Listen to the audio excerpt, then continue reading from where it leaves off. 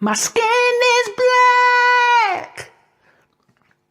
My body is burned. I survived Babylon. I am a daughter of Zion. Daughters of Zion like diamonds.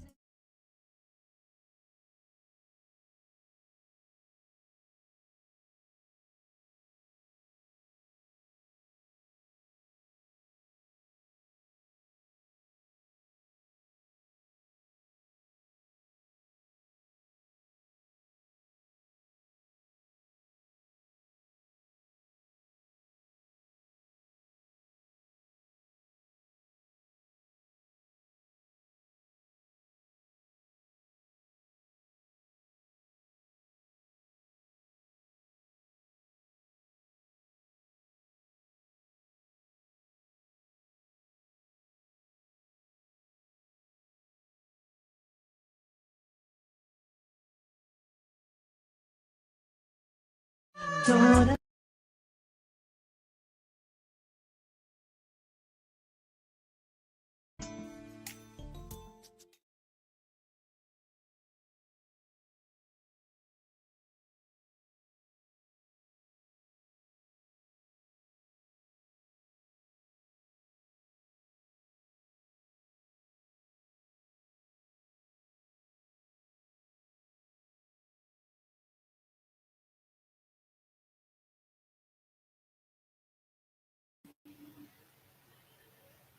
Shalom, praise AHAYAH, Bahasham Yashaya. Shalom, and bless you all. Sister Kana here. First and foremost, I have to give all glory and praise to AHAYAH, Asher AHAYAH, Bahasham Yashaya, Wa Kodash, Rawach. I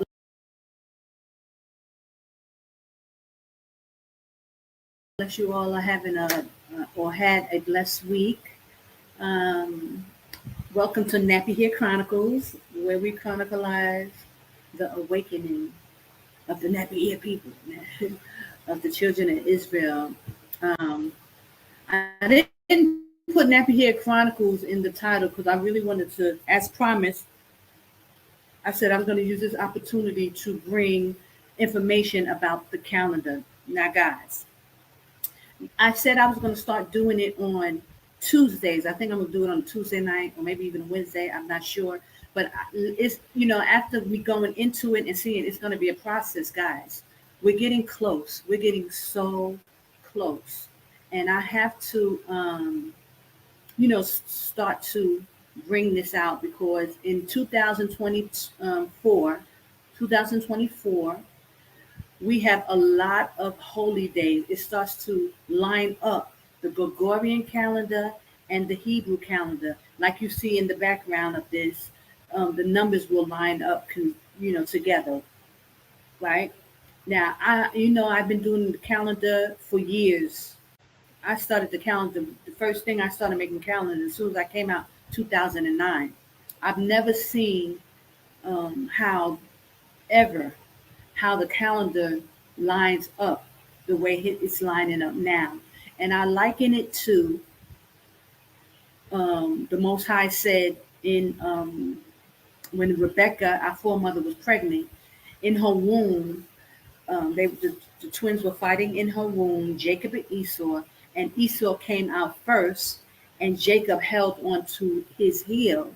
So, which means that right after Esau's reign, Jacob will follow. And it shows in this calendar. Now, praise the Hayah Bahashim Yashaya. Y'all know the story, with me, with this calendar. The Most High put it on my spirit for years to speak to the children of Israel regarding his holy days and his feast days, his calendars, his new moon, his new months. So this is just me doing what I am told to do. And now we are at the very end of this, brothers and sisters. And the Most High has revealed to me how to give it to you. So I just want to let you guys know that this is one of the most important videos I could really ever make, that I'm going to take the time and show you how to do the calendars. And brothers and sisters, it's very important that you know how to create your own calendars, that that you know how it works and everything, because this is the secret of AHAYAH. This is the gem of AHAYAH. Everything is based around his Sabbaths and his holy days and us keeping the commandments. So if you don't know anything else, brothers and sisters, if you have never really listened to any one of my videos, this is the video you need to pay attention to. Now I'm going to tell you why. Okay, y'all know the whole, and I'll try to touch on it as much as a little as I can about me coming out of Babylon. And the Most High sent me to a church, and this church kept the holy days. It was in California, and it kept the holy days according to the Bible. Now, guys, I was a Christian. I didn't know nothing about being a Hebrew. I was living in California. I thought I was running after my music career, going to the Grammys, da da da da. And the Most High started to wake me up. Sent me to this church, a Sabbath keeping church, because I had learned that, hey, the Sabbath, we're supposed to keep the Sabbath. Sent me to a church, and this church were keeping the holy days according to the Bible. They knew to keep in September, to keep the Feast of Tabernacles. They knew about the Feast of Trumpets and the Feast of the Day of Atonement. And when I walked into the church, it was in getting ready to go into September, and they were about to go into their feast. And this is how I found out about the first him giving me an inkling about his holy days. I knew nothing. I was coming out of the Christian church. I used to go to church on Sunday, all while I was in California, until the Most High started waking me up. So he showed me his holy days. Now, this church was keeping the holy days at the correct time.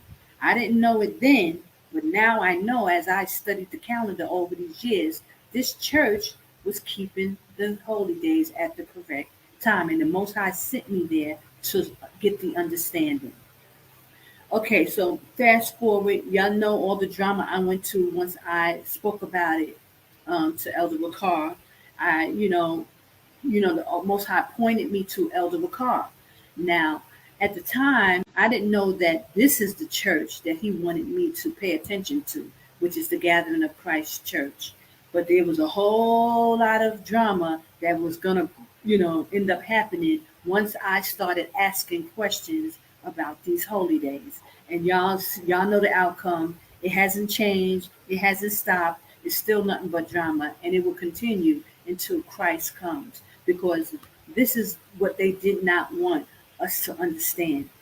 The secrets of the times. Now, actually, Elder Ricard came out with a video. And guys, y'all have to watch the video. In order to get the understanding about the holy days and how to keep the correct time, Elder Ricard eloquently broke it down in the video he has out called The Secrets of the Times. I will try to remember to put the link in this chat. So guys, y'all know it's a long video, so I won't play it here because it's very long, but you really need to take the time and study that video so that you can know the process of how to come to the first day of the year. Because I'm not going to go into that on this video because it's a lot of information. And since Elder Ricard eloquently broke it down, explained it, I don't have to. Just, you need to watch that video. Which brings me to this, brothers and sisters. There's a lot going on. I mean, with all the misinformation, the disinformation, all the Israelites are on a different time frame. They keep the holy days all at different times. Nobody is keeping the holy days, the same time. I mean, a lot of them are, like those people who call on the YAH name. They are following the Jewish people, the synagogue of Satan, the Most High spoke about in Revelation 3:9 and 2:9. So they keeping those holy days along with the Jewish. So that's confusion because that's not worshiping to AHAYAH, the creator who made the heaven and earth. Okay, that's their God and that's who they worship. So there's a lot of our Hebrew brothers and sisters who have followed that path. Now, This information that I'm about to bring out to you and show you how to keep the calendar. Once y'all get this and you study it, you're going to know without a shadow of a doubt that this is the true calendar. This is the only way we are to worship AHAYAH and the Most High. This is it. The Most High is a mathematical genius. This is a secret that has been revealed. Now, I definitely have to, give honors to Brother Elder Bakar, because he's the one who brought out the secrets of the times and how to find the first day of the year. That was very key. And I was looking and looking and looking. I couldn't figure it out. The Most High didn't give it to me. He was trying to show me, but he didn't give it to me where I could have ever explained it like Elder Ricard did. But what I'm about to show you is how to put the calendar together. And I'm going to show you of how it works. Now, this information, brothers and sisters, this is it. Because this gives you the key to worshiping the Most High, the God of Israel, the power of the Israelites. This information, nobody can't say nothing, and every knee will bow and every tongue will confess it. Because the way the Most High brought this out and how he's given it to us, you'll know without a shadow of a doubt that everybody is keeping it wrong. And listen, I'm not saying this like to toot my own horn or saying this. I say this because I give all honor and glory to AHAYAH. He is the power that revealing his calendar to the children of Israel. And he revealed it through a woman. And I'm just so thankful. Now, Elder Bakar, he did give a piece of it. And he gave a very important piece of it by letting us get the first day of the year. Finding the first day of the year was a very key component. But now I'm going to show you how and break it down to you how his calendar works. And you will know without a shadow of doubt that every Israelite, that if they're not keeping this particular calendar, they are off. And anybody who tells you that, oh, we keep it according to the Enoch, but they don't have this system set up that the Most High gave, they are off. And we are to hold them accountable for giving you the wrong information. We are at the end times, brothers and sisters, and AHAYAH is revealing his truth. And he said, you must worship him. You must worship him. And this is going to show you how to worship him, brothers and sisters. So it's a lot of information. This is a series of information, and this is just going to be the first video. And I decided to bring it out on the Nappy Hill Chronicles. But after this, I will probably do it on a Tuesday, another random night, so that it won't interfere with the Nappy Hill Chronicles. But I really needed to make this first video to make it clear to brothers and sisters, all Hebrew Israelites, brothers and sisters, have to get this information, especially those who are planning to come into the wilderness to worship the Most High. Because the Most High he's revealing his information, just like Elder Bakar has brought out the name of the Most High. The Elder Bakar brought that information out because we are at the end times, and we must know and learn the power who we are coming to the wilderness to serve. It's not Yah. It's not Jehovah, Yahweh, Yahweh Shah, Elohim, Jah, Jesus. None of that is going to stand in this wilderness. The Most High is revealing this information so that the children of Israel will know exactly who to come out and who to serve and how to serve him. Okay? And I just have to reiterate this. And I know that this type of thing becomes a stumbling block to our brothers because I'm a woman. A lot of brothers have issues with receiving information from a woman. But the only thing I can tell our brothers that just like in the beginning days with Adam and Eve, and everybody's so quick to say that Eve, brought us into sin. The Most High now is using a woman to, we can be redeemed too as women. So just like he's redeeming the men, he's waking the men up, he's also using the daughters of Zion as well. And he's redeeming us back to him as well. Praise AHAYAH, Bahashem Yashaya. I'm so thankful for this information. I'm so thankful for this truth. And I'm thankful to be able to come before you, brothers and sisters, and give you this information. Because it's thus saith AHAYAH. We must worship him. He is calling the children of Israel out of Babylon. And he is the one who will deliver us in the time. And he's sending his son, Yashaya, at the end of this. So I'm thankful. So I wanted to first bring out a scripture, and let me just bring this out really quickly. And then I have a video I want to show you, because I'm not here to be taking anything away from my brothers. I love the men of the Most High. And it was Elder Bakar who eloquently brought out this information. And so there seems to be a lot of issues with pride, with jealousy among the men. A lot of men are calling on other names. They refuse to put down these other, Yah. They refuse to put down these names, knowing that it came from the synagogue of Satan, knowing that these Jewish people brought them that information, knowing in Revelations 2 and 9 and 3.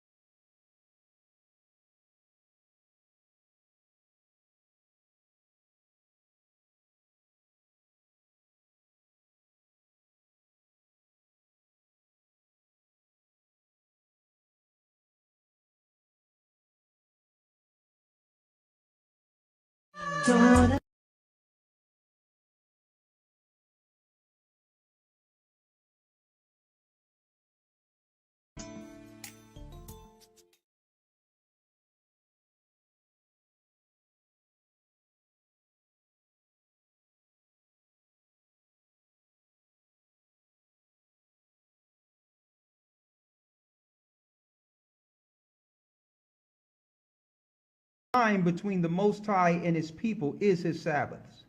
Read. This is the end of verse 12. That they might know that I am the Most High, that sanctify them. Verse 13.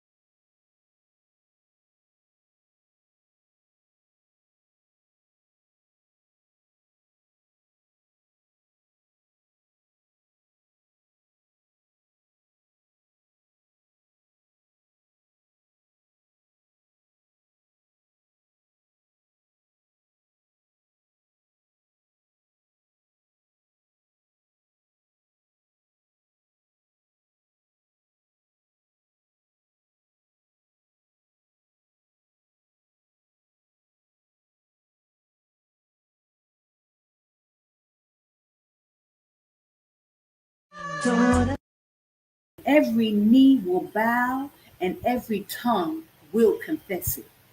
Because the way the Most High brought this out and how He's given it to us, you'll know without a shadow of a doubt that everybody is keeping it wrong. And listen, I'm not saying this like to toot my own horn or saying this. I say this because I give all honor and glory to AHAYAH. He is the power that revealing his calendar to the children of Israel. And he revealed it through a woman. And I'm just so thankful. Now, Elder Bakar, he did give a piece of it. And he gave a very important piece of it by letting us get the first day of the year. Finding the first day of the year was a very key component. But now I'm going to show you how and break it down to you how his calendar works. And you will know without a shadow of a doubt that every Israelite, that if they're not keeping this particular calendar, they are off. And anybody who tells you that, oh, we keep it according to the Enoch, but they don't have this system set up that the Most High gave, they are off. And we are to hold them accountable for giving you the wrong information. We are at the end times, brothers and sisters, and AHAYAH is revealing his truth. And he said, you must worship him. You must worship him. And this is going to show you how to worship him, brothers and sisters. So it's a lot of information. This is a series of information. And this is just going to be the first video. And I decided to bring it out on the Nappy Here Chronicles. But after this, I will probably do it on a Tuesday, another random night, so that it won't interfere with the Nappy Here Chronicles. But I really needed to make this first video to make it clear to brothers and sisters, all Hebrew Israelites, brothers and sisters, have to get this information, especially those who are planning to come into the wilderness to worship the Most High. Because the Most High he's revealing his information, just like Elder Bakar has brought out the name of the Most High. The Elder Bakar brought that information out because we are at the end times and we must know and learn the power who we are coming to the wilderness to serve. It's not Yah. It's not Jehovah, Yahweh, Yahweh Shah, Elohim, Jah, Jesus. None of that is going to stand in this wilderness. The Most High is revealing this information so that the children of Israel will know exactly who to come out and who to serve and how to serve him. Okay? And I just have to reiterate this. And I know that this type of thing becomes a stumbling block to our brothers because I'm a woman. A lot of brothers have issues with receiving information from a woman. But the only thing I can tell our brothers that just like in the beginning days with Adam and Eve, and everybody's so quick to say that Eve, brought us into sin. The Most High now is using a woman to, we can be redeemed too as women. So just like he's redeeming the men, he's waking the men up, he's also using the daughters of Zion as well. And he's redeeming us back to him as well. Praise AHAYAH, Bahasham Yashaya. I'm so thankful for this information. I'm so thankful for this truth. And I'm thankful to be able to come before you, brothers and sisters, and give you this information. Because it's thus saith AHAYAH. We must worship him. He is calling the children of Israel out of Babylon. And he is the one who will deliver us in the time. And he's sending his son, Yashaya, at the end of this. So I'm thankful. So I wanted to first bring out a scripture, and let me just bring this out really quickly. And then I have a video I want to show you, because I'm not here to be taking anything away from my brothers. I love the men of the Most High. And it was Elder Bakar who eloquently brought out this information. And so there seems to be a lot of issues with pride, with jealousy among the men. A lot of men are calling on other names. They refuse to put down these other, Yah. They refuse to put down these names, knowing that it came from the synagogue of Satan. knowing that these Jewish people brought them that information, knowing in Revelations 2:9 and 3:9, the Most High said, do not follow them. They are the synagogue of Satan. So why would you call on and worship their God? They gave you that name. They gave you the calendar which you keep in and celebrating them holy days. You're not worshiping the power of Israel. And I have to be frank and come straight out and just be upfront with Israel. Because when you beat around the bush with Israel, they always want to find ways to wiggle out of stuff. Thus saith AHAYAH, we must worship him, the power of Israel. He gave his name back, and now he's giving his calendar back. Now, over these years, brothers and sisters, I've been giving y'all tits and bits and information as the Most High was revealing it to me. But now you're going to understand how to put your calendars together, how it lines up mathematically, and there's no way around it that this is not his calendar. And all Israelites are going to have to put down all the wickedness and get prepared to come out of Babylon, get within the borders, get into Jordan, because this is where we will be until Yashaya Christ comes. Now, I done gave y'all the last week the video, The Pale Horse, showing you that Beyonce is giving a very deep message about that pale horse, meaning destruction is coming. Destruction is coming, brothers.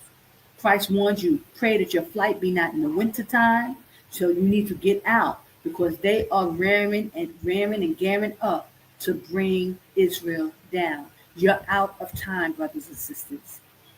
Many signs, like the calendar is lining up. We are going into consecutive months after months with a lining up days alongside the Gregorian. This has never happened in the 15 years that the Most High showed me his calendar. I haven't seen this type of, continuality where it's lining up. It's a sign. So I wanted to go into the scriptures and show you what the Most High said. Okay? And I'm going to start it off with that. So give me 1 second. Let's see. I'm going to share my screen with you. Hold on. Okay. I pray you take heed, brothers and sisters. I pray you take heed. Okay, we're going to start at Genesis. Genesis 1 and 14. It says, and AHAYAH said, let there be lights in the firmament of the heavens to divide the day from the night, and let them be for signs.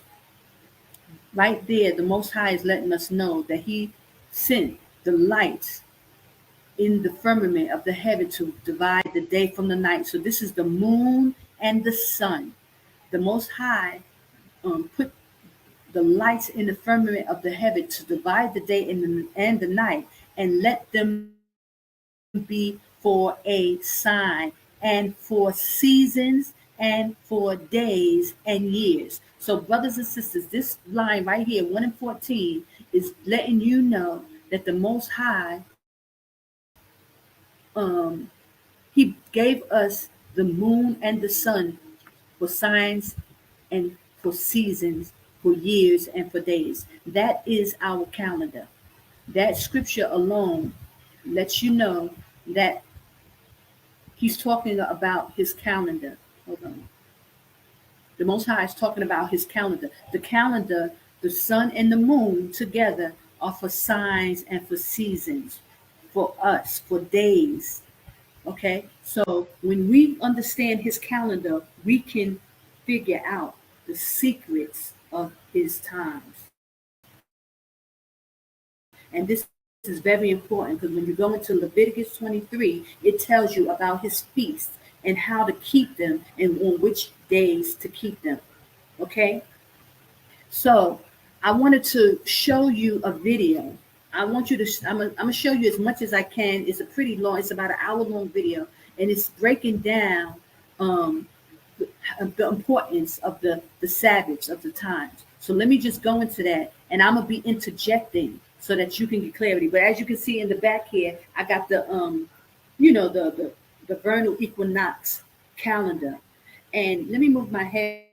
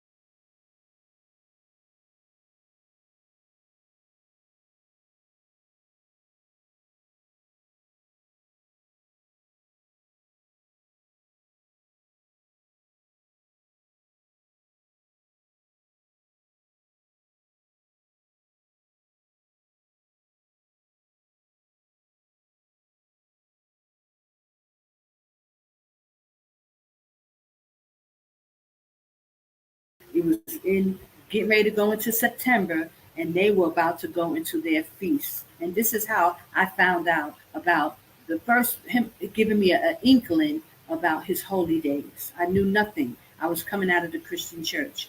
I used to go to church on Sunday, all while I was in California, until the Most High started waking me up. So he showed me his holy days. Now, this church was keeping the holy days at the correct time. I didn't know it then, but now I know as I studied the calendar over these years, this church was keeping the holy days at the correct time. And the Most High sent me there to get the understanding. Okay, so fast forward, y'all know all the drama I went to once I spoke about it to Elder Ricard. I, the Most High pointed me to Elder Ricard. Now, at the time, I didn't know that this is the church that he wanted me to pay attention to, which is the Gathering of Christ Church. But there was a whole lot of drama that was gonna, end up happening once I started asking questions about these holy days. And y'all know the outcome. It hasn't changed. It hasn't stopped. It's still nothing but drama, and it will continue until Christ comes, because this is what they did not want us to understand: the secrets of the times. Now, actually, Elder Vakar came out with a video, and guys, y'all have to watch the video in order to get the understanding about the holy days and how to keep the correct time. Elder Ricard eloquently broke it down in the video he has out called The Secrets of the Times. I will try to remember to put the link in this chat. So, guys, y'all know it's a long video, so I won't play it here because it's very long. But you really need to take the time and study that video so that you can know the process of how to come to the first day of the year. Because I'm not going to go into that on this video because it's a lot of information. And since Elder Vikas eloquently broke it down, explained it, I don't have to. Just, you need to watch that video. Which brings me to this, brothers and sisters. There's a lot going on. I mean, with all the misinformation, the disinformation, all the Israelites are on a different time frame. They keep the holy days all at different times. Nobody is keeping the holy days, the same time. I mean, a lot of them are, like those people who call on the YAH name. They are following the Jewish people, the synagogue of Satan, the Most High spoke about in Revelation 3 and 9 and 2 and 9. So they keeping those holy days along with the Jewish. So that's confusion because that's not worshiping to AHAYAH, AHAYAH, the creator who made the heaven and earth. Okay, that's their God and that's who they worship. So there's a lot of our Hebrew brothers and sisters who have followed that path. Now, this information that I'm about to bring out to you and show you how to keep the calendar. Once y'all get this and you study it, you're going to know without a shadow of a doubt that this is the true calendar. This is the only way we are to worship AHAYAH and the Most High. This is it. The Most High is a mathematical genius. This is a secret that has been revealed. Now, I definitely have to, give honors to Brother Elder Bakar, because he's the one who brought out the secrets of the times and how to find the first day of the year. That was very key. And I was looking and looking and looking. I couldn't figure it out. The Most High didn't give it to me. He was trying to show me, but he didn't give it to me where I could have ever explained it like Elder Ricard did. But what I'm about to show you is how to put the calendar together. And I'm going to show you the secret of how it works. Now, this information, brothers and sisters, this is it. Because this gives you the key to worshiping the Most High, the God of Israel, the power of the Israelites. This information, nobody can't say nothing, and every knee will bow and every tongue will confess it. Because the way the Most High brought this out and how he's given it to us, you'll know without a shadow of a doubt that everybody is keeping it wrong. And listen, I'm not saying this like to toot my own horn or saying this. I say this because I give all honor and glory to AHAYAH. He is the power that revealing his calendar to the children of Israel. And he revealed it through a woman. And I'm just so thankful. Now, Elder Bakar, he did give a piece of it. And he gave a very important piece of it by letting us get the first day of the year. Finding the first day of the year was a very key component. But now I'm going to show you how and break it down to you how his calendar works. And you will know without a shadow of a doubt that every Israelite, that if they're not keeping this particular calendar, they are off. And anybody who tells you that, oh, we keep it according to the Enoch, but they don't have this system set up that the Most High gave, they are off. And we are to hold them accountable for giving you the wrong information. We are at the end times, brothers and sisters, and AHAYAH is revealing his truth. And he said, you must worship him. You must worship him. And this is going to show you how to worship him, brothers and sisters. So it's a lot of information. This is a series of information. And this is just going to be the first video. And I decided to bring it out on the Nappy Hill Chronicles. But after this, I will probably do it on a Tuesday, another random night, so that it won't interfere with the Nappy Hill Chronicles. But I really needed to make this first video to make it clear to brothers and sisters, all Hebrew Israelites, brothers and sisters, have to get this information, especially those who are planning to come into the wilderness to worship the Most High. Because the Most High he's revealing his information, just like Elder Bakar has brought out the name of the Most High. The Elder Bakar brought that information out because we are at the end times and we must know and learn the power who we are coming to the wilderness to serve. It's not Yah. It's not Jehovah, Yahweh, Yahweh Shai, Elohim, Jah, Jesus. None of that is going to stand in this wilderness. The Most High is revealing this information so that the children of Israel will know exactly who to come out and who to serve and how to serve him. Okay? And I just have to reiterate this. And I know that this type of thing becomes a stumbling block to our brothers because I'm a woman. A lot of brothers have issues with receiving information from a woman. But the only thing I can tell our brothers that just like in the beginning days with Adam and Eve, and everybody's so quick to say that Eve, brought us into sin.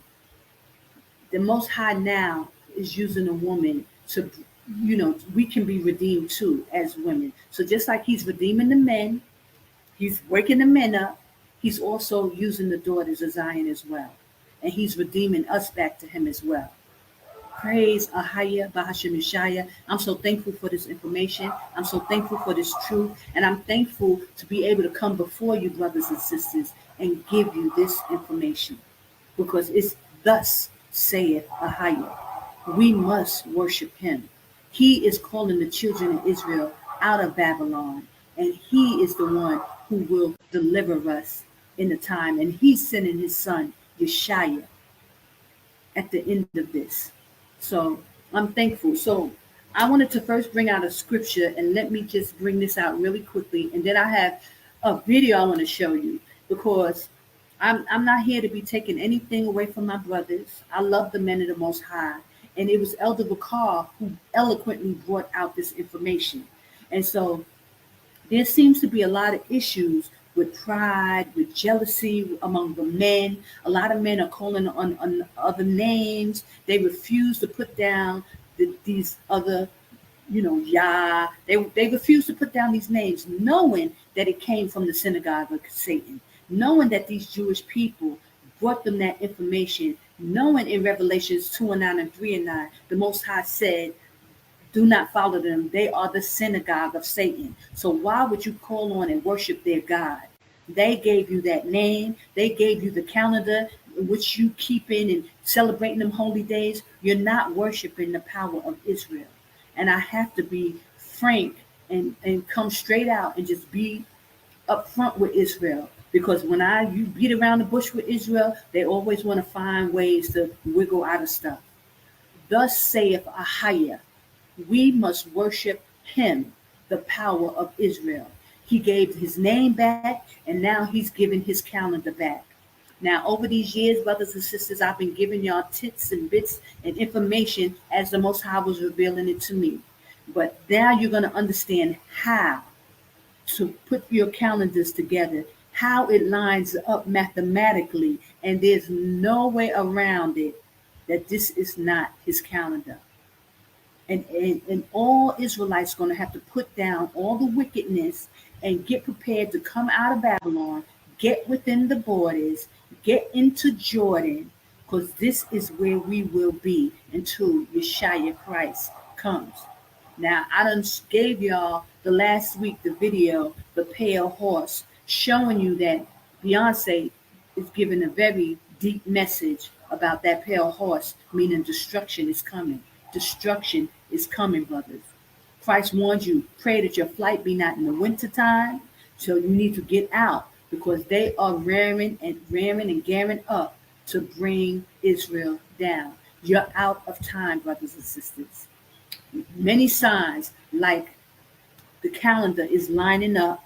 We are going into consecutive months after months where the lining up days is alongside the Gregorian.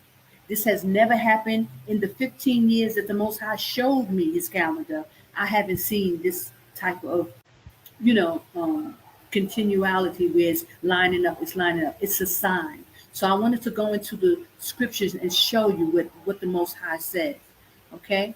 And I'm going to start it off with that. So give me 1 second. Let's see. I'm going to share my screen with you. Hold on.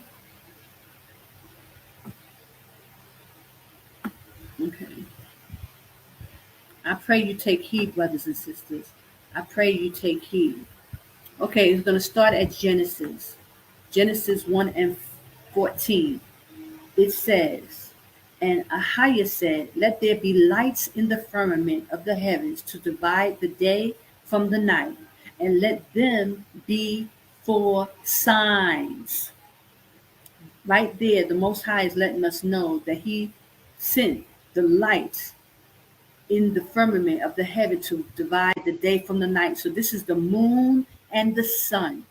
The Most High put the lights in the firmament of the heaven to divide the day and the night, and let them be for a sign, and for seasons, and for days and years. So, brothers and sisters, this line right here, 1 and 14, is letting you know that the Most High, um, He gave us the moon and the sun for signs and for seasons, for years and for days. That is our calendar. That scripture alone lets you know that He's talking about His calendar. Hold on. The Most High is talking about His calendar. The calendar, the sun and the moon together are for signs and for seasons, for us, for days. Okay? So when we understand His calendar, we can figure out the secrets of His times. And this is very important because when you go into Leviticus 23, it tells you about His feasts and how to keep them and on which days to keep them. Okay? So I wanted to show you a video. I want you to, I'm going to show you as much as I can. It's a pretty long, it's about an hour-long video, and it's breaking down um, the importance of the Sabbaths, of the times. So let me just go into that, and I'm going to be interjecting so that you can get clarity. But as you can see in the back here, I got the, the vernal equinox calendar. And let me move my head for a second so you can see this. See that 30-day, 30-day, 30-day right behind me? That is how the calendar is made up. It's 30 days, 30 days, 30 days, 30 days, and then 131 days. It goes 30 days, 30 days, 30 days, and then 1 month is for 31 days. Okay? So that calculation, how the Most High did them, He was very specific on how we are to keep His calendars and know how to, so when His holy days and Sabbath falls, we will be in line with Him as He keep them in the heaven. It's very important to know this. And every Israelite must come under this calendar. Now I know that's kind of hard, coming from a woman telling our brothers and sisters this way, because and I don't want to be a stumbling block for our brothers, and a lot of them get get upset when they hear a sister speak so aggressively. So please excuse me, brothers, because I'm not here to ruffle you in any way or egg you on in any way. Please accept what I'm saying as humbly as I can, trying to just give this information. I've learned over the years to be somewhat assertive because speaking to the children of Israel can be kind of rough. So I ask that you forgive me, guys, and my brothers and sisters, if I come off and I'm seen so very assertive or aggressive. I don't mean to be, but I have learned that I must speak in authority through my Father and His Son, Yashaya. Brothers and sisters, I've learned that our brothers, they hear differently than women hear this. They receive information differently. So sometimes we have to say things in, so that men can get it too. Sisters, because I'm a woman, I know how to talk to women, I know how to talk. But learning how to deal with men has always been, a little, because I was always like a shy woman. I was always like passive. But it doesn't work when you have to really talk to men. Men hear differently than women. So I'm just saying that to say, please forgive me, brothers. This is not to you know, make you feel like you have to be aggressive with me or puff up your egos and nothing like that. I come humbly, I come in love, and just trying to give this information because it's very pertinent information. We must know His calendar in order to worship Him, His Sabbath. His commandment is keep my Sabbath day holy. And it's just not the Saturday Sabbath. It's also His holy days are Sabbaths too. And they are a sign between us and Him. So be patient with me. Please listen to this video as Elder Ricard breaks down it eloquently. I don't have to do so much of the work because the brother has already did it. But the things that he has not brought out is what I will be bringing out. And it's thus saith AHAYAH. So bear with me. Hold on.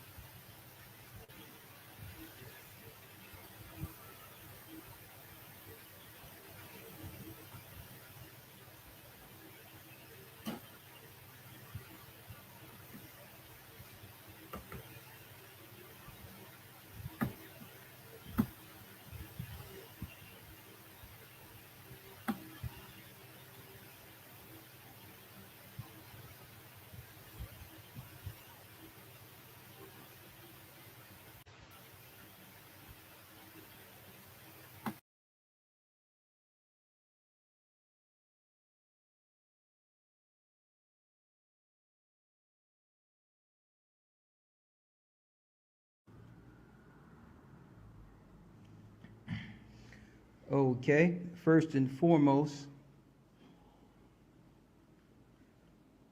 we would like to say all praise be to the Most High AHAYAH in the name of Yashaya.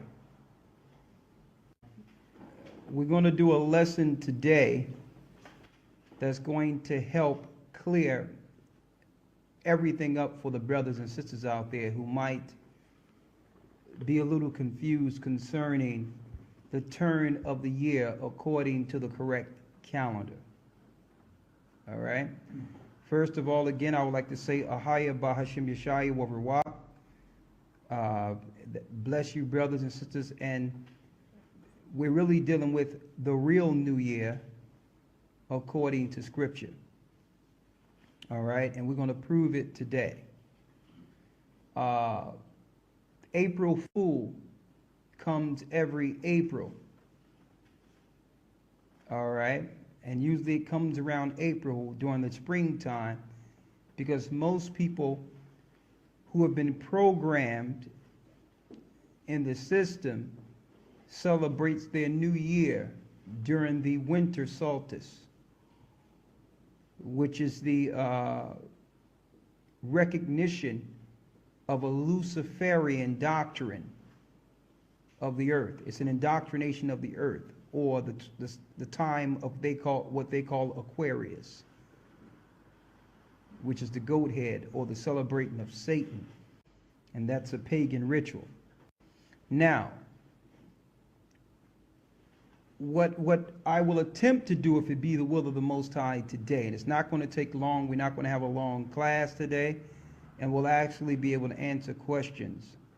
What I'll attempt to do, not just for us here, but for all Hebrews who may run into this particular lesson, give them the detail with scriptures as well as pictures, references, and links that you can go to so that you can do the research yourself and know that our calculations of holy days have been wrong. You have to realize, again, it's not our people's fault per se who've learned some of these teachings in ignorance. We picked up certain teachings once we learned we were Hebrews, but we began to follow the ways of the Qasash ignorantly, thinking that they were following the right way. So when it comes to Passover, in the past, again, we haven't been keeping Passover according to Scripture. All right, but as we come closer to the end, the Most High will give more understanding. Now, I'm going to go over a few things, but the first thing I'm going to go over, I'm going to give you a visual of what an original calendar looked like. When I say an original calendar, this is not a Gregorian calendar. It's not a Julian calendar. It's not a Gentile calendar based on Gentile celebrations. So if we can focus on what the Most High had in the beginning, and the calendar from the beginning, you can easily see the deceptions in modern day calendars. Also, you're going to find out during this lesson that we are not supposed to calculate the year calendar and the month calendar from the moon. And I'm going to show you in visuals. This way you'll understand. Usually if there's pictures and things are shown to you, your mind takes a snapshot of it, you can recall it, and it's easier to learn, okay? And I thought I would do it this way. Why? Because, brothers and sisters, the more we've been bringing this out, so many letters, so much information, a lot of people going in different places wondering, is it correct? Is it right? So I kind of figured if I do it on the base level, all of us can get it today the same time, and no matter who you are, what level of education you're dealing with, you'll be able to come to the same conclusions. Now, what I'm going to show you here is a regular cycle of months. We have it here so that if someone here in the class that's present wants to see a copy of it, he can pass it around and you can see what I'm looking at here. All right? What do we have here? A cycle of a regular 364-day calendar. Now, this have nothing to do with calculating from the moon, which means you have 364 days to a complete circle. You have points 1, 2, 3, and 4, which are the changes of seasons, which signifies new months, which the Bible call new moons. 1, 2, 3, 4. 364 days. If you go off of this cycle that I have before you, there's no way possible you can get the year wrong, the seasons wrong, and the holy days wrong year to year. It's utterly impossible. Now, I thought I would give you a visual starting out to show you that the 364-day cycle have nothing to do with the moon per se. That's number one. Now, how do this coincide with understanding Sabbaths? All right? 364 days. 364. Right? 7 goes into 364 flawlessly. 364, 52 times. You got 52 weeks in a 364-day calendar. Now, there's a few things I'm going to show you. First, coming from the Bible. Let's go to Ezekiel. And as you see, I'm dealing with things nice and slow, so that no one out there, no matter if you are a Hebrew, Gentile, whoever, you can follow us and get the same information out of Scripture. Now, I'm going to be using some extra biblical text, but the majority of information to give you this understanding will come out of the Bible when you link up precepts, and I'm going to show you. Let's go to Ezekiel. And let's read it out of the Ezekiel. 20, go ahead. This is the book of the prophet Ezekiel, chapter 20, verse 1. And it came to pass in the 7th year, in the 5th month, the 10th day of the month, that certain of the elders of Israel came to inquire of the Most High. So this is showing you elders coming to inquire of the Most High. But let's get straight to it concerning time. Now, as you know, our people who served slavery throughout the earth, and the hallmark point of prophecy concerning God's people or the children of Israel, was our captivity in the land of Babylon or America.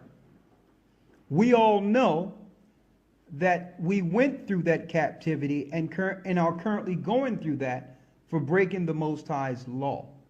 How does that coincide with the lesson I'm dealing with today?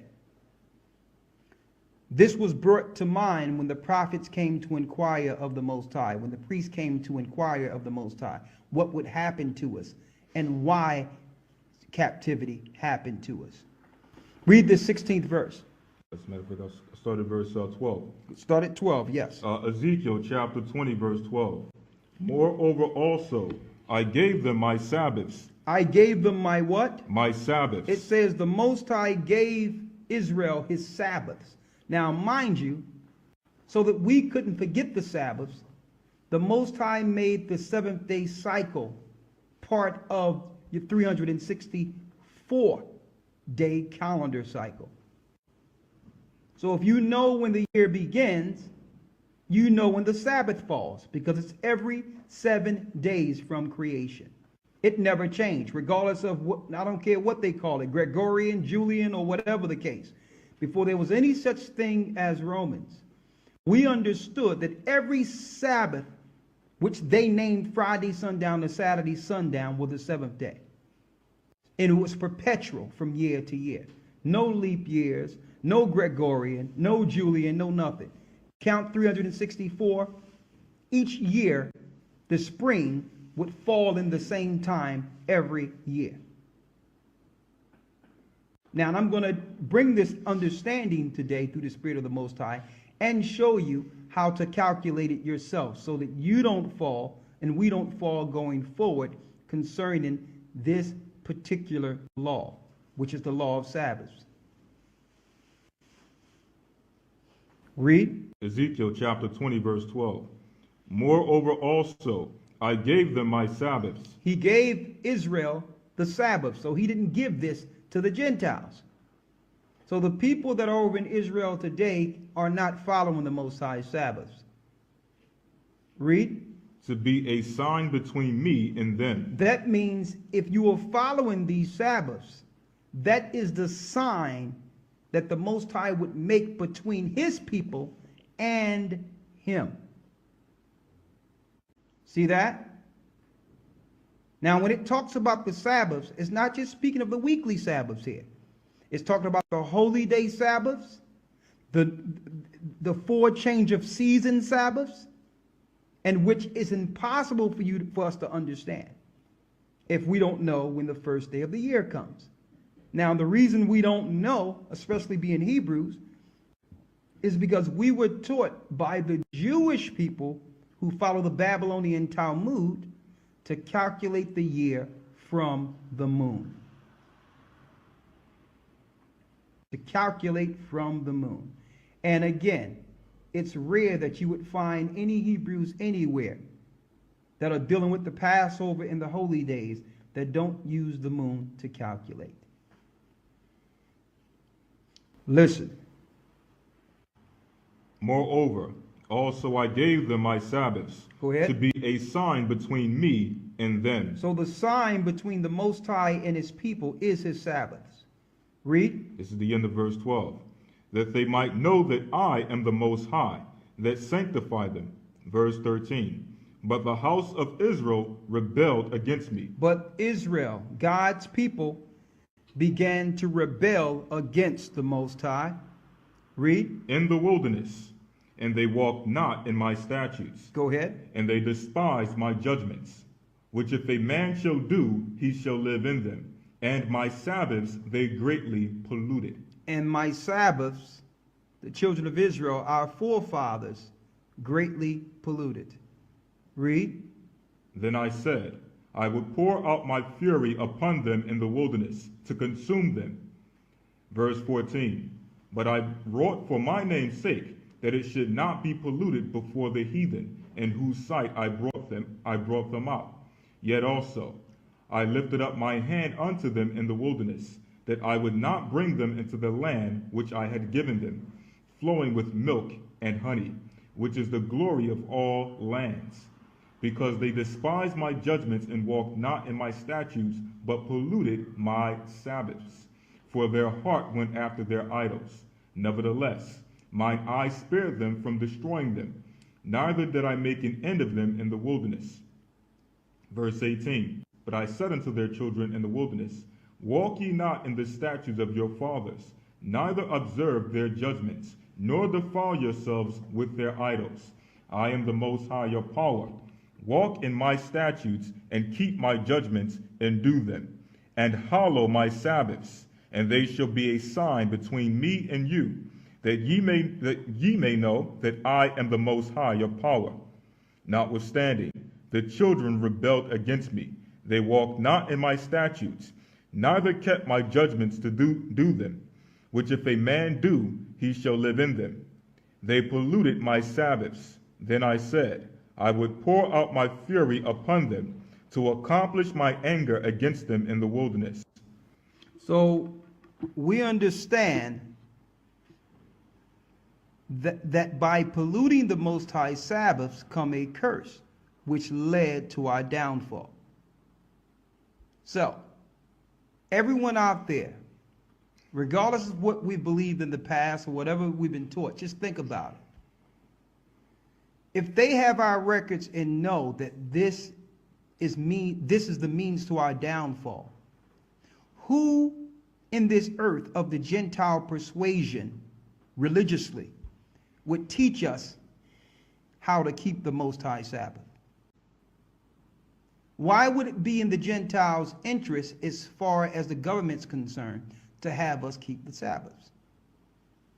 And I'm not just speaking from the Christianity standpoint. The Christians, we all know, compromised not the people in Christianity, but the institution of Christianity. Not just I'm not talking about the people who go to church. They just don't know any better. But we know the institutions in the 4th century under Constantine changed the Most High Sabbath to Sunday. Told the people that Christ rose on a Sunday. Therefore, we are to institute that and observe the first day opposed to the day that's written of in the Bible. So we're not talking about the total outright blaspheming of the church and excluding the Most High Sabbath and claiming that Christ says it's okay to make the first day your Sabbath. We're talking about Jewish people now who on face value appear as if they're keeping the Torah and the Sabbath. They also profane the Sabbath, and they will never tell us how to follow the Sabbaths according to the Most High, which is his holy days. Now, here's an example of polluting the Sabbath. I need you to go to 2nd Esdras in the Apocrypha. 2 Esdras chapter 14, verse 1. And it came to pass upon the 3rd day, I sat under an oak, and behold, there came a voice out of a bush over against me, and said, Esdras, Esdras. And I said, Here am I, Lord. And I stood up upon my feet. Then said he unto me, In the bush I did manifestly reveal myself unto Moses, and talk with him, when my people served in Egypt. And I sent him and led my people out of Egypt, and brought him up to the Mount of Zion, or Sinai, where I held him by me a long season, and told him many wondrous things, and showed him the secrets of the times. And showed him what? The secrets of the times. So Moses was showed the secrets of the times. Read. And the end. And the end. Go ahead. And commanded him, saying, verse 6, These words shalt thou declare, and these shalt thou hide. And now I say unto thee, that thou lay up in thine heart the signs that I have showed thee, and the dreams that thou hast seen, and the interpretations which thou hast heard. For thou shalt be taken away from all, and from henceforth thou shalt remain with my son. Thou shalt remain with my son. Read. And with such as be like unto thee, or be like thee, until the times be ended. Verse 10. For the world has lost his youth. For the world have lost its youth. So here it is, the Most High is showing Ezra how old is the earth. It's not 100 million years ago. It wasn't a billion years. So now, if you can calculate what he's showing you here, you would understand how old the earth is today. Read. 2 Ezra chapter 14, verse 10. For the world has lost his youth, and the times begin to wax old. Verse 11.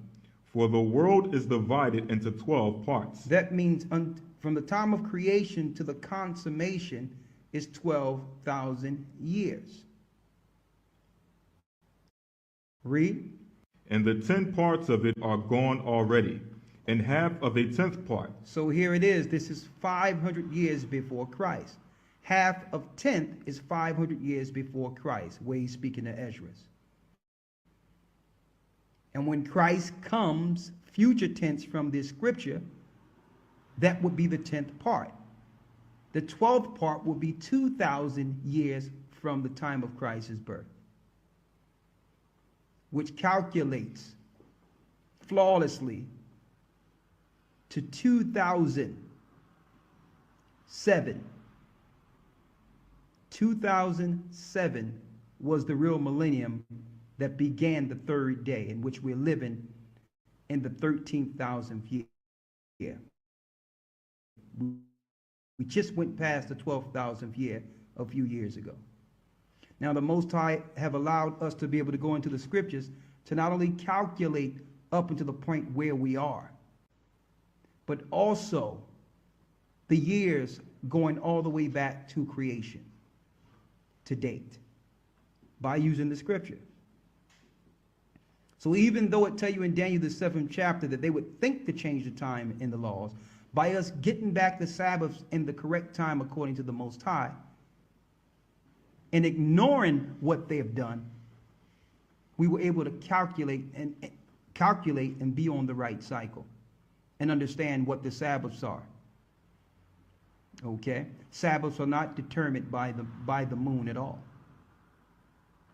Read. 2 Ezra chapter 14, verse 12. And there remaineth that which is after the half of the 10th part. Verse 13. Now therefore, set thine house in order. Go ahead. And reprove thy people. And correct the people. Read. Comfort such of them as be in trouble. And now, renounce corruption. And now we must renounce corruption. Hold that now. And that gives an example of polluting the Sabbaths.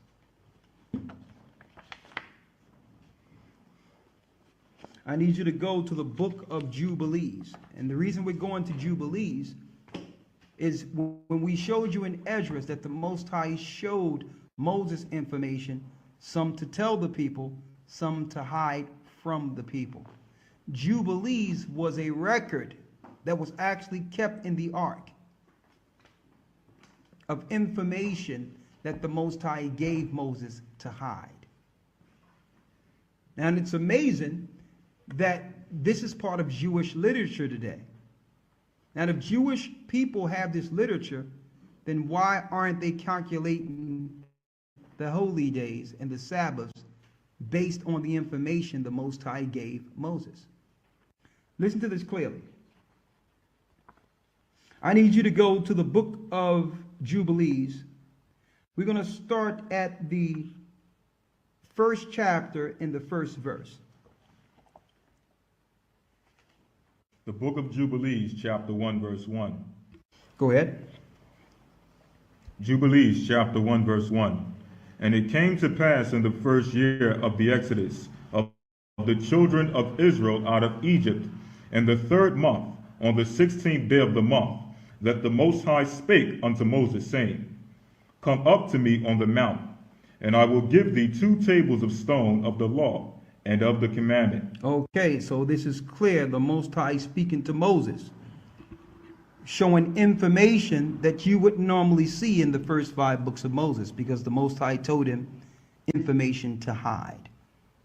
Now, Jubilees is a record of reasoning from the time of Moses he showed him, he went back and showed him creation up until the time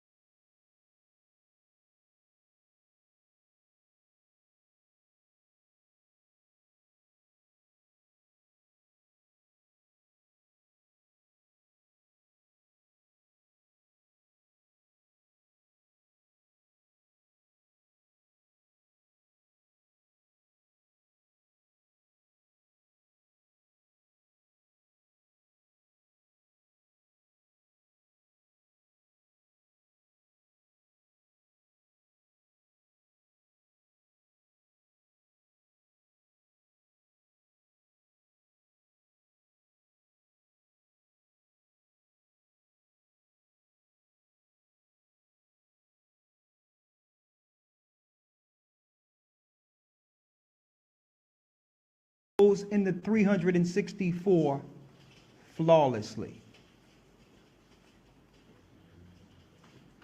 364, 52 times. You got 52 weeks in a 364-day calendar.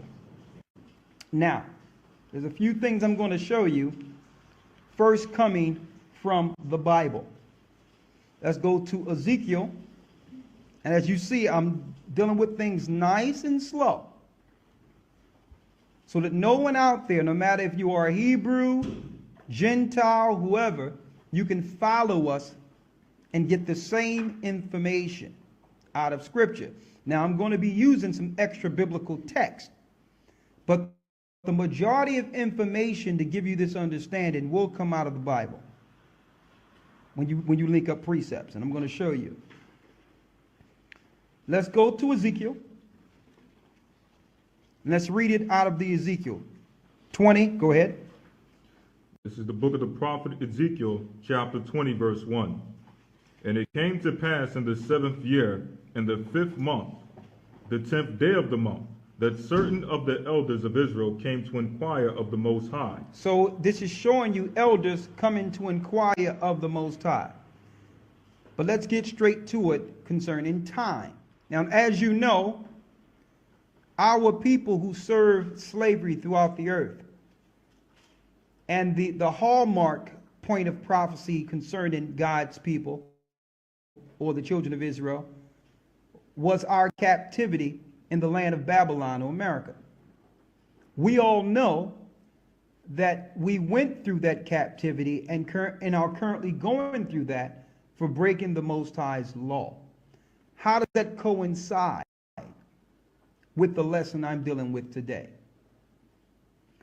This was brought to mind when the prophets came to inquire of the Most High, when the priests came to inquire of the Most High, what would happen to us and why captivity happened to us. Read the 16th verse. As a matter of fact, I'll start at verse 12. Start at 12, yes. Ezekiel chapter 20, verse 12. Moreover also, I gave them my Sabbaths. I gave them my what? My Sabbaths. It says the Most High gave Israel his Sabbaths. Now, mind you, so that we couldn't forget the Sabbaths, the Most High made the seventh-day cycle part of your 364-day calendar cycle. So if you know when the year begins, you know when the Sabbath falls, because it's every 7 days from creation. It never changed, regardless of what, I don't care what they call it, Gregorian, Julian, or whatever the case. Before there was any such thing as Romans, we understood that every Sabbath, which they named Friday sundown to Saturday sundown, was the seventh day. And it was perpetual from year to year. No leap years, no Gregorian, no Julian, no nothing. Count 364. Each year, the spring would fall in the same time every year. Now, and I'm going to bring this understanding today through the Spirit of the Most High and show you how to calculate it yourself so that you don't fall and we don't fall going forward concerning this particular law, which is the law of Sabbaths. Read. Ezekiel chapter 20, verse 12. Moreover also, I gave them my Sabbaths. He gave Israel the Sabbath, so he didn't give this to the Gentiles. So the people that are over in Israel today are not following the Most High Sabbaths. Read. To be a sign between me and them. That means if you are following these Sabbaths, that is the sign that the Most High would make between his people and him. See that? Now, when it talks about the Sabbaths, it's not just speaking of the weekly Sabbaths here. It's talking about the holy day Sabbaths, the 4 change of season Sabbaths, and which is impossible for us to understand if we don't know when the first day of the year comes. Now, the reason we don't know, especially being Hebrews, is because we were taught by the Jewish people who follow the Babylonian Talmud to calculate the year from the moon. To calculate from the moon. And again, it's rare that you would find any Hebrews anywhere that are dealing with the Passover and the holy days that don't use the moon to calculate. Listen. Moreover, also I gave them my Sabbaths. Go ahead. To be a sign between me and them. So the sign between the Most High and his people is his Sabbaths. Read. This is the end of verse 12. That they might know that I am the Most High, that sanctify them. Verse 13. But the house of Israel rebelled against me. But Israel, God's people, began to rebel against the Most High. Read. In the wilderness, and they walked not in my statutes. Go ahead. And they despised my judgments, which if a man shall do, he shall live in them. And my Sabbaths they greatly polluted. And my Sabbaths, the children of Israel, our forefathers, greatly polluted. Read. Then I said, I would pour out my fury upon them in the wilderness, to consume them. Verse 14. But I wrought for my name's sake, that it should not be polluted before the heathen, in whose sight I brought them out. Yet also I lifted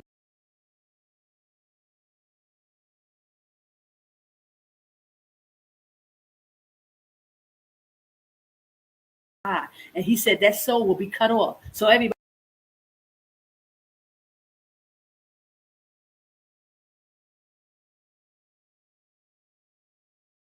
dead.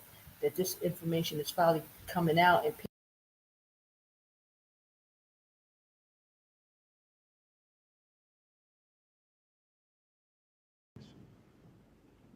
Also, you're going to find out during this lesson that we are not supposed to calculate the year calendar and the month calendar from the moon.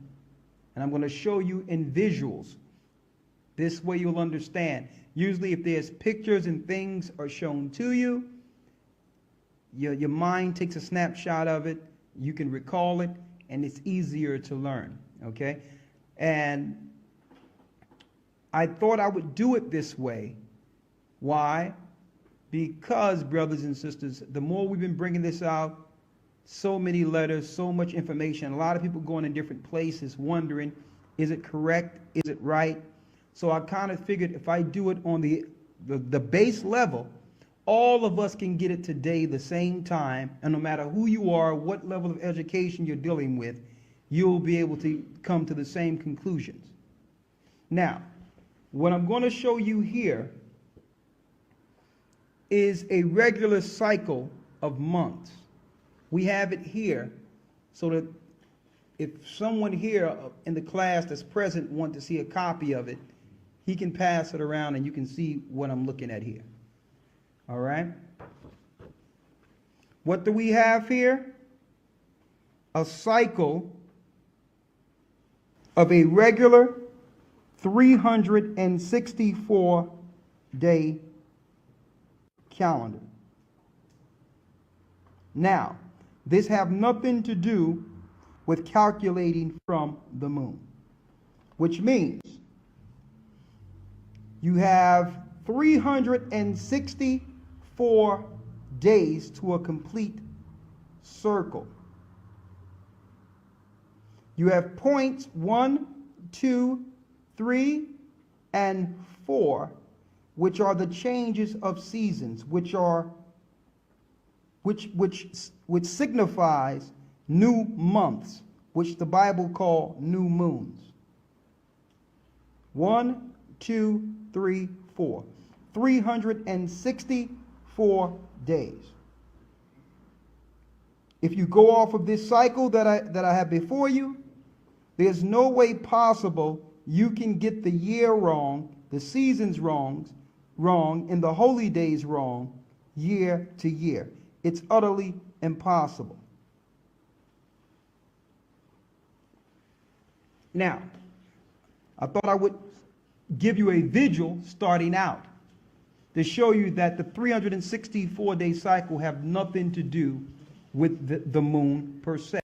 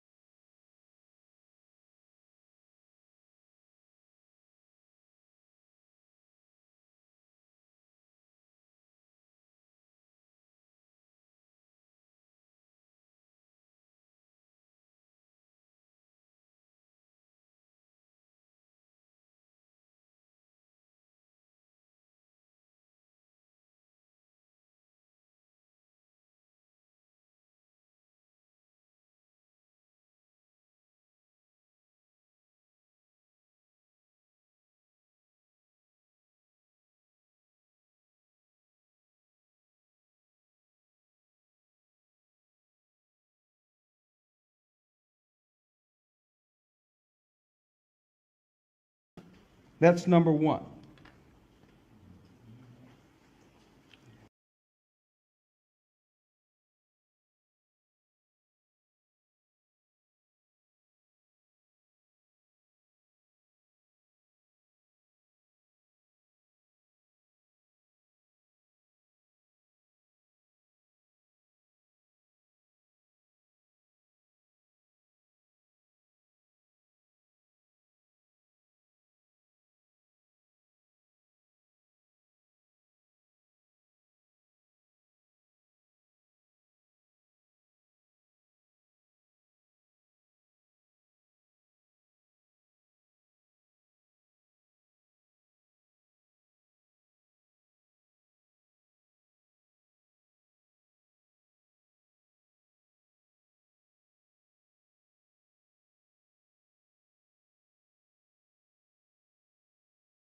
which is a cod.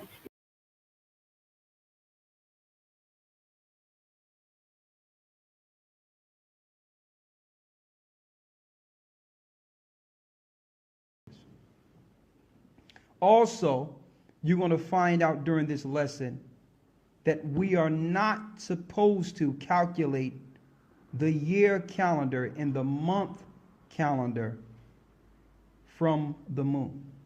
And I'm going to show you in visuals. This way you'll understand. Usually if there's pictures and things are shown to you, your mind takes a snapshot of it, you can recall it, and it's easier to learn, okay? And I thought I would do it this way. Why? Because, brothers and sisters, A sign within. the spring would fall in the same time every year. Now, and I'm going to bring this understanding today through the Spirit of the Most High and show you how to calculate it yourself so that you don't fall and we don't fall going forward concerning this particular law, which is the law of Sabbaths. Read. Ezekiel chapter 20, verse 12. Moreover also, I gave them my Sabbaths. He gave Israel the Sabbath, so he didn't give this to the Gentiles. So the people that are over in Israel today are not following the Most High Sabbaths. Read. To be a sign between me and them. That means if you are following these Sabbaths, that is the sign that the Most High would make between his people and him. See that? Now, when it talks about the Sabbaths, it's not just speaking of the weekly Sabbaths here. It's talking about the holy day Sabbaths, the 4 change of season Sabbaths, and which is impossible for us to understand if we don't know when the first day of the year comes. Now, the reason we don't know, especially being Hebrews, is because we were taught by the Jewish people who follow the Babylonian Talmud to calculate the year from the moon. To calculate from the moon. And again, it's rare that you would find any Hebrews anywhere that are dealing with the Passover and the holy days that don't use the moon to calculate. Listen. Moreover, also I gave them my Sabbaths. Go ahead. To be a sign between me and them. So the sign between the Most High and his people is his Sabbaths. Read. This is the end of verse 12. That they might know that I am the Most High, that sanctify them. Verse 13. But the house of Israel rebelled against me. But Israel, God's people, began to rebel against the Most High. Read. In the wilderness. And they walked not in my statutes. Go ahead. And they despised my judgments, which if a man shall do, he shall live in them. And my Sabbaths they greatly polluted. And my Sabbaths, the children of Israel, our forefathers, greatly polluted. Read. Then I said, I would pour out my fury upon them in the wilderness to consume them. Verse 14. But I wrought for my name's sake, that it should not be polluted before the heathen, in whose sight I brought brought them out. Yet also I lifted up my hand unto them in the wilderness, that I would not bring them into the land which I had given them, flowing with milk and honey, which is the glory of all lands.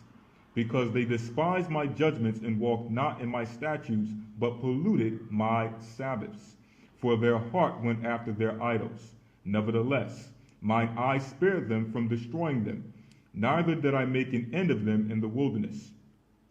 Verse 18, but I said unto their children in the wilderness, walk ye not in the statutes of your fathers, neither observe their judgments, nor defile yourselves with their idols.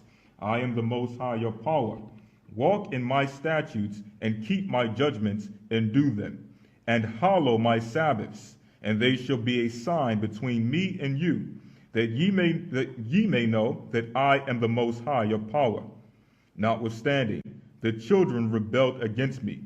They walked not in my statutes, neither kept my judgments to do them, which if a man do, he shall live in them. They polluted my Sabbaths. Then I said, I would pour out my fury upon them to accomplish my anger against them in the wilderness. So we understand that by polluting the Most High Sabbaths come a curse, which led to our downfall.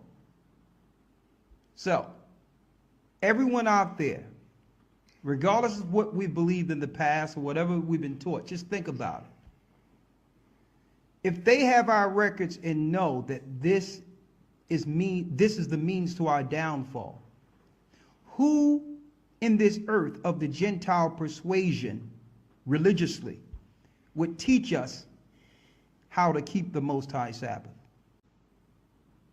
Why would it be in the Gentiles' interest, as far as the government's concerned, to have us keep the Sabbaths? And I'm not just speaking from the Christianity standpoint. The Christians, we all know, compromised not the people in Christianity, but the institution of Christianity. Not just I'm not talking about the people who go to church. They just don't know any better. But we know the institutions in the 4th century under Constantine changed the Most High Sabbath to Sunday. Told the people that Christ rose on a Sunday. Therefore, we are to institute that and observe the first day opposed to the day that's written of in the Bible. So we're not talking about the total outright blaspheming of the church and excluding the Most High Sabbath and claiming that Christ says it's okay to make the first day your Sabbath. We're talking about Jewish people now who on face value appear as if they're keeping the Torah and the Sabbath. They also profane the Sabbath, and they will never tell us how to follow the Sabbaths according to the Most High, which is his holy days. Now, here's an example of polluting the Sabbath. I need you to go to 2nd Esdras in the Apocrypha. 2 Esdras chapter 14, verse 1.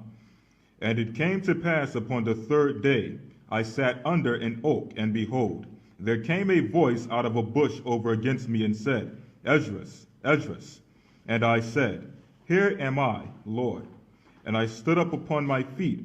Then said he unto me, In the bush I did manifestly reveal myself unto Moses, and talk with him, when my people served in Egypt.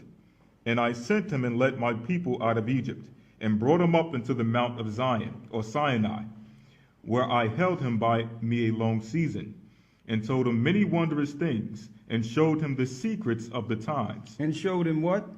The secrets of the times. So Moses was showed the secrets of the times. Read. And the end. And the end. Go ahead. And commanded him, saying, verse 6, These words shalt thou declare, and these shalt thou hide. And now I say unto thee, that thou lay up in thine heart the signs that I have showed thee, and the dreams that thou hast seen, and the interpretations which thou hast heard. For thou shalt be taken away from all, And from henceforth thou shalt remain with my son, Thou shalt remain with my son, read, and with such as be like unto thee, or be like thee, until the times be ended. Verse 10. For the world has lost his youth. for the world have lost its youth. So here it is, the Most High is showing Ezra how old is the earth. It's not 100 million years ago. It wasn't a billion years. So now, if you can calculate what he's showing you here, you would understand how old the earth is today. Read. 2 Ezra chapter 14, verse 10. For the world has lost his youth, and the times begin to wax old. Verse 11. For the world is divided into 12 parts. That means from the time of creation to the consummation is 12,000 years. Read. And the 10 parts of it are gone already, and half of a 10th part. So here it is. This is 500 years before Christ. Half of 10th is 500 years before Christ, where he's speaking to Ezra. And when Christ comes, future tense from this scripture, that would be the 10th part. The 12th part would be 2,000 years from the time of Christ's birth, which calculates flawlessly to 2007.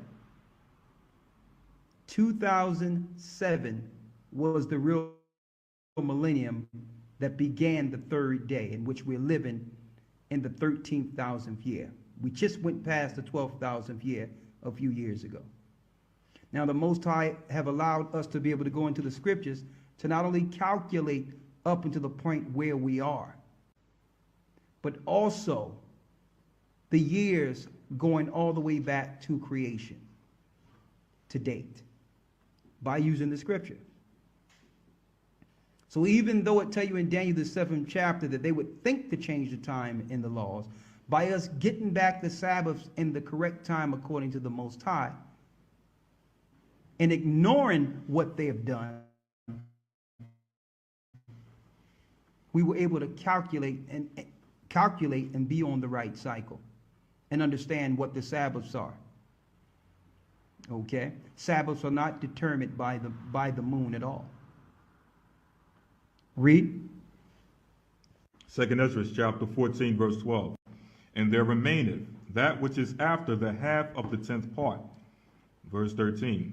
Now therefore set thine house in order. Go ahead. And reprove thy people. And correct the people. Read. Comfort such of them as be in trouble.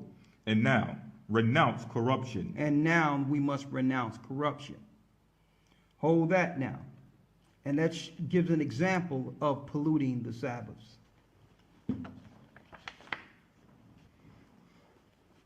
I need you to go to the book of Jubilees. And the reason we're going to Jubilees is when we showed you in Ezra that the Most High showed Moses information, some to tell the people, some to hide from the people.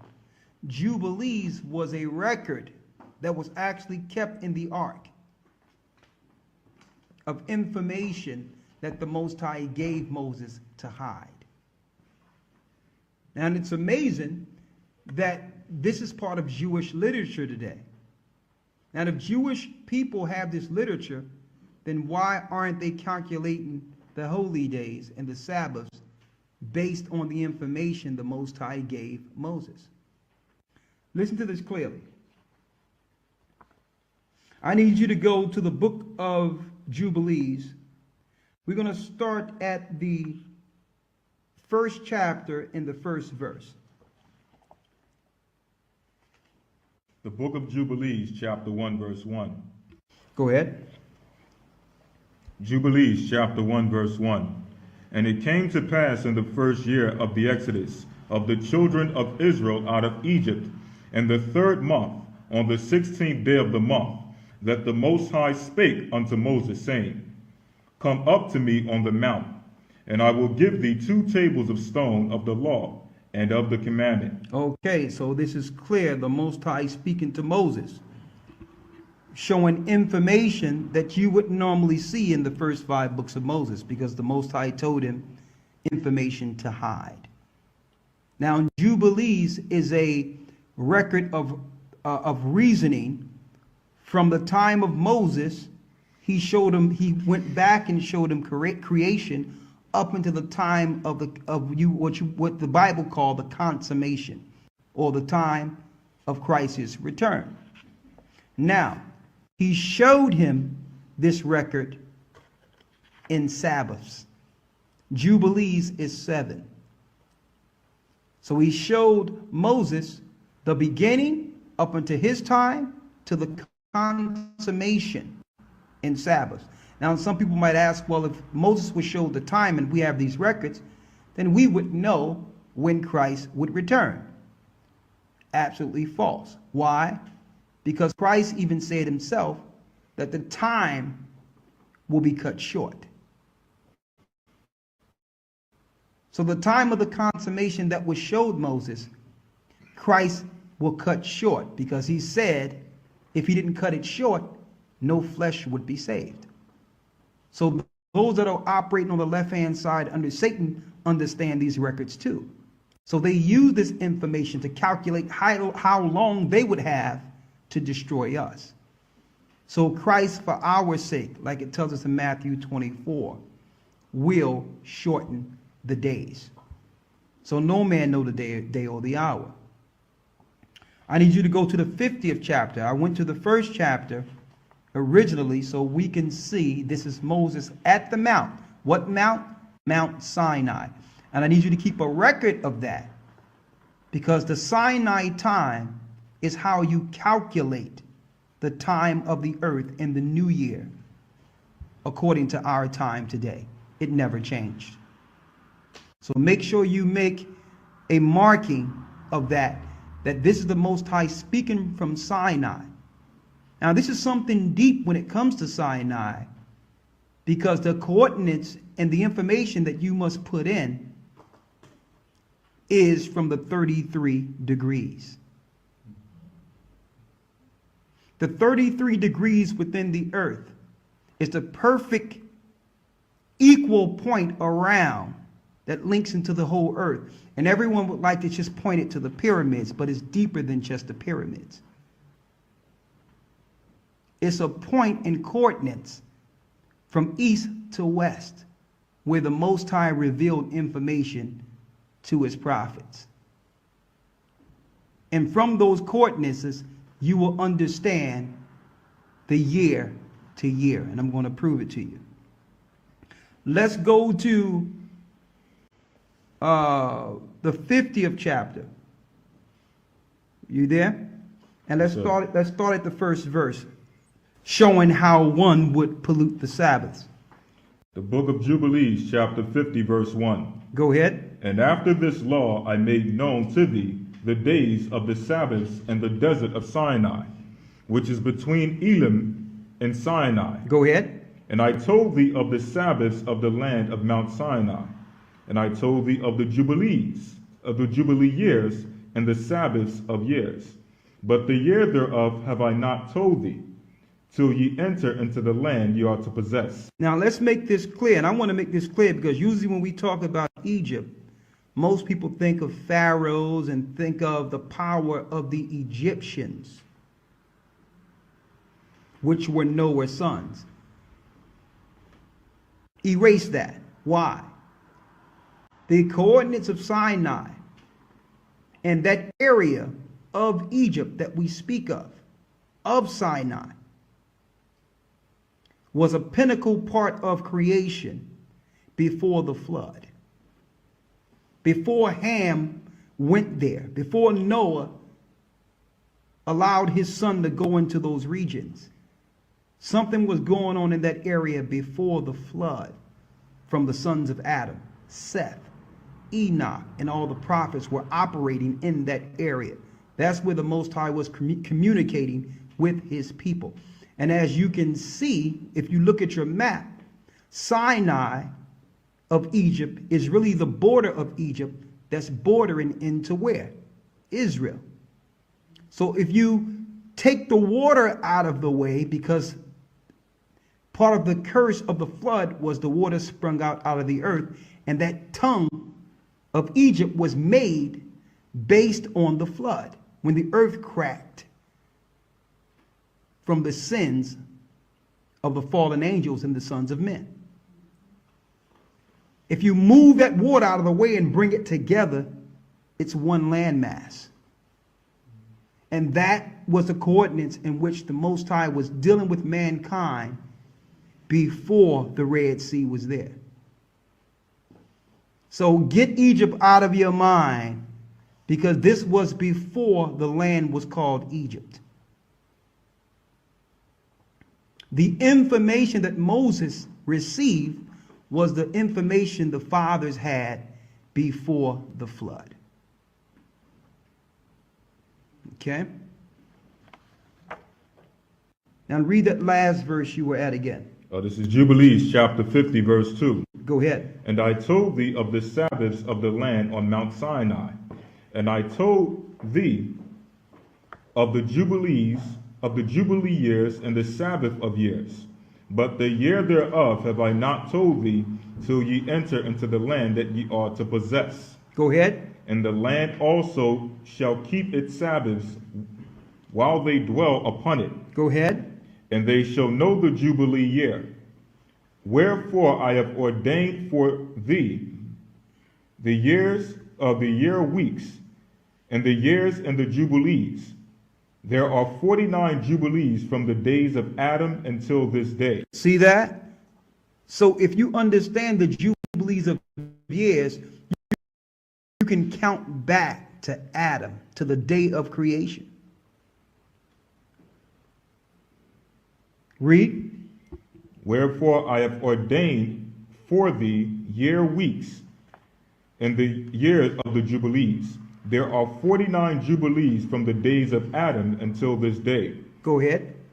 1 week in 2 years. And there are yet 40 years to come for the learning commandments of the Lord, until they pass over into the land of Canaan, crossing the Jordan into to the west. So he gave a time stamp of Jubilees of 7 from Adam up until the time that we crossed the Red Sea. So the Most High have always done things from 7, weeks to weeks. Now here's something key. Let's go to, here real quick. Let's go to the 6th chapter. Yeah. Let's start at the 23rd verse and read it all the way through, okay? Let's start at the 23rd verse, 6 and 23. There's pieces that I wanted to pick out, but we might as well read it all the way through and let us break it down. So go ahead. The book of Jubilees, chapter 6, verse 23. Go ahead. And the new moon of the 1st month, and the new moon of the 4th month, and the new moon of the 7th month, and the new moon of the 10th month are the days of remembrance, and the days of the seasons and the 4 divisions of the year. These are written and ordained as a testimony forever. A testimony how long? Forever. And as you can see, it says new moon. But when you go into the Hebrew, it's not the word moon from the moon in the sky. It's the word KADESH, which means month. So you indicate your 4 months based on a change of seasons. Now, I copied this chart, not that this chart have the information as far as vernal equinox and the different equinoxes. I erased all this equinox stuff because that doesn't matter. I'm focusing on the cycle here. What this is telling us, where my pen at here, is that for changes of seasons, there's 4 per year, which are Sabbaths. 1 for the spring, 1 for the summer, 1 for the autumn, or what they call fall, and 1 for the winter. These 4 are Sabbaths. Now, how do you count them? 1 come in for the new day of the year, which we had here, which is what? March 16th, 7, and I'm going to show you how we got that. That's a new month, Sabbath. One will come here, which will be a Sabbath that will bring in the summertime. One will come here, which will bring in the autumn time, and one will come here, which will bring in the winter time. And that cycle will go flawlessly 364. Flawlessly every year in cycles of 7 from week to week. That means the first day of the year begins at the end of the Sabbath, going like from Saturday sundown to Sunday sundown, like we are in now. And the last day of the year will end what? From Friday sundown to Saturday sundown. Y'all got that? Flawlessly. You have a week that starts from where? Saturday sundown to Sunday sundown. It ends when? Friday sundown to Saturday sundown. So the year begins and ends the same way a week begins and ends. See that? Now, how can you get 7 wrong now? How can you get the Sabbath wrong? It doesn't matter what the moon does. 7 is 7. 364 days. The weeks are flawless without any level of separation. The only time you needed to read the stars were if you were in a situation at night in which you would need to know how the stars and moon was aligned based on this cycle. See that? Y'all understand that? You understand? Exactly. They didn't use the night to calculate the 364 days. They used it so that if they were at night, they would still know what time they were in, based on where things are aligned according to the cycle. See that? Y'all understand that? Right? Now, of course, we don't deal with the vernal equinoxes in these equinoxes. Why? They purposely got the vernal equinox here, so that when you go and do your research on the vernal equinox, that would lead you to March 20th. That's why they have the word there to make you believe this is when it begins. But this was part of their deception. So we don't use the words like vernal equinox, because that leads to error. We're going to find out how you will know outside of their terms when a new year starts and when the new year begins. Okay? Now let's stick here in Scripture. Let's go. The book of Jubilees, chapter 6, verse 23. Go ahead. And on the new moon of the first month. And on the new moon of the first month. And on the new moon of the fourth month. And on the new moon of the fourth month. And on the new moon of the seventh month. And on the new moon of the seventh month. Go ahead. And on the new moon of the 10th month are the days of remembrance. Are the days of remembrance. Read. And the days of the seasons and the 4 divisions of the year. In the 4 divisions of the year. Now, I went into this research before, but I'm going to read it again, why you don't calculate according to the vernal equinox. These are the things you need to know. In your link, brothers and sisters, and I'm going to share this also in the academy for the next academy we have coming up. In the information that I put the link there for you, if you can see it there. All right? If you type on that, the National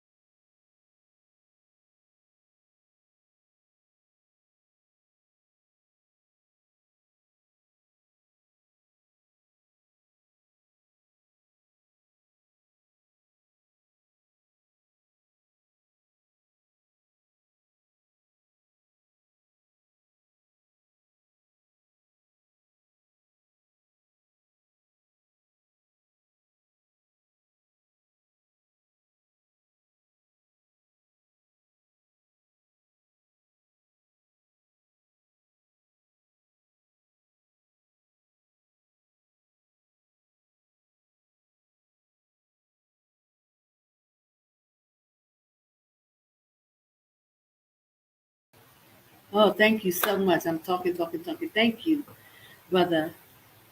Shalom. Um, Bayukai, thank you so much because I was just talking. But okay, so I wanted to stop it there. But I want to tell you that it's very important that you get the video, The Secrets of the Time. And that's the link that I just put into the chat. Please take that link and download the video. That is a very important video. It's vital. And this video as well, I'll give you the link a little later so you won't get confused.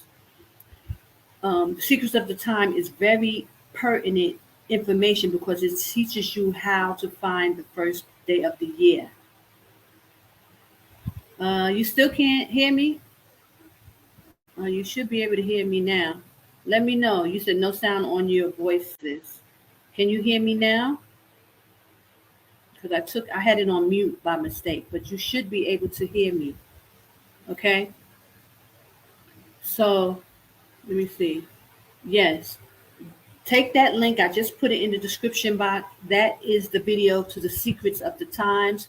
Elder Bakar gives the information on how to find the first day of the year, which is very, very important. And you need to know. Shalom. Thank you so much. Praise AHAYAH. Thank you for letting me know. And bless you, brother. I appreciate you. Okay, so The Secrets of the Time is a very important video. Without that video, we would have never knew how to find the first day of the year. The first day of the year is pertinent on how we're going to keep, or how we learn how to keep the Sabbaths at the correct times according to the heavens. Okay, and Elder Ricard brought that information out flawlessly, and it's correct. But the problem is that the rest of the information that is needed is what I'm about to show you, so that you can know how to make your own calendars. No one should be, privy to this information. All Israel should know how to find not only the first day of the year, but how to calculate and keep your calendar so that you are in line with the heavens, so we can keep our holy days the same as in the heavens. The Most High said the Sabbaths are a sign that He is watching and looking and making sure that we are on point with His holy days, His feast days, His Sabbath, His new months. As you saw in this video, Elder Ricard brought it out in Jubilees about the 4 new months that are very high holy days to us. And it's important that you know when to keep them and how to put it together on your own calendars. It's nice if you could buy a calendar for somebody else, but listen, buying a calendar from somebody else and the calendar is wrong helps you, does not help you at all. You need to know how and why, how this calendar works. It's the most important thing to our awakening, brothers and sisters. Finding out your Israel is one thing, but learning how to keep the laws and statutes and commandments according to the Bible is the most important thing you will ever need. Now, once you get this information, brothers and sisters, you'll know without a shadow of a doubt that all the other holy days that we've been keeping thus far has been wrong, because the Most High is a mathematical genius. And the way He put this together is flawless. You cannot deny it. Now, the thing with me is I didn't realize it. I couldn't put it all together until I started putting the calendar together 7 years in advance.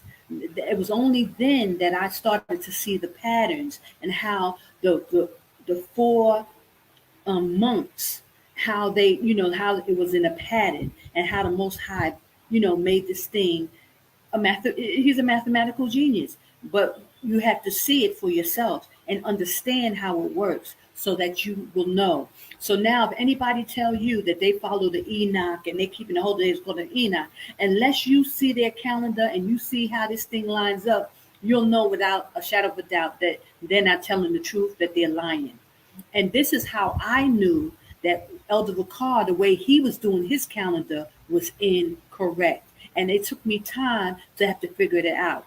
But brothers and sisters, it also was very telling. And this is how I was absolutely sure that there was infiltration. Because not only were they harassing me and sending me death threats and trying to stop me from, putting up the videos. And, for over, I was complaining about it the whole time. For those of you who been in this truth long enough, last, 10, 12 years, y'all know. I was fighting. It was a fight, and it hasn't stopped until COVID hit. Actually, the Most High had to shut that whole thing down, for to get people's attention, and now people are really paying attention. So you need to know how to put this calendar together. You need to know how to do it, the secrets of the times. Because Elder Bakar, he broke it down, he showed us, but then they started to play with the calendar and move it one day off. And it took all this time for me to be able to recognize it and verbally, explain it to the children of Israel so that y'all would know.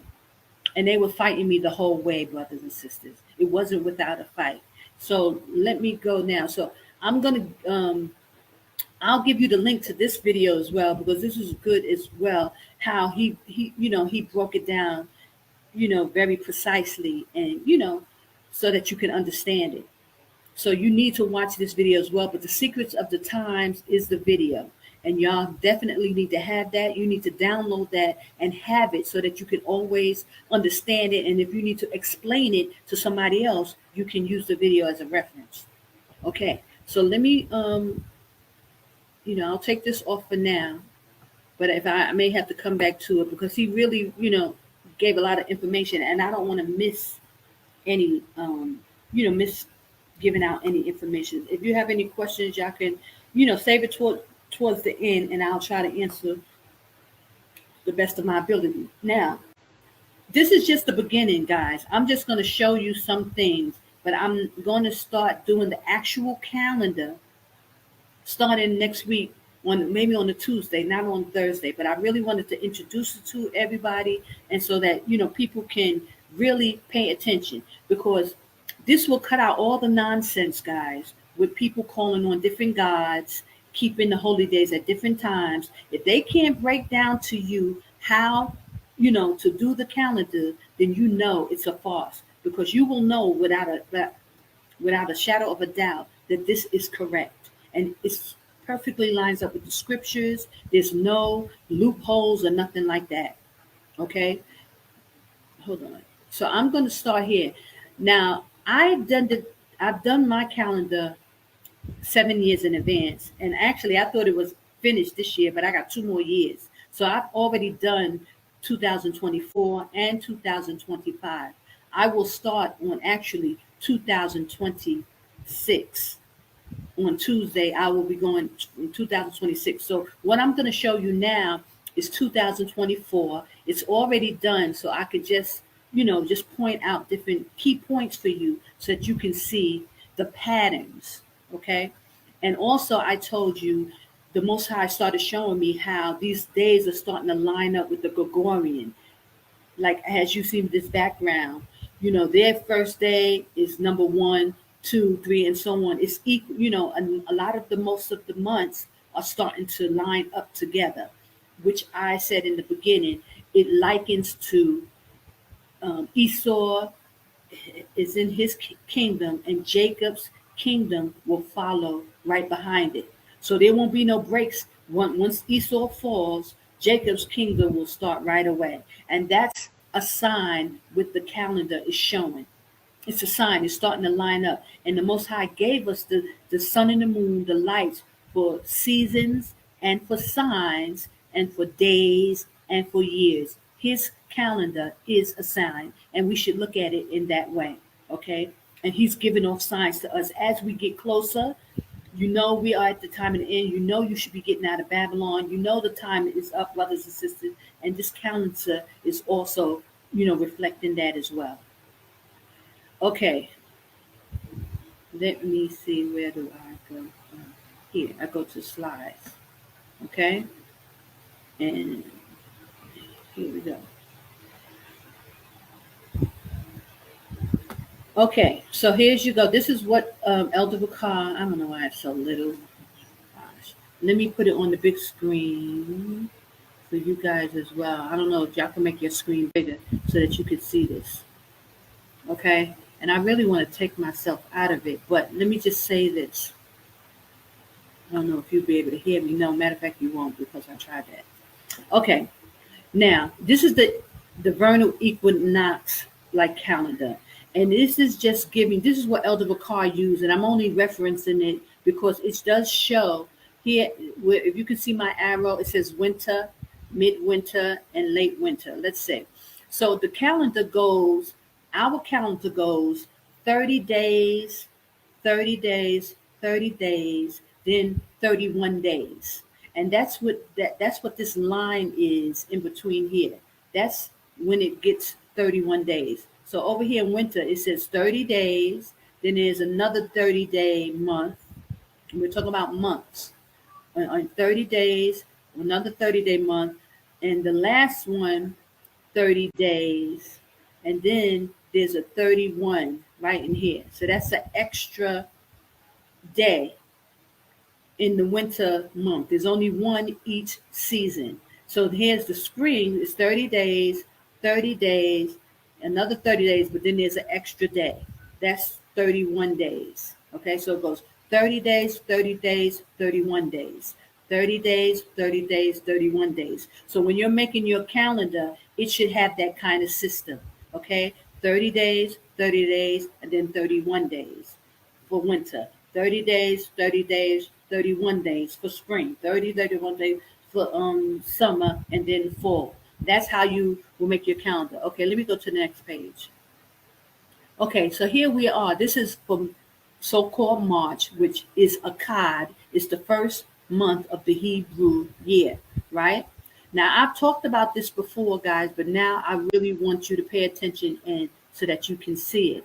I wish I could make this even bigger, and it's probably a little confusing with that background, huh?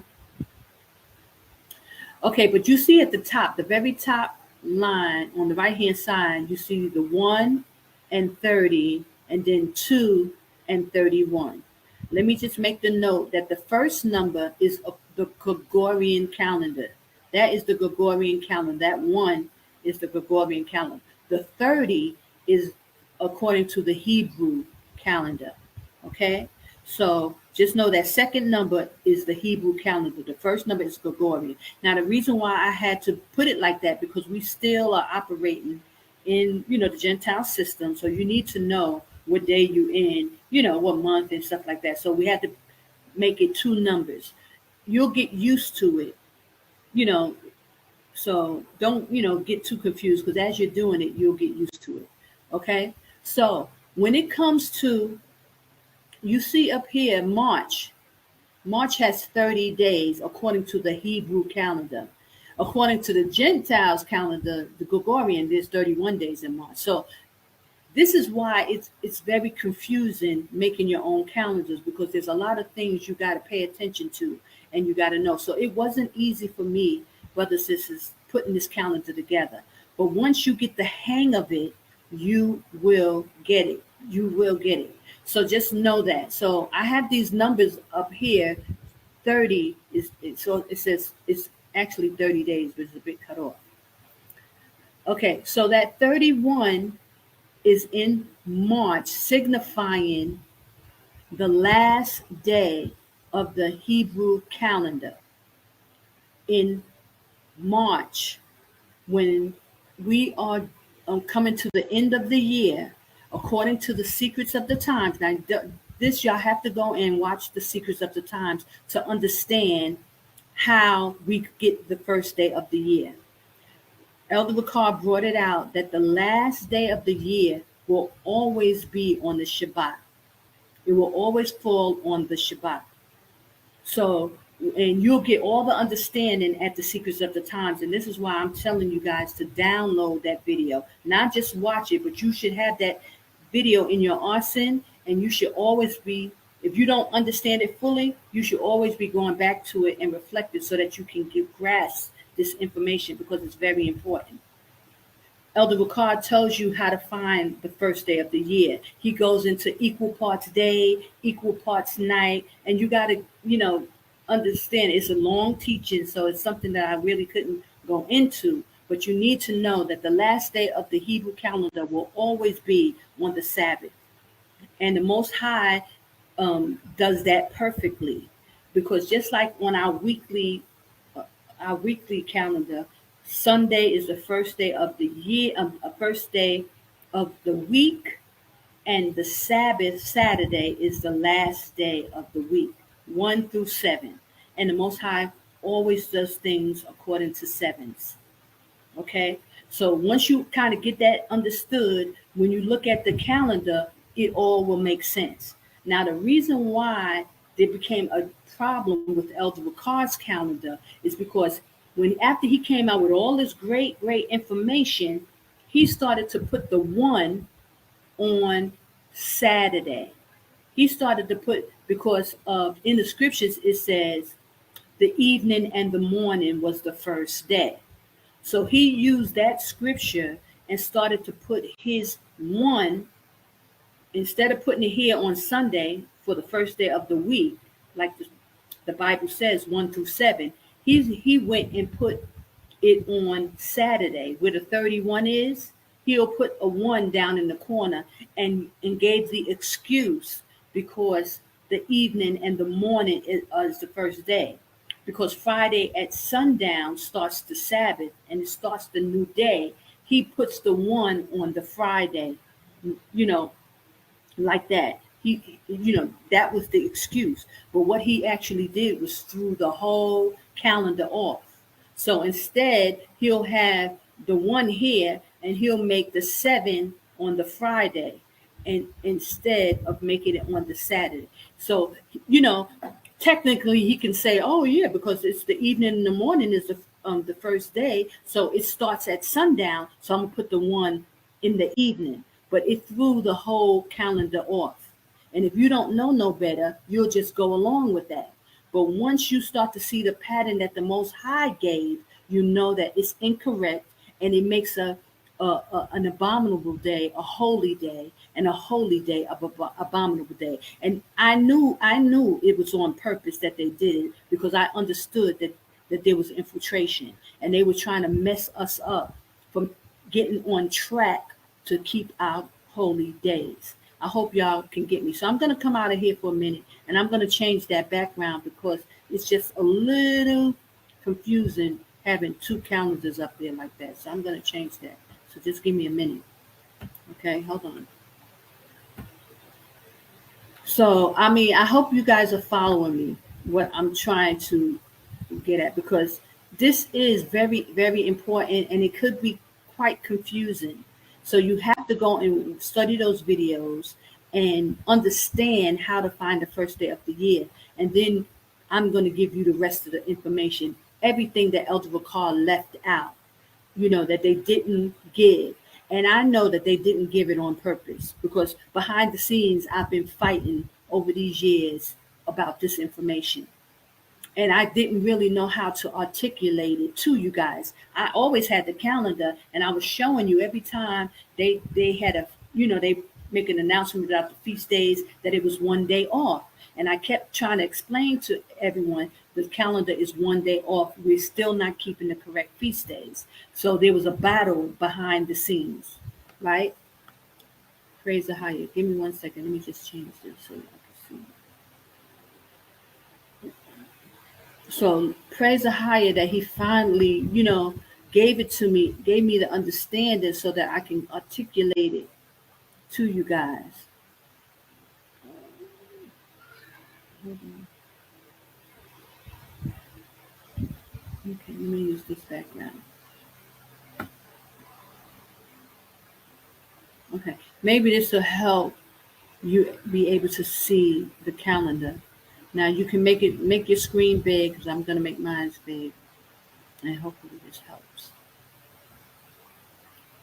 Okay, so now we are in AHAYAH. That is the first month of the Hebrew year, and this is where we get the Passover, right?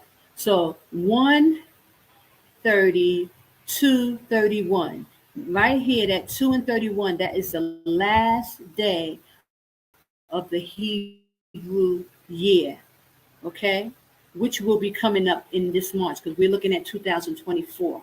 The first day of the year will be on March 3rd. That is a Sunday.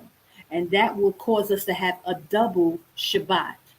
The Most High does double Shabbats throughout the calendar. And this is the sign also between us and him. It's not everything just does not fall only on the Saturday. It does not fall just on the Saturday, because if that was the case, then those Jewish people would be in line with the Most High's calendar. The fact that the Most High does everything in sevens, that's an easy explanation. But the Most High is a stickler for law. So he knew he had to give us something that would set us apart. The Jewish people are already doing every Sabbath, every Saturday, they're keeping the Sabbath. But they're not in line with him because the Most High has different days that he set apart, double Sabbaths, and also the seasons, the new months. These are also our Sabbaths, and this is what the Gentiles do not keep. Okay, so like I've told you before, a couple of months ago when I went into it, you start to see the pattern of here. The last number is according to the Hebrew. So you see that number 7 there, 7, 14, 21 underneath, and then 28, according to sevens, on those months on those months of the new moons that's speaking of in Jubilees, the first month, which is Akkad, March, the fourth month, which is Arabi, which is June, the 7th month, Shabai, September, and the 10th month, which comes in between November and December, because this year it comes at the end of November. Those months are months to remember, as they just read in Jubilees. These months are high holy months for us, because not only are they breaking up the seasons, which the Most High said he gave us the lights in the firmament for signs and seasons, days and years. So not only are they for the breakup of the seasons, right? This is why we separate these 4 months.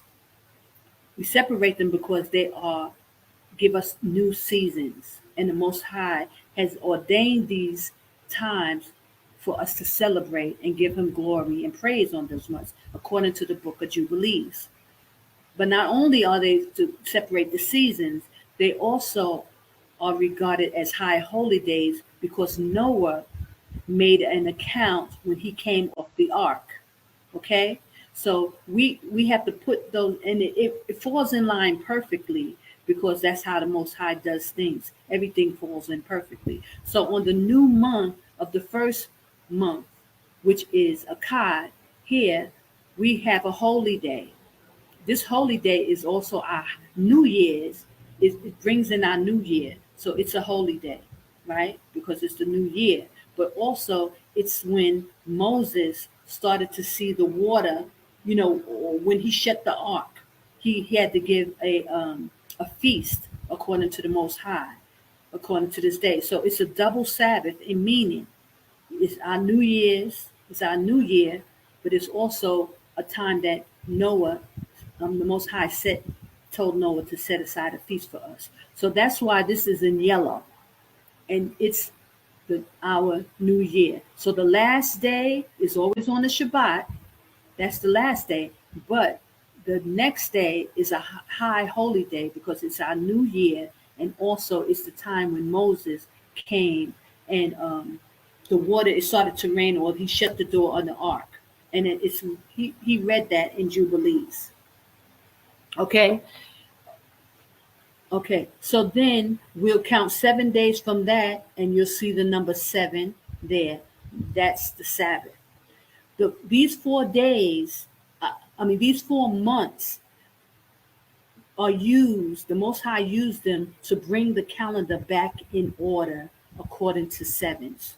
So you'll always see on the first month, the 4th month, the 7th month, and the 10th month, you will see the same pattern every time. 7, 14, 21, 28. Because the Most High does everything in Sabbaths, and this is how he brings the calendar back in order. Okay?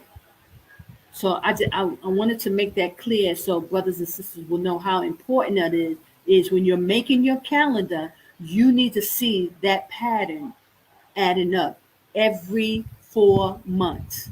The first month, you're going to see the pattern of 7, 14, 21, 28. On the fourth month, let me go to the fourth month real quick, which is June, a rabbi. Okay? June. Here it is again.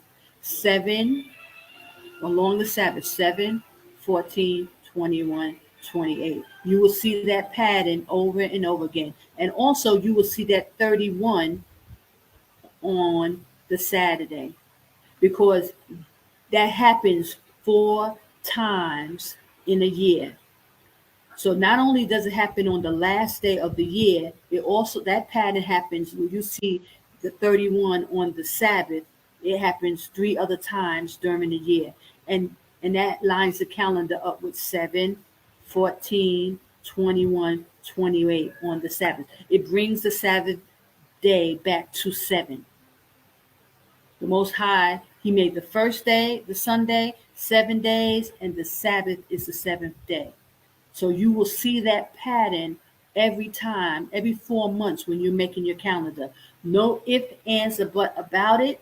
It's so no one can tell you that a Sabbath falls on a holy day falls on the Tuesday. They can't tell you that the Passover will be on the Tuesday and those kind of things because according to the scripture, the 14th day at even is the Most High's Passover. It will always be on the Sabbath. Okay, I'll bring it back just so you can see that. I bring it back to March, Akkad. So you can see how the holy day, the Passover, will always fall on the Sabbath. This is the fixed time that the Most High speaks about in the scripture. Okay? So the 14th day will always be on the Shabbat. It will always be there won't be no Sabbath day on a Tuesday, on a Thursday. That's incorrect. And anybody trying to tell you that the Sabbath is held on another day outside of the Shabbat, they are off. And once you learn the calendar and see these patterns and how the Most High do things, you will know. And this is why every Israelite they will have to come up under this calendar because it's according to the scripture. Now it makes sense. It makes sense. It will not the Passover will never be on a Friday. It will never be on a Tuesday. It will never be on a Monday. It will always fall on the Shabbat. And when you go into the scriptures and it says, kill the lamb on the 14th day at even, you will see how it lines up perfectly and why it is the Shabbat going into the next day, Sunday, which will always be the first day of the Feast of Unleavened Bread.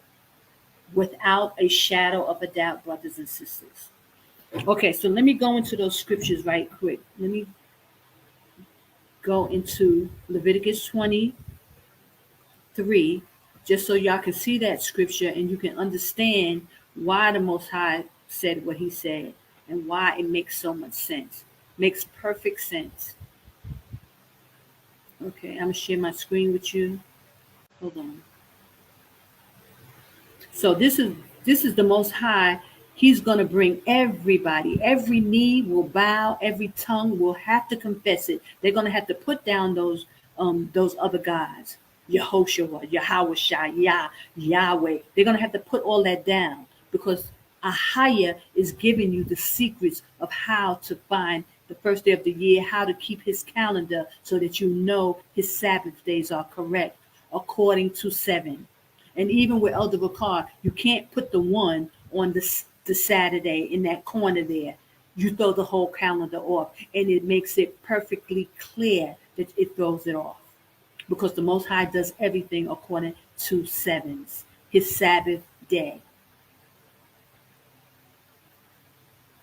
Okay, let me share my screen, and I'm going to go back to the eastward.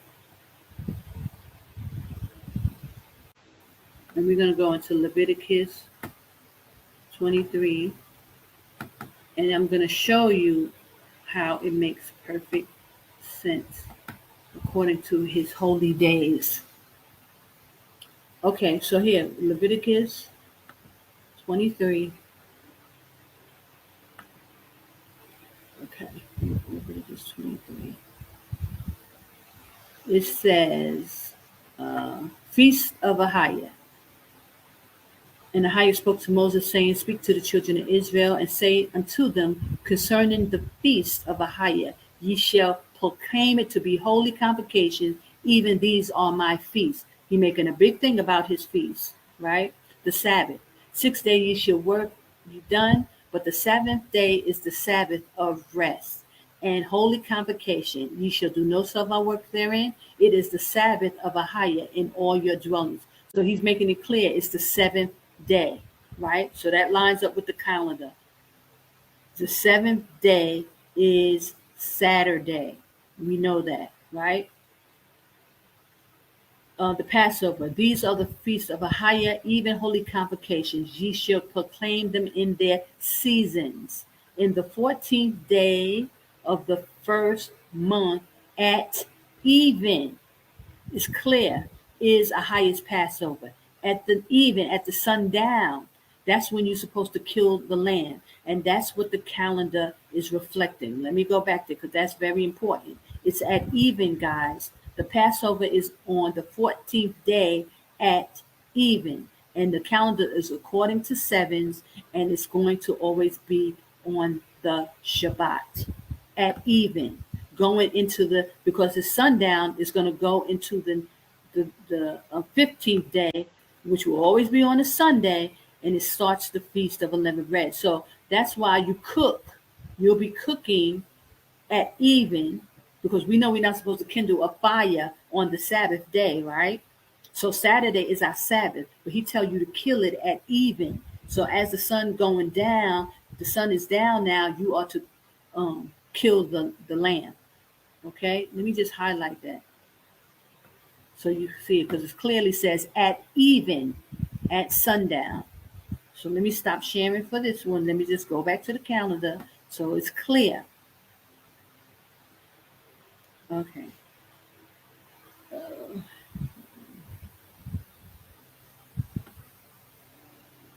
Go back to the calendar so you can see that 14th day at even is the Lord's Passover. So the Passover just ain't, it ain't Friday. At not, people want to do all that stuff, but you profaning the Most High's holy day by keeping it. Oh gosh, where is it? Sorry, guys. You're profaning the Most High by keeping the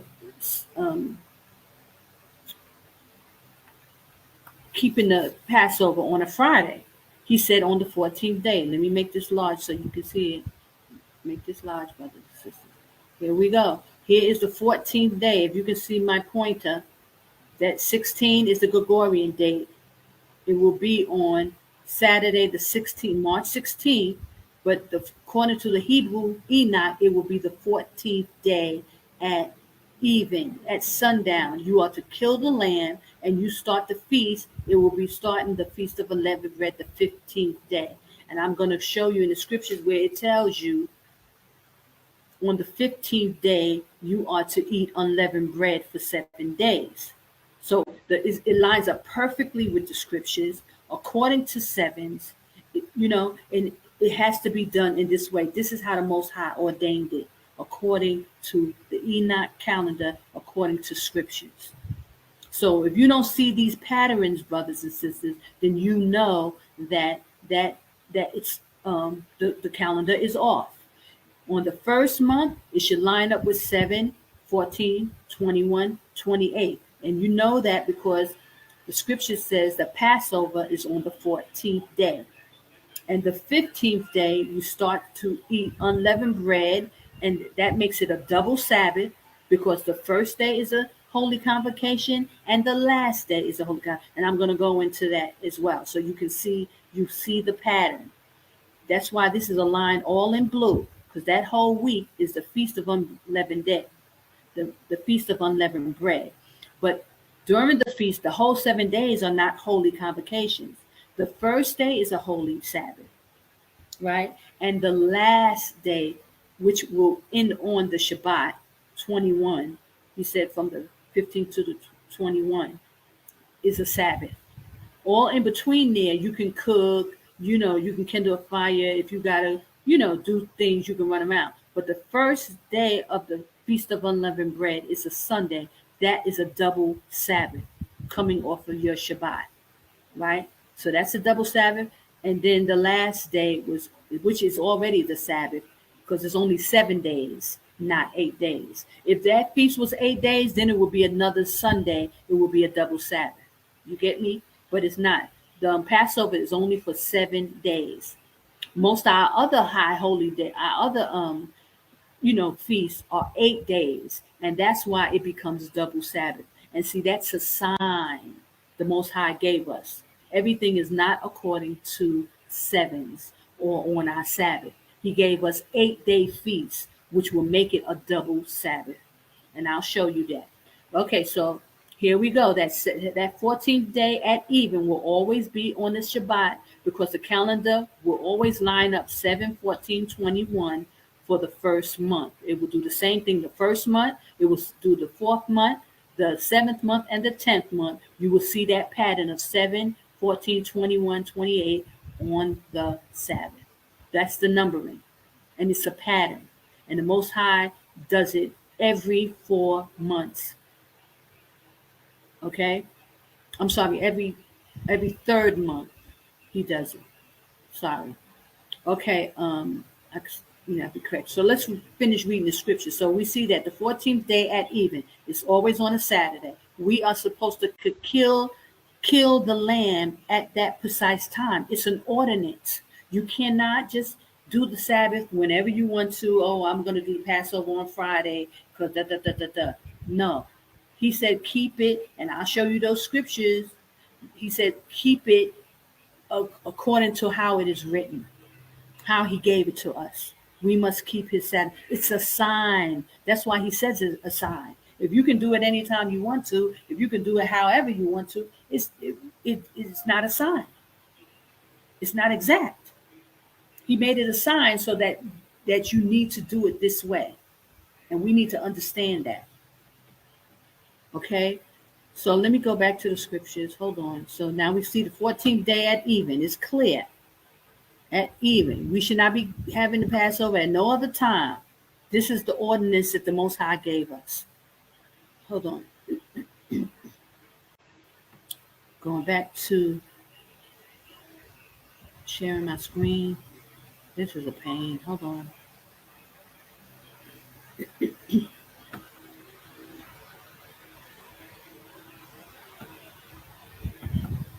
Okay.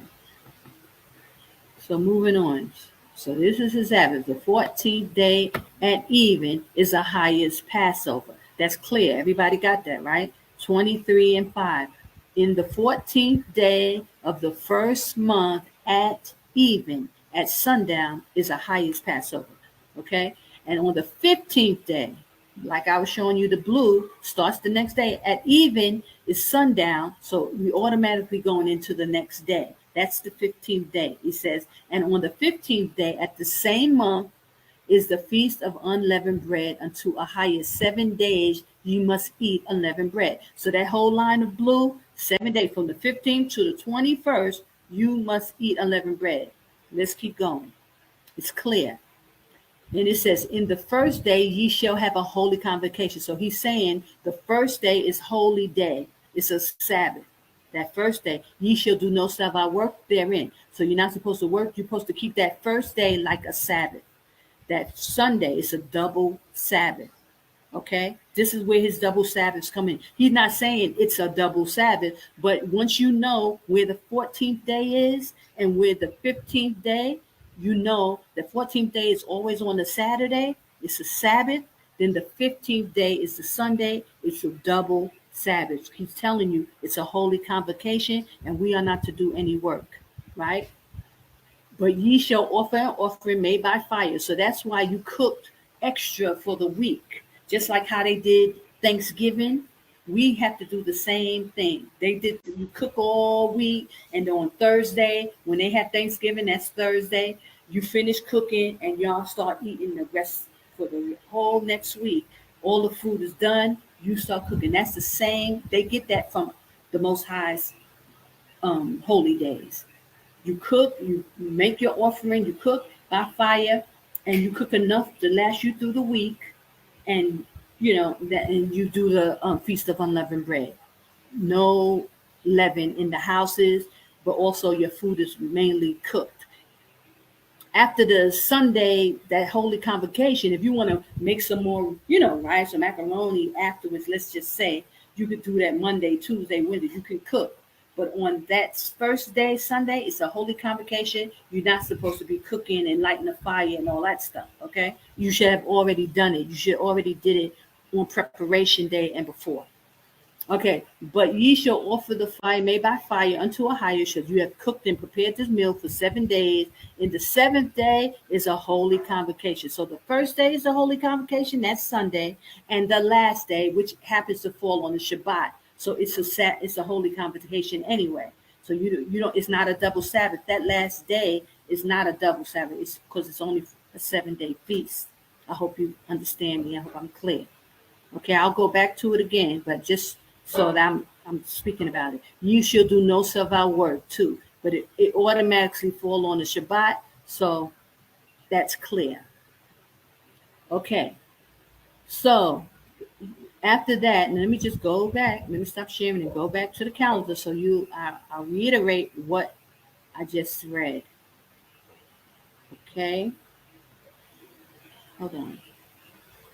Let me give you back the calendar. Yeah,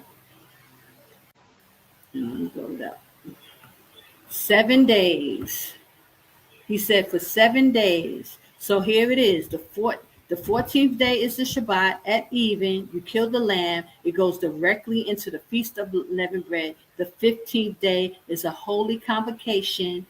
No servile work. We are to keep it as a Sabbath. And then 7 days, 15, 16, 17, 18, 19, 20, 21 is also this regular Saturday Sabbath, but it's also a double meaning because it's the last day of the Feast of Unleavened Bread. So it's a double Sabbath in meaning. It's a regular Shabbat and it's the last day of the Feast of Unleavened Bread. So it's a double Sabbath for us, okay, in that manner. Okay, so y'all got that. That's why it's highlighted in blue, just to know that whole week is a feast. But the first day is a Sabbath, because it's a double Sabbath coming off our regular Passover night. We're keeping the Sabbath. We kill it at even. We go directly into the Feast of Unleavened Bread, double Shabbat. The Most High, this is the secret of the times. This is his secrets. Double Shabbats throughout our Hebrew calendar. And this is what you must know. So that's why it's never really panning out to be like on a Wednesday. The Feast of Unleavened Bread is not going to be on a Wednesday. It's not going to be a Sabbath in the middle of the week. The only one that does that is Purim. Purim is on a Thursday, a Wednesday, and a Thursday. Those 2 days, and it's clear according to the calendar how it lines up. It will always be on a Wednesday and a Thursday, the Feast of Purim. But that's another. Now we're going to go to the next one. So he said, okay. So from there we know Feast of Weeks. You're to count 7 Sabbaths, right? So let me just read that, and you're going to see exactly how that pans out. Again, we have a double Shabbat, and the scripture clearly shows a double Sabbath. And so don't let anyone, throw you off on that double Sabbath meanings, okay? Hold on.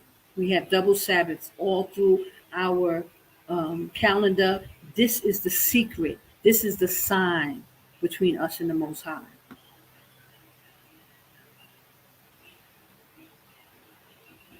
Okay, here we go. Okay, so the next one is Feast of Weeks. Okay, Feast of First Fruits. And AHAYAH spoke unto Moses, saying, Speak to the children of Israel, and say unto them, When ye come into the land which I gave unto you, ye shall reap the harvest thereof. Then ye shall bring a sheaf of the first fruits of the harvest unto the priest. So we must give an offering, for the blessings that we receive. Okay, ye shall wave the sheaf there before AHAYAH to be accepted for you on the morrow after the Sabbath, the priest shall wave it. Okay, I'll explain it. And ye shall offer that day when ye wave the sheaf a lamb without blemish for the first year for a burnt offering unto AHAYAH. And the meat offering thereof shall be a tenth deal of fine flour mingled with oil, an offering made by fire unto AHAYAH for a sweet savor, and a drink offering thereof shall be of wine, the fourth part of a hin. Praise the higher. He's telling us exactly how to honor him with our feast. Okay? And ye shall eat neither bread nor pork, corn, nor green ears until the selfsame day that ye have brought the offering unto AHAYAH. Ye shall be a statute forever throughout your generation. So we do like a fast on that 50th day of the first fruits. You should be fasting until you give your offering. But let me keep going. The Feast of Week, which run concurrently with the Feast of First Fruit. And I'll show you that. And ye shall count unto you from the morrow after the Sabbath. So after the Passover, we start counting 7 Sabbaths. Okay, the morrow after the Shabbat, from the day that ye brought the sheaf of waving offering, 7 Sabbaths shall be complete, even unto the morrow after. So you count 7 Sabbaths, you go down 7, and then that next day, which is a Sunday, it will always be on a Sunday, brothers and sisters, we have a double Sabbath. Okay, let me read that again. It says, Ye shall count unto 23 and 15. Ye shall count unto you from the morrow after the Sabbath, talking about the Passover, from that day, from the day that ye brought the sheaf of the wave offering, 7 Sabbaths shall be complete. Even unto the morrow after the Sabbath, 7 Sabbaths, shall ye number 50 days. Ye shall offer a new meat offering unto AHAYAH. You shall bring out of your habitation 2 wave loaves of 2/10 deals. Ye shall be with fine flour. Ye shall be baking with leaven. So this, after we did the Feast of Unleavened Bread, now he's making us go back to eating leaven again. I just want to make that a note, because a lot of people want to the whole year eat with no leaven. Since you have to do unleavened bread for 7 days, they stop using leaven. But here we are required to go back to using leaven. So this is where we bring leaven back into the homes after after the Passover and the Feast of Unleavened Bread. Now you're cooking with leaven again, okay? And we have a feast. It should be made. Our bread should be made with leaven. And they are the first fruits unto AHAYAH. And ye shall offer offer with the bread 7 lambs without blemish of the first year, and 1 bullock and 2 rams, and ye shall be for a burnt offering unto AHAYAH, with meat offering, with drink offering, even an offering made by fire, sweet smelling savior, a sweet savior unto AHAYAH. So there you have it, brothers and sisters, another feast unto AHAYAH. So let's go into the calendar so that you can see that it's a double Shabbat. It's a double Sabbath. Saturday, the regular Sabbath, and then the 50th day, which always will be on a Sunday. Again, double Sabbaths. The Most High uses double Sabbaths. Hold on. Let me get that. Hold on. So this will show you without a shadow of a doubt that, keeping it all sporadic like a lot of people do, they be having holy days on a Thursday and because they just be coming up with all kind of stuff. Hold on. Okay. The Most High is a God of order. He's a power of, He's a mathematical genius, basically. Okay, so let me go back from the Passover. We're going to count 7 Sabbaths, right? So here's the Passover. So we start 1, 2. If y'all can see my pointer, on the 21st is 1, 28, 2. Now we're going to go to the next one. Come on, 3, 4, 5, 6. Going into May. One more. It should be the next month. Here we go. 7. So here's the 7. That next day, you count 7 Sabbaths. Then the morrow after, so that's the yellow, letting you know that it's a holy day. It's a holy day. Now it's a holy day and it's double. Let me just, I can't. Okay, and it's also a new month. It's the 4th month. So this is also a high holy day that's spoken of in Jubilees. Oh, oh, did I miss something? Because that should be in the. Oh, I don't have May on here. That's what it is. Okay, so this is June, May. Let me see if I could get May. Because also, this is June. We have the high holy day. Because there's that pattern again, the 31. This is June. But in May also we have the feast of first fruits. Okay, feast of week, but I didn't add it on here, so my bad. Sorry, got it. I don't mean to be out, it's not too confusing. I didn't add it in. Let me see how I can do that. Okay, give me 1 second. I have to go out because y'all need to see that. It's very important. Hold on. Let me. I'll be back after this short commercial break.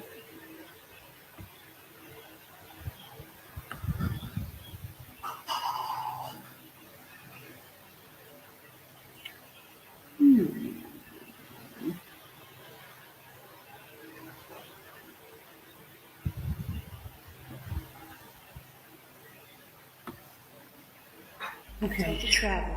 You know we're in the last days, coming to the final phase. AHAYAH's gonna show his face to his people. You know it's time to go. You feel it in your soul. The Holy Spirit tells you so.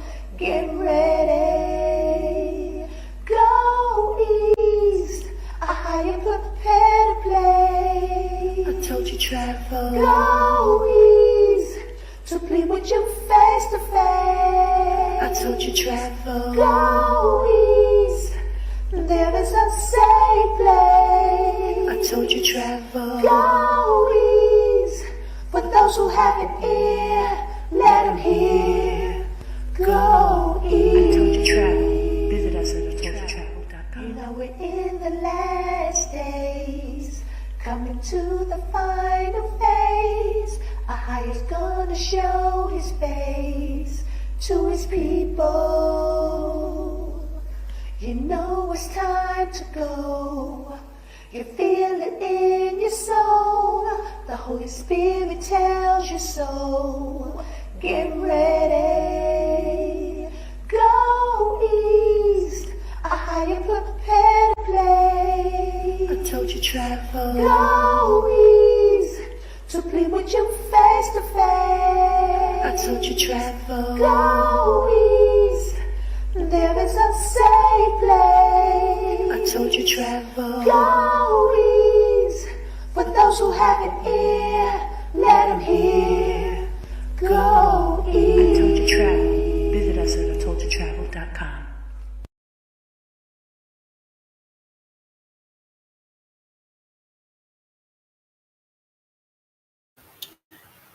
Okay, brothers and sisters, give me 1 minute. Let me bring it. Let me see if I did it right and bring it back up.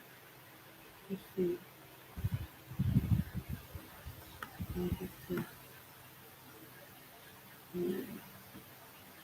Yeah, I gotta resave it. Okay, give me 1 second.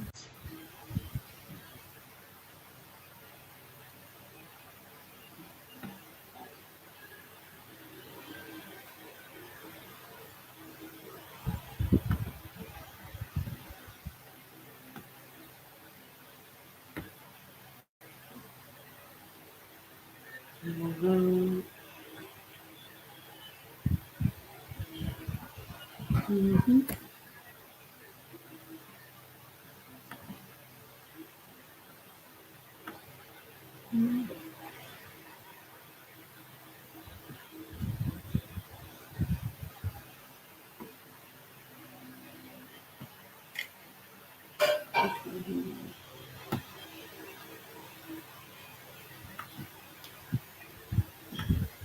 Okay, so let me see if I can. I'm gonna let this one out. I'm going to.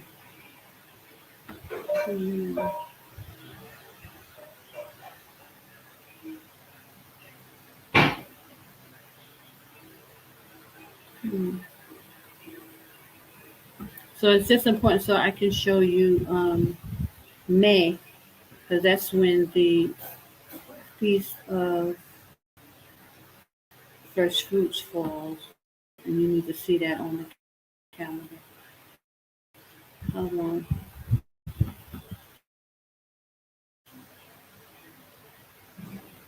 Okay, it's coming right now.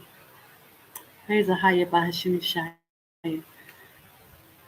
So you will see these same patterns. It's always going to be on the Sunday, the Feast of First Fruits. You count 7 Sabbaths, and the tomorrow after, it will always be on a. It will always be on a Sunday. How the Most High has orchestrated.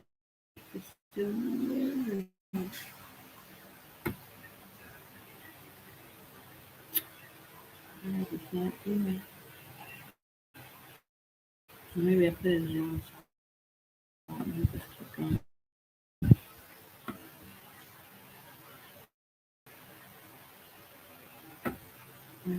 that.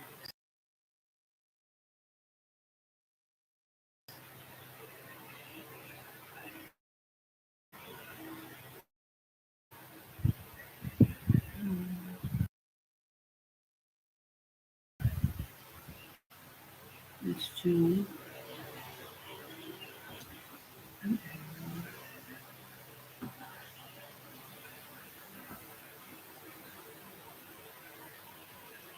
It's not showing up for some reason. Oh, something.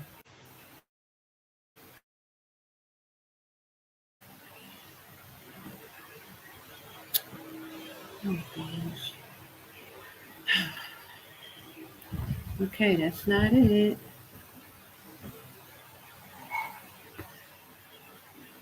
I don't know what happened. There seems to be a little mixed up. Maybe I can share my screen, but let me just make sure I have it on here.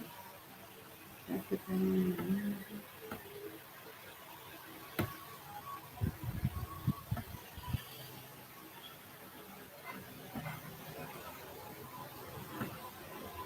Let me try it. I'm going to share my screen with you and do it that way.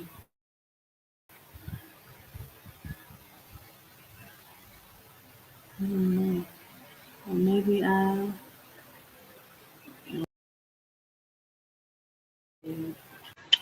did something wrong. I screwed up. I put it in there twice. That's why.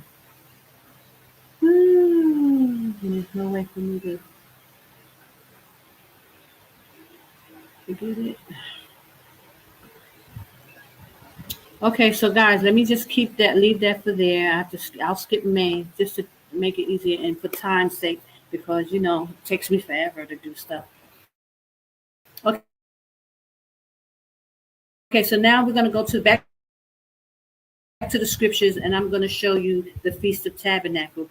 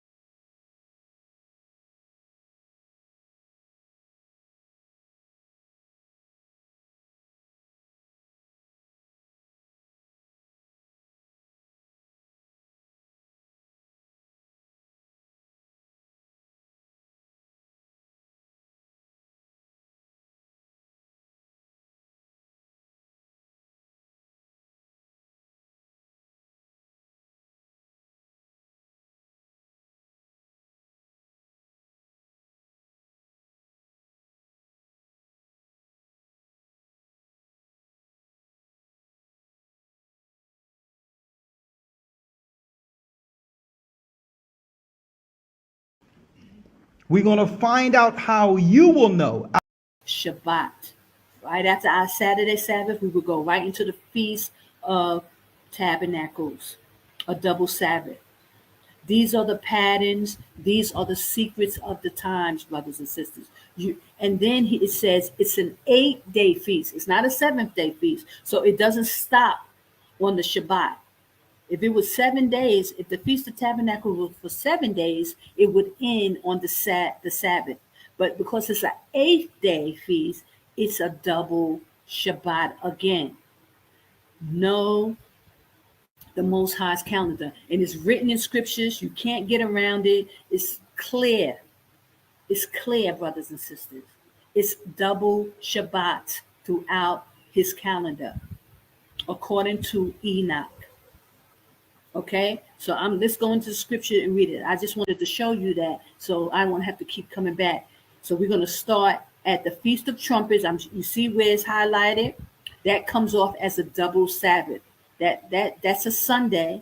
The first day is the Feast of Trumpets, and it's when Noah saw the water receding or something like that. It's a double Sabbath in meaning, and it's a double Sabbath because it's a Sunday. It will always be on a Sunday. We have our Saturday Sabbath. It will the next day in September, the Feast of Trumpets will be a double Sabbath, 2 holy days back to back in the 7th month. Okay, then we're going to have the Day of Atonement, which will always be on a Tuesday, and then that next following week we go directly into Feast of Tabernacles, right after the Sabbath. So again, a double Sabbath. And then at the end of it, because it's an 8-day feast, it will be on a Sunday, again, a holy day. See that holy day on there? Because it's a double Sabbath again. Let's read it now, because it's clear in the scriptures. I just wanted you to see it so you can see it. Now we're going to put it to the scriptures, and it's undeniable. Okay, Feast of Weeks. Let me go down. Feast of Trumpets. Here we go. I'm going to read it. Now you know what you just saw. Okay, hold on. It says, and AHAYAH spoke unto Moses, saying, Speak unto the children of Israel, saying, In the 7th month, okay, we know now that that's September, the 7th month, in the first day of the month, which I showed you that was in yellow, ye shall have a Sabbath. So that means it's falling on a Sunday, brothers and sisters. I just showed you how. It's the one was on that yellow. That's the Sunday. It's a double Sabbath. And it says a memorial of blowing of the trumpets, a holy convocation. It's a Sabbath. So again, we have double Sabbath. Right in the 7th month, boom, double Sabbath. Okay. 25, ye shall do no self-out work. Ye shall offer an offering made by fire, so that you should prepare your household. You should be on preparation day. You should cook enough for 2 Sabbaths, okay? Because you have the Feast of Trumpets on that Sunday. You gotta have enough food, okay? Then I showed you the next week, Day of Atonement, and AHAYAH spoke unto Moses, saying, also on the 10th day, it's on the 10th day of the 7th month, which will always be on a Tuesday, brothers and sisters. He has a fixed schedule, a fixed, calendar. It will always be on a Tuesday. There shall be a Day of Atonement. Ye shall be an holy convocation unto you, and ye shall afflict your souls, and an offering of fire, an offering made by fire unto AHAYAH. So that means before you go into the fast, you should have a feast. You should eat before you fast, okay? And then you go into the fast on the 10th day. So before that, I'll read it. As it says on the 9th day at even. So you should eat before sundown on the 9th day and go into your fast. Hold on. And you shall do no self work in the same day, for it is a day of atonement, to make an atonement for you before AHAYAH your power. For whoever so it be that shall not be afflicted in that day, he shall be cut off from among his people. So you see, that line right there shows you why they would try to make us fast on the wrong day. They threw the holy days off one day, so we would still be working against our power. We would still be sinning against our power. That's why it's important, brothers and sisters, that you know the calendar. You know when the holy days fall and at the right time. Know the patterns. You will not go off. If once you get it, you will not go off. It's almost impossible. Once you know that those days, 7, 14, 21, 28, on the first month, the fourth month, the seventh month, and the 10th month, when you make your calendar and you know that that's the pattern, you will not go off. And this is why nobody taught it to you like this. They didn't really want you to know. Elder Ricard gave you the secret of time. He broke it down eloquently, but he did not tell you how to put it together. And that was on purpose, brothers and sisters, because they wanted you to rely on their calendar. So they make you buy their calendar, and you're off, and Israel is still under subjection to the Gentiles because we have been infiltrated. You got it? So if we infiltrated, they give you the wrong holy days when to fast, we still are sinning against the Most High. And he said that soul will be cut off. So everybody's going to die. And this is what they want. All of us to be able to get cut off. You be sitting in Babylon like you are, and you're not leaving because you're not really understanding how serious this thing is. They are working against you, brothers and sisters. Get out of Babylon. They have purposely been giving you the wrong holy days so that you be cut off. The Most High, listen, we under grace, but grace is coming to an end. We must practice the righteous acts and get this thing right. Okay, but as long as you don't know the correct holy days, you are still sinning against the Most High. Even the ones who are calling on AHAYAH, you've been keeping the wrong holy days, because Elder Ricard, there's infiltration, and there's no doubt about it. Okay, and whoever so it be that doeth any work on this same day. So people be going to work because you're keeping the wrong holy days. The same soul will be destroyed. Will I destroy from among his people? So the Most High is very particular about his holy days. He's not playing with Israel, and the Gentiles know this. Okay, you shall do no manner of work. Ye shall be a statue forever throughout your generations in all your dwellings. So now that we're coming back to who we are, we must understand the law. In all your dwellings, wherever you at, you must keep this as an ordinance. It shall be unto you a Sabbath of rest, and ye shall afflict your souls. In the 9th day of the month at even. I showed you the calendar. The 9th day is a Monday night. It starts at sundown, and then Tuesday is the 10th day. You fast all that day until even. It says from even until even, ye shall celebrate your Sabbath. Okay? So that's why they thought to change times and law. That's why Elder Ricard put the 1 on the Shabbat instead of putting it on Sunday, the first day of the week, the way it's supposed to, because it throws the whole calendar off. And guys, I've been saying this for years. I've been saying, for those of you who've watched this debacle that's been going on over these years, with me having to put up these videos, I always had to concentrate on the holy days, because this is what the Most High was showing me and he was telling me to do. Let the children of Israel know. I had to learn how to articulate it and show it to you so that you could see it. And it wasn't until I started to do it for a span of 7 years, I started to see the pattern of the 7, 14, 21, 28. Okay? So this is how we got to this point. But everything is in the Most High times, in the Most High's timing. So he let it drag out because he's been testing Israel. Who cared enough to check out and look into what I was saying? Who? That's what this was all about. Your test. He's sifting through Israel, brothers and sisters, and he's still sifting through, looking to see who cares enough, who cares about him and his laws, his statute, his holy day. Who? Okay, the Feast of Booths. Now, let's go into Tabernacles. 33. And AHAYAH spoke unto Moses, saying, speak unto the children of Israel, saying, on the 15th day, I showed you in the blue where the 15th day, because the 7th months will always be 7, 14, 21, 28. So the 14 will always be on the Sabbath. So the 15th day will always fall on a Sunday. The 15th day of the 7th month will always be a Sunday, the first day of the week. It will always be, brothers and sisters. So when we start the Feast of Tabernacles, that first day, it says, let me keep reading, I'm giving it away too fast. The 15th day of the 7th month shall be a Feast of Tabernacles for 7 days unto AHAYAH. Listen, the first day shall be a holy convocation. So that Sunday is a whole, the first day, it will always be a Sabbath. It will always be a holy convocation.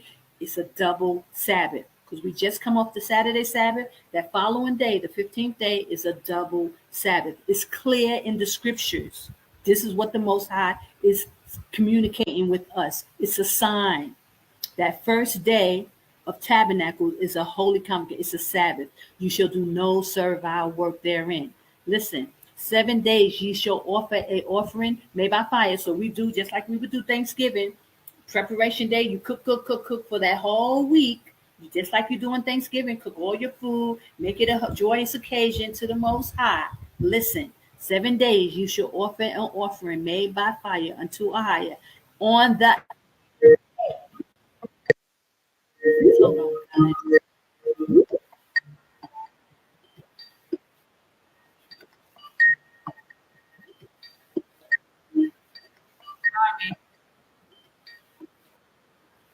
Sorry. Okay, I just cut it off. Hold on. Okay, listen. So, offering made by fire, and on the 8th day, listen. Okay, I can read it again. 36. 7 days ye shall offer an offering made by fire. So you work all up until preparation and cooking for the whole week until AHAYAH. On the 8th day, it's not the 7th day, guys. So it doesn't end on the Sabbath. It's going to do the following Sunday. It's an 8-day feast. It shall be a holy convocation unto you. Ye shall offer an offer made by fire unto a higher. It is a solemn assembly, high holy day, and ye shall do no servile work. So, brothers and sisters, this is showing you the Most High is communicating with us. It's an 8-day feast. It's a double Shabbat. The 8th day will always be a Sunday because the 7th day is always the Shabbat. 7 days. That's how you know it's a Sunday. Nobody can tell you it started on a Friday, so it ends on a no. 7, 14, 21, 28, according to sevens.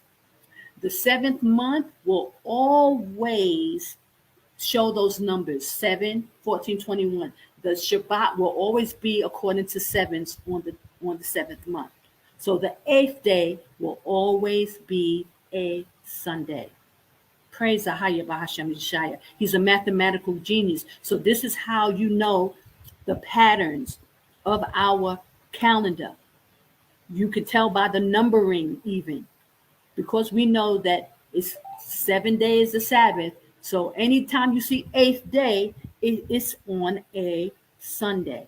It's a double Sabbath. It's clear and concise. The Most High, how he put his calendar together. Once you know it and you see it and it's clear, you won't go off of it, brothers and sisters. And praise AHAYAH, we're getting ready to go into back to Zion. We will have our feast days according to the heavens, how they keep it. Don't let nobody deceive you. Don't let nobody lie to you.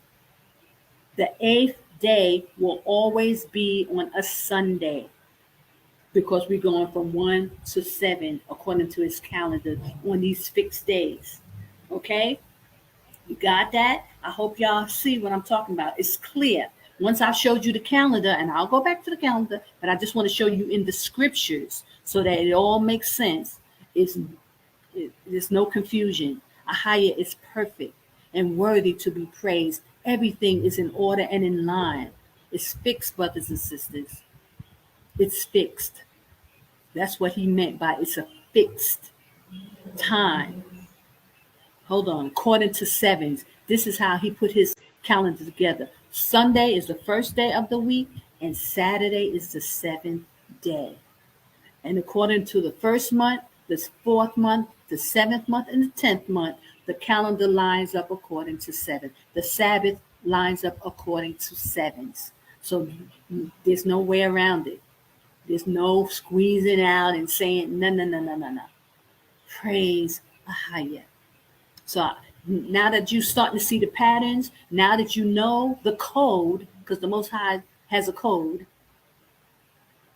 right? Let me finish. Okay. He said, the 7 days you should offer offering made by fire. Until the 8th day shall be a holy convocation. That's always a Sunday, double Sabbath. And ye shall offer an offering made by fire unto AHAYAH. It's a solemn assembly, and ye shall do no self-our work. It's a Sabbath.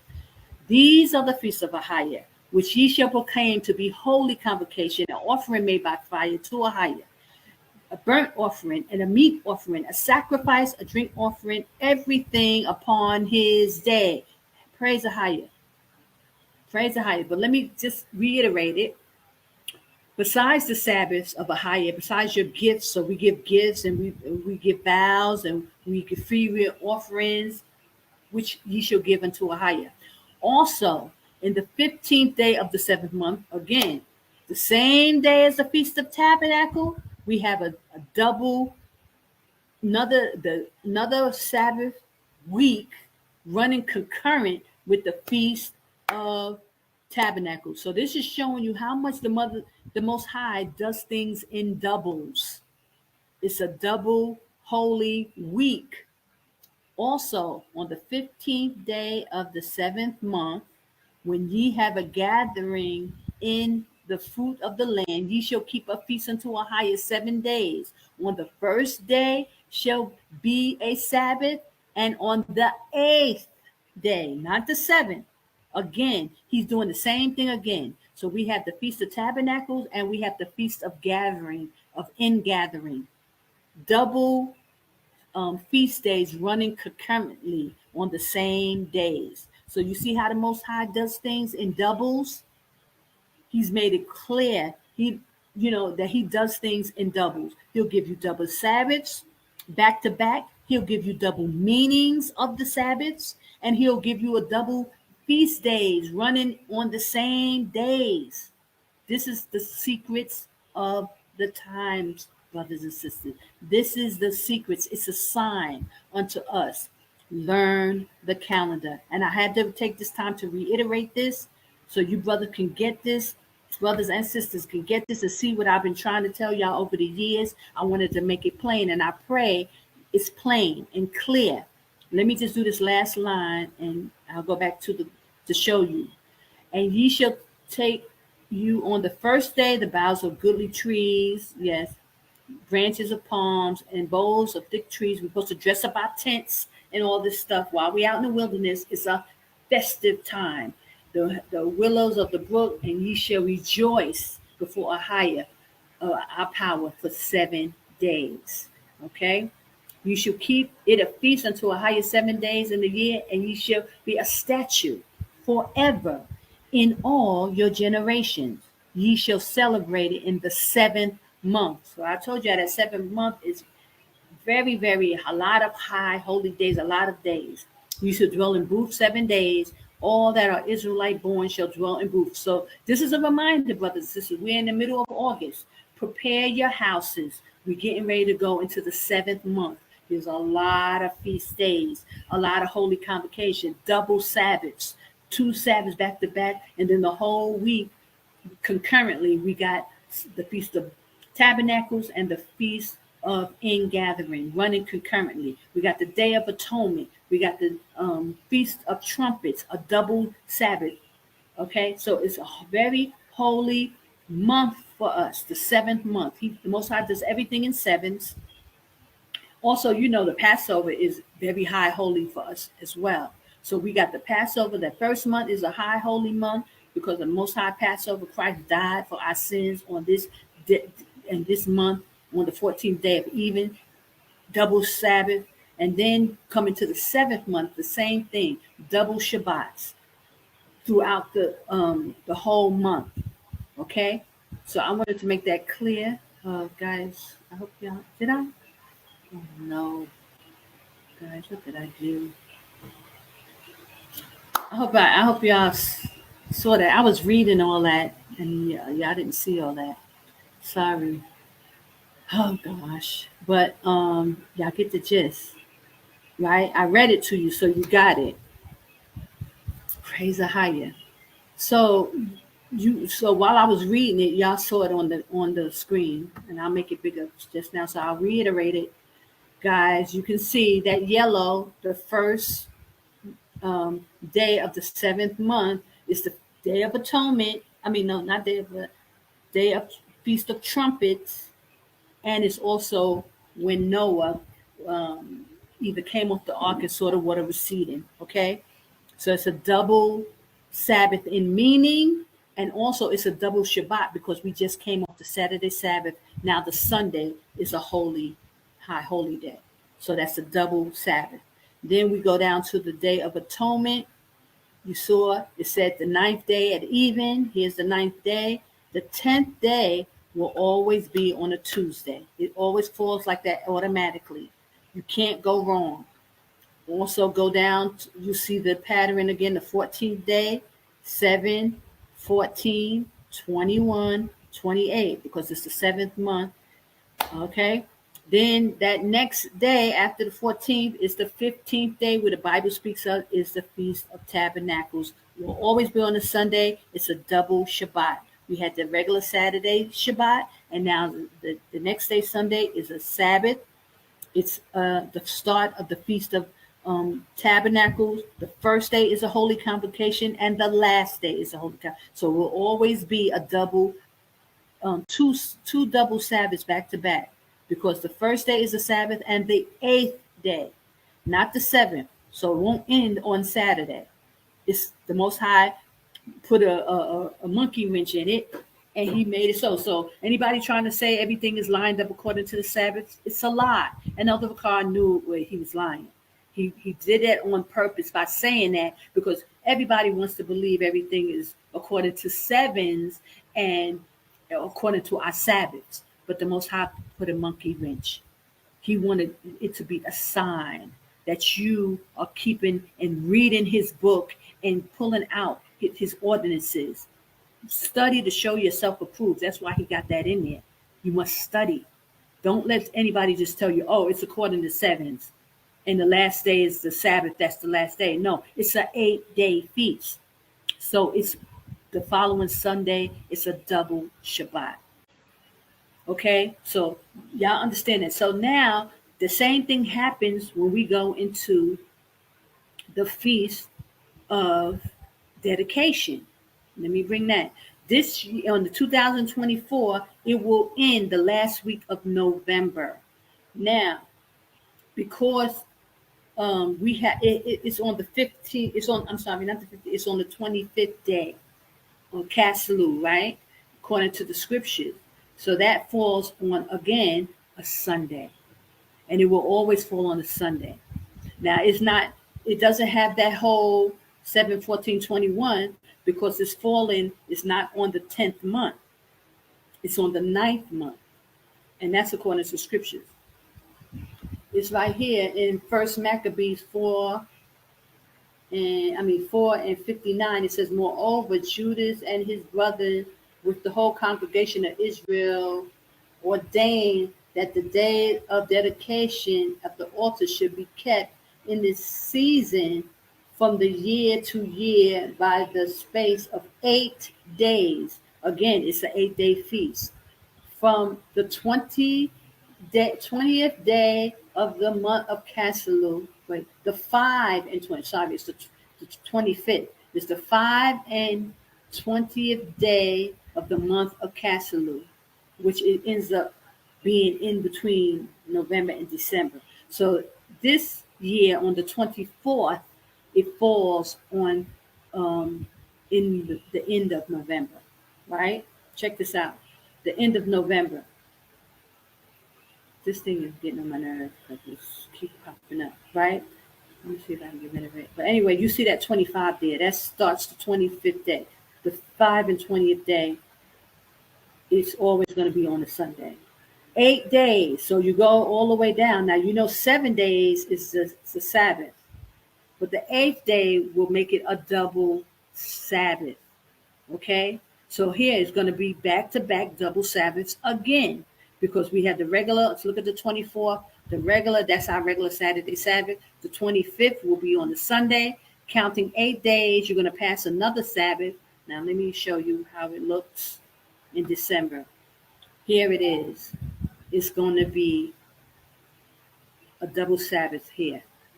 Okay? And also, it's also the first day of the 10th month, which I've showed you is the first month, the 4th month, the 7th month, and the 10th month will always fall on a Sunday. So it's a double Sabbath in meaning as well. It's the 8th day from the Feast of Dedication, right? But it's also the 10th month, the first day, when Noah saw the, I think it was the water this time going down when he got off the ark. So all of these are double meanings, double Sabbaths, and they always going to fall on the Sunday to make it a double Shabbat.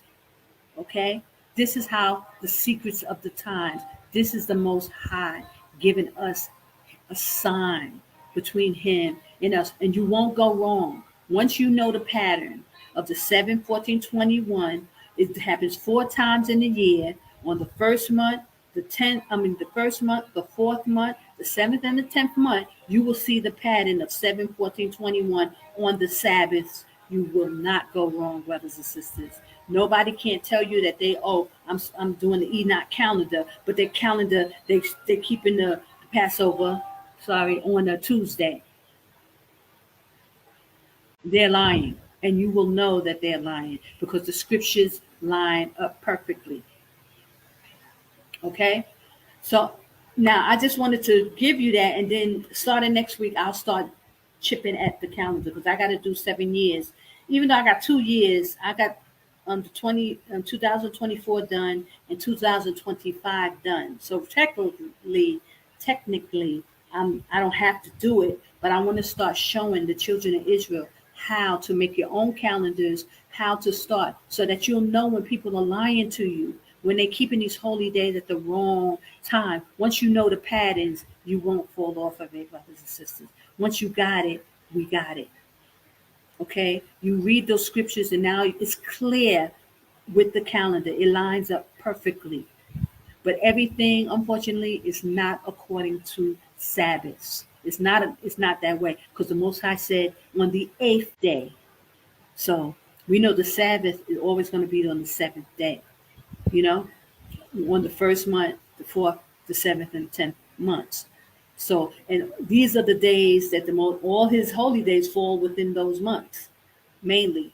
Only in May we have the first fruits, and in February we got Purim. Other than that, the first month, the 4th month, the 7th month, and the 10th month, our holy days fall in that time.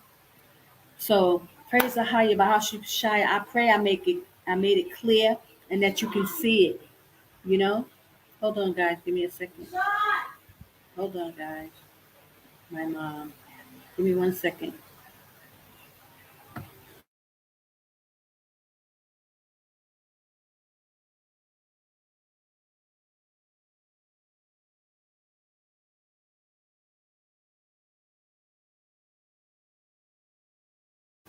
Praise AHAYAH. She right on time because my mom need to do something. So praise AHAYAH, Yashaya.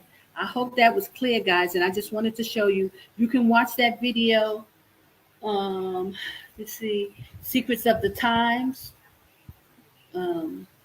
Watch the video. I'll put the link, and I'll put the link right now of that other video. So you'll have those 2 videos as reference. But unfortunately, because of infiltration, but he gives the information on how to find the first day of the year. And that's very important because a lot of our people are just getting this information now. They wasn't there in 2013 when Elder Ricard first brought it out. I was following the whole thing because I had been looking for the first day of the year since 2009. I had been looking. So Elder Ricard finally came out with the secrets of the time after me keep pushing and pushing and pushing and me making videos. He comes out with the secrets of the time. But then the next year they throw it off and put the one on the Shabbat, on the Saturday, to signify, you know, evening and morning is the first day. But the Most High is not working in that way. The first day is always on a Sunday. It's the first day of the week. It's the first day of the new year. Always line 1 through 7. And those 4 months, the first month, the 4th month, the 7th month, the 10th, will always bring the calendar back into its original state, 1 through 7. So I hope you got me. Praise the AHAYAH. I give all glory and praise to AHAYAH Bahashim Yashaya. Rawach. I pray you got it. But listen, guys, I'm going to keep talking about this, and I'll try to do it on a Tuesday. I pray, how you willing, I can do it on Tuesday, if not on Wednesday, just making the calendar, and I'll be doing that because I got 7 years to put up. So you can follow me. You can start getting your calendars together, get you a sheet of paper, or you can do it online, but that you can follow me and you will see how this thing lines up. 7, 14, 21, 28 on those 4 particular months. Okay? Praise the AHAYAH. He gave us back our holy days, and now the children of Israel, now you can make your own calendar. You're going to know how to do it. Okay? The last day of the year will always be on the Shabbat, and that first day the first New Year's will always be on the Sunday. And you just go according to sevens. Just like that. So all those people calling on the wrong power, every knee will bow, every tongue will confess his holy days and proclaim it, because there's no way to come back to him unless you know his holy days, unless you give his holy convocations at the correct time. Okay? So bless you. I give all glory and praise to AHAYAH Asher AHAYAH. That's who's giving us back his calendar. AHAYAH. AHAYAH is giving us back his holy days and his calendar, brothers and sisters. And I'm so thankful. I can give praise and honor and glory to AHAYAH. Have a blessed one, y'all. Shalom.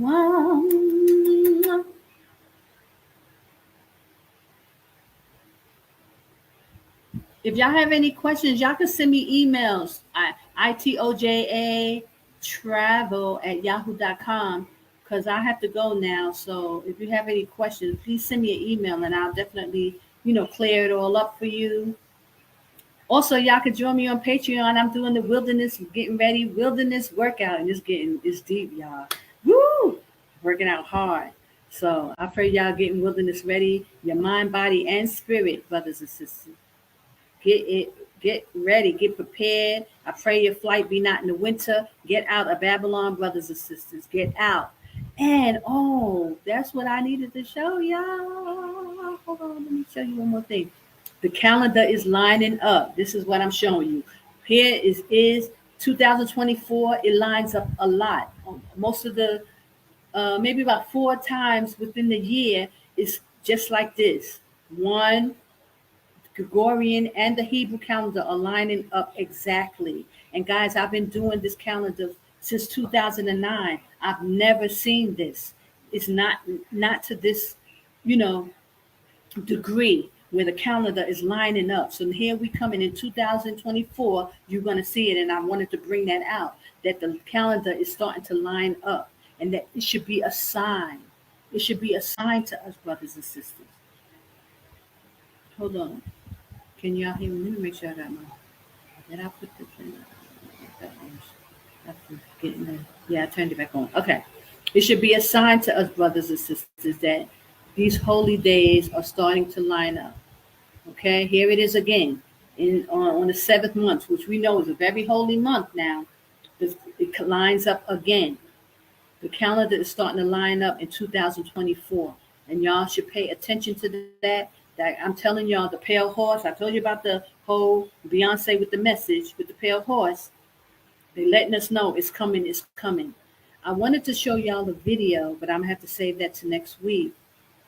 Sister Shandell Bless you, sis. She sent me a video of a man breaking down, the mark of the beast and how the digital currency is all set up. And he just really goes in depth about it. But I don't have time to show it to you today. But this, I just wanted you to pay attention to the calendar and how it lines up in September, here in August. This is 2024. Okay, let me see else. A few months is very prevalent where it hasn't not been like this, guys. Just know, because I've been paying attention, and I wanted to sound the alarm and bring notice so that you guys will know that how the calendar is lining up. Hold on. Okay. So it starts in actually it may start in February as well. This in 2023. It's starting, I think, in 2000. Oh no, that's in February. According to our Hebrew calendar, it's still, it's not before the new year in March, but it's not on this. And I'll show it. I'll bring that the next time I come. But it starts to line up like every couple of months. It's starting to line up, with the Gregorian, which has not happened. I never noticed it, and I didn't see it, and I would have noticed, because it's like an alarm for me, seeing, because I've been doing these calendars for so long, So here it is in August. It's again in September, and I think in December. Here it is September, and then November. No, but it comes back again in December, the 10th month. So, brothers and sisters, it's very important that y'all pay attention, that you learn how to do your own calendars so that you can notice these shifts. Because the scripture says in Genesis, he gave the lights in the heavens for signs, for seasons, for years, and for days. So our calendar is very significant. It's a sign. Our holy days are signs. Okay? So, shalom. Gotta go.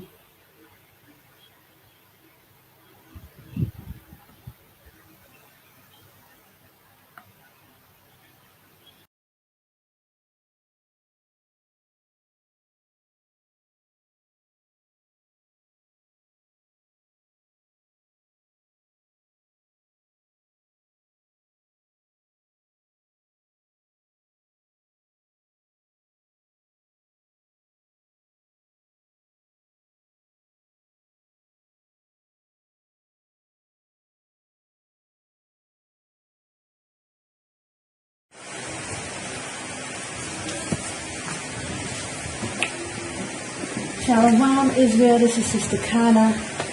I pray you can see me, but it's more important that you can see the screen. I wanted to take the time to explain this diagram, and also I just want to announce that there won't be a Nappy Here Chronicles today at the Secrets of the Times like I promised. I really wanted to do it, but something did come up, and I'm praying that I will be able to do the Thursday Nappy Here Chronicle as well. If not, I'll make up for it, but this is just a makeup video as well, so that you can have something that you can start looking over for your calendars, and so that you can learn to create your own calendars once you know the rules that the Most High put in the Bible for us, to how to set things up and how to understand it. Praise AHAYAH. So you know the vernal equinox calendar template that Elder Ricard used in the Secrets of the Time. So I wanted to kind of make this more explanatory for you, and so that you'll have it. So it gives you the 31 is signifying the 31 day that's in each cycle according to the calendar, our months. Okay, seasons, I'm saying. I couldn't find the word. Seasons. Okay, so there's 4 days that are given 31 days throughout our Hebrew calendar to signify the changing of the seasons. So here it's the 31. This is was for winter. We start with spring, 30 days. Okay, 30 days. And then this one, 30 days, and then the 1 day. So this one has 31 days. So it's 30, 30, 31 days. 30, 30, 31 days. 30, 30, 30, then the 1 day. Okay? So that's so you can understand. This is March, April, May, June, July, August, September, October, November, December, January, February, because March starts the first day. The so-called March starts the first day of our Hebrew calendar. Now, that's just in layman terms to get you to understand it. But, you know, our Hebrew calendar, the January, February, March, April, May. Our Hebrew calendar goes according to numbers. 1, 2, 3, 4, 5, 6, 7, 8, 9, 10, 11, 12, because there are 12 months. So, and then the Hebrew, we use Hebrew numbers. Akkad, Shenya, Shalash, Arabai, Kamash. So those are so that you won't be confused and wondering what these words are. I think there's a spelling error here, but okay. I was trying to do this really fast, so please forgive me, so I'll have something for you. Okay, so Akkad, Shenya, Shalash, Arabai, Kamash, Shasha, Shabai, like that. Shemalana. So just so you understand, you know, what these names are for those who don't know. Okay? Let me go on. I just made a list for you. Hebrew months. Akkad, which is March, is for 30 days. Shenya, which is April, has 30 days. Shalash, May, which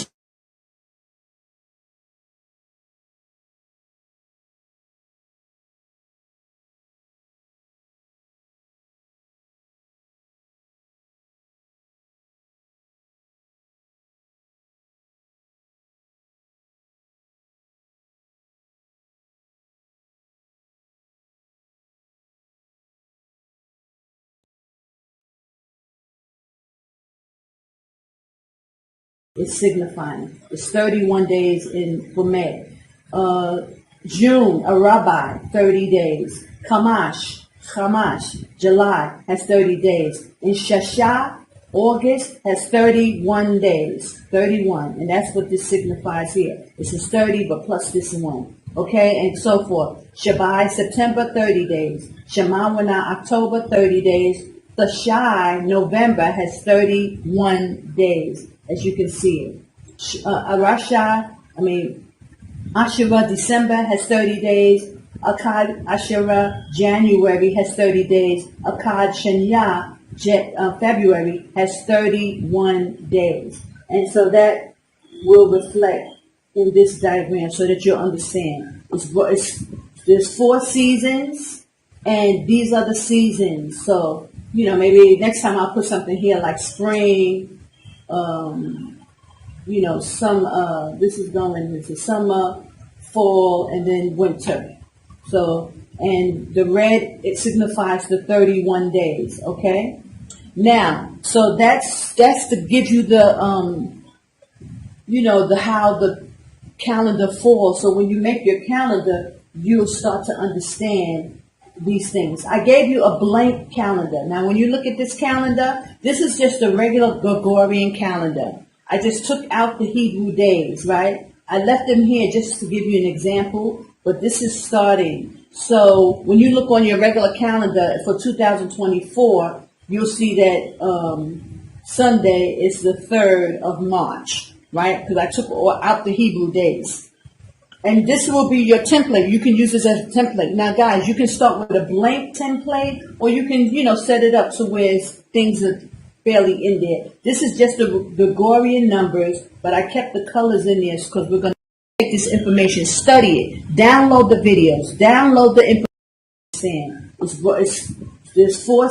Now, let me go to the next one really quickly. This is with the because we're going to add in the Hebrew days, right? I left them here just to give you an example, but this is starting. So when you look on your regular calendar for 2024, you'll see that Sunday is the 3rd of March, right? Because I took out the Hebrew days.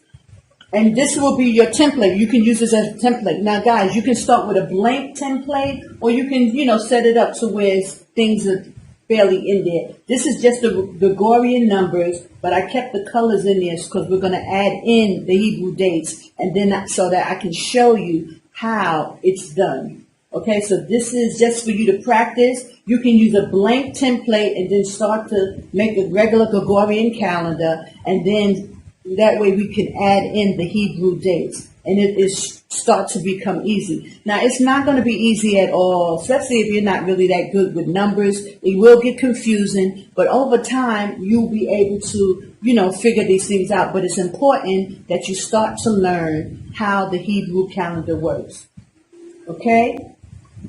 Now, let me go to the next one really quickly. This is with the Hebrew dates added in. Okay, so you can see, remember I showed you about the 7, 14, 21, 28, because this is the month of March, which is Akkad in the Hebrew, which means 1. So it's the first month according to the Hebrew calendar is March. Because it can vary depending upon how the Gregorian calendar will change. So that's why we have to have our Hebrew dates, because it varies because their calendar fluctuates so much. It's not fixed. Our Hebrew calendar is a fixed calendar according to the scriptures. So that's why you'll get the 7, 14, 21, 28. Every season, new season, you will see the calendar line up in this way. 7, 14, 21, 28. This is what the Most High gave us as signs. This is the secret of the times according to the Enoch and Jubilees. We have a pattern within our calendar that once you get the calendar right, it will flow in this way, because you get the season change. All that will line up with the 7, 14, 21. So it seems as if the Most High gave us a sign within, and which he said is the day, these are a sign, the Sabbaths are a sign. So here's the sign that during the seasons, which is very important to the Most High, because when you go into the book of Jubilees, it tells you about Noah set feast according to him coming off the ark, and it goes directly in line with the seasons. So it's very important to the Most High. This is how we are going to be able to put our calendar together. And I just want to show you, give you an idea, so that way you can start to put it together. Every change of the seasons, you will find the last day of the year will be on the Shabbat, which will be a 31.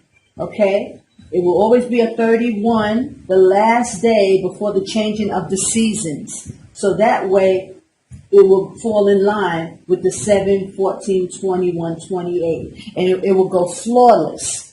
Every changing of the season, every new season will line up this way. So you got March, you got then the first month, the 4th month, the 7th month, and the 10th month. Right now, I'm just focusing on the first month. So I want you to just study this until we get together again. And this may be a good thing that it worked out this way, that you can kind of just look at it, create your own calendar, put the Sunday Akkad, Monday Shinya, Tuesday Shalash, Wednesday Arabai, Thursday Kamash, Friday Shasha, and Shabbat is Shabbat.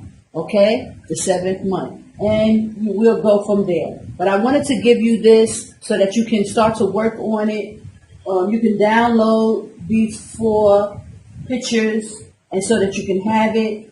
Now just to give you a heads up, I go into the which program do I use? I forgot the name. Not the PowerPoint. Okay, I forgot the name of it. But you can create your own calendar with the template, of your own. There's many templates that you can create your own calendar. Just get the boxes together. 1, 2, 3, 4, 5, 6 normally. Sometimes it's 5, but always, because I leave that line open for the last day of the year for the seasons change, so that you can see that 30-31 day is always going to be on the Shabbat, and that way, so it's always between 5 and 6 lines for your calendar. So just keep that in mind. 1, 2, 3, 4, 5, 6. Okay? And if it's 5, then you can delete it, but if not, you can, you can keep it. So I just wanted to give you an idea to start setting up your calendar, and then we'll go fill in the dates. But you can just normally look at the March calendar for 2024, and you'll see the dates will line up. And then that way you can start to add in the Hebrew dates, and so that you can see which, how this thing works and how our days, when our holy days come in. Because the Most High said it's a sign between us and Him. And we have a lot of brothers and sisters that's still calculating their holy days by the moon, and which is incorrect according to the Enoch and according to the Book of Jubilees. Book of Jubilees, I believe, is 50, chapter 50, and starting at okay. Most of our Hebrew Israelite brethren are following the holy days according to the moon, which this is incorrect according to the Book of Enoch and according to the Book of Jubilees.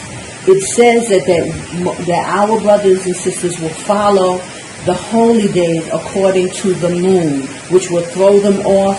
The moon comes in 10 days too soon, and so they will totally be off. And they got this information from the Jewish people, because of course we didn't know the information and we thought they were doing it right. But it's time for our brothers and sisters to put that information down. It's not of the Most High AHAYAH. It's not His holy days and calendar, and we must put it down. And unfortunately, my sisters who are watching, the brothers, a lot of our brothers will stumble because of this, because they refuse to put down what was taught to them by these Gentiles, when it's clear in the Revelations 3 and 9 and Revelations 2 and 9 that they are the synagogue of Satan. But our people will still refuse, and it's because of a hard head and stiff neck. And a lot of our people will be destroyed because of this very thing. They will think that they can come into the wilderness and do what they think is right just because they feel it's right. And brothers and sisters, and a matter of fact, I just spoke to a brother yesterday, and I mentioned to him, and every time I speak to people, I try to bring this up, but their hearts are so hardened, and they are here in Jordan, and the Most High will destroy them because of this. He said He will, remove the rebels, people who just refuse to believe and study, and and a lot of times it's just because of sin. There's some type of sin that they cannot see, they will not hear. And but it's hard to tell Israel that. You can't tell them anything, brothers and sisters. So, and I urge you, brothers and sisters, to try to, once you get this information and you see that it's correct, because there's not too many ways you can err once you get this information. Even with our brother Elder Wakar, who brought it out, he still was one day off. Now, I know it's because of infiltration, but people who want to argue the fact that there's no infiltration, you explain to me why this brother would still, not be reasonable to see his error, repent, and just fix the calendar. Okay? It's not that hard. But if it is infiltration, they do not want us to come back to our Father. They refuse to allow us to connect back to our Father. And this is why infiltration is among us, because they know that this is the most important thing, that we cannot come back to serve our power on the right holy days. This is the commandments. We will be in line with our power, AHAYAH, and that's what they don't want. So this is why there's so much confusion about this calendar, and the fact that the Most High had to use a woman to bring it forth. For the life of you, I don't know why I have to be making these videos as a sister in this truth, coming to you, bringing forth to you holy days. Why? Why do I have to do this? And I'm not, dealing with any kind of pride or ego. I know I should not have to do this. But because of the infiltration, because of the misinformation, the disinformation that's perpetrated upon our people, that we can't even get this information from our brothers, No one is coming to this conclusion. No one is coming, to feel that this is important enough for them to teach even. Why is that? When it's the most important thing to our awakening, coming back to the Most High, keeping his feast as he spoke it in Leviticus 23. It's the most important thing, brothers and sisters, aside Christ and his work and that he died for us.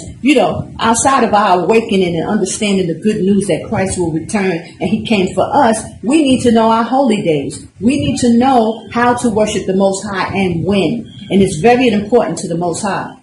So I don't understand, this, but I'm happy to bring it to you. Praise AHAYAH Bahashim Yashaya. His will and his work, it will be done. Even if he has to use a woman. I'm just thankful. So I'm not complaining about it. I just putting it to you, frankly. Why? Why do our sister have to come if we're supposed to follow our men? Why do I have to come and reiterate these holy days? And once you study it, you'll know without a shadow of a doubt that it's correct, that it's not off. And nobody at this point, till this day, have been keeping the holy days correctly. We have not, as a Hebrew Israelite nation, we have not.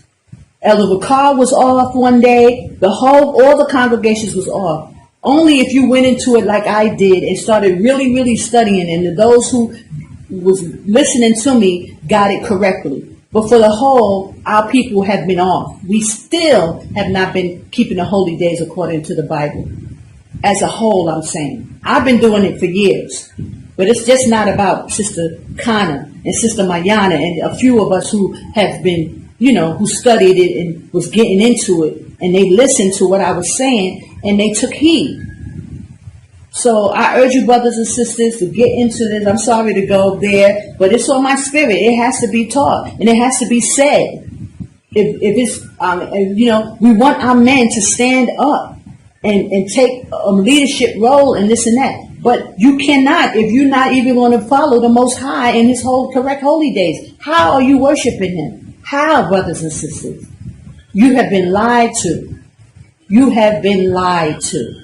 It's been a big lie going on. People are lying in your face week after week, day after day, with these false prophets telling you lies and keeping you off one day on your holy day. Brothers and sisters, wake up. So we're going to go back into this. I'll see you next week, how you're willing, and we'll finish this off. But I pray you take this information, study it, download the videos, download the information, and go in and make your own calendars. It's very important. I give all glory and praise to AHAYAH AHAYAH Bahashim Yashaya Wa Qasash Rawach. Shalom.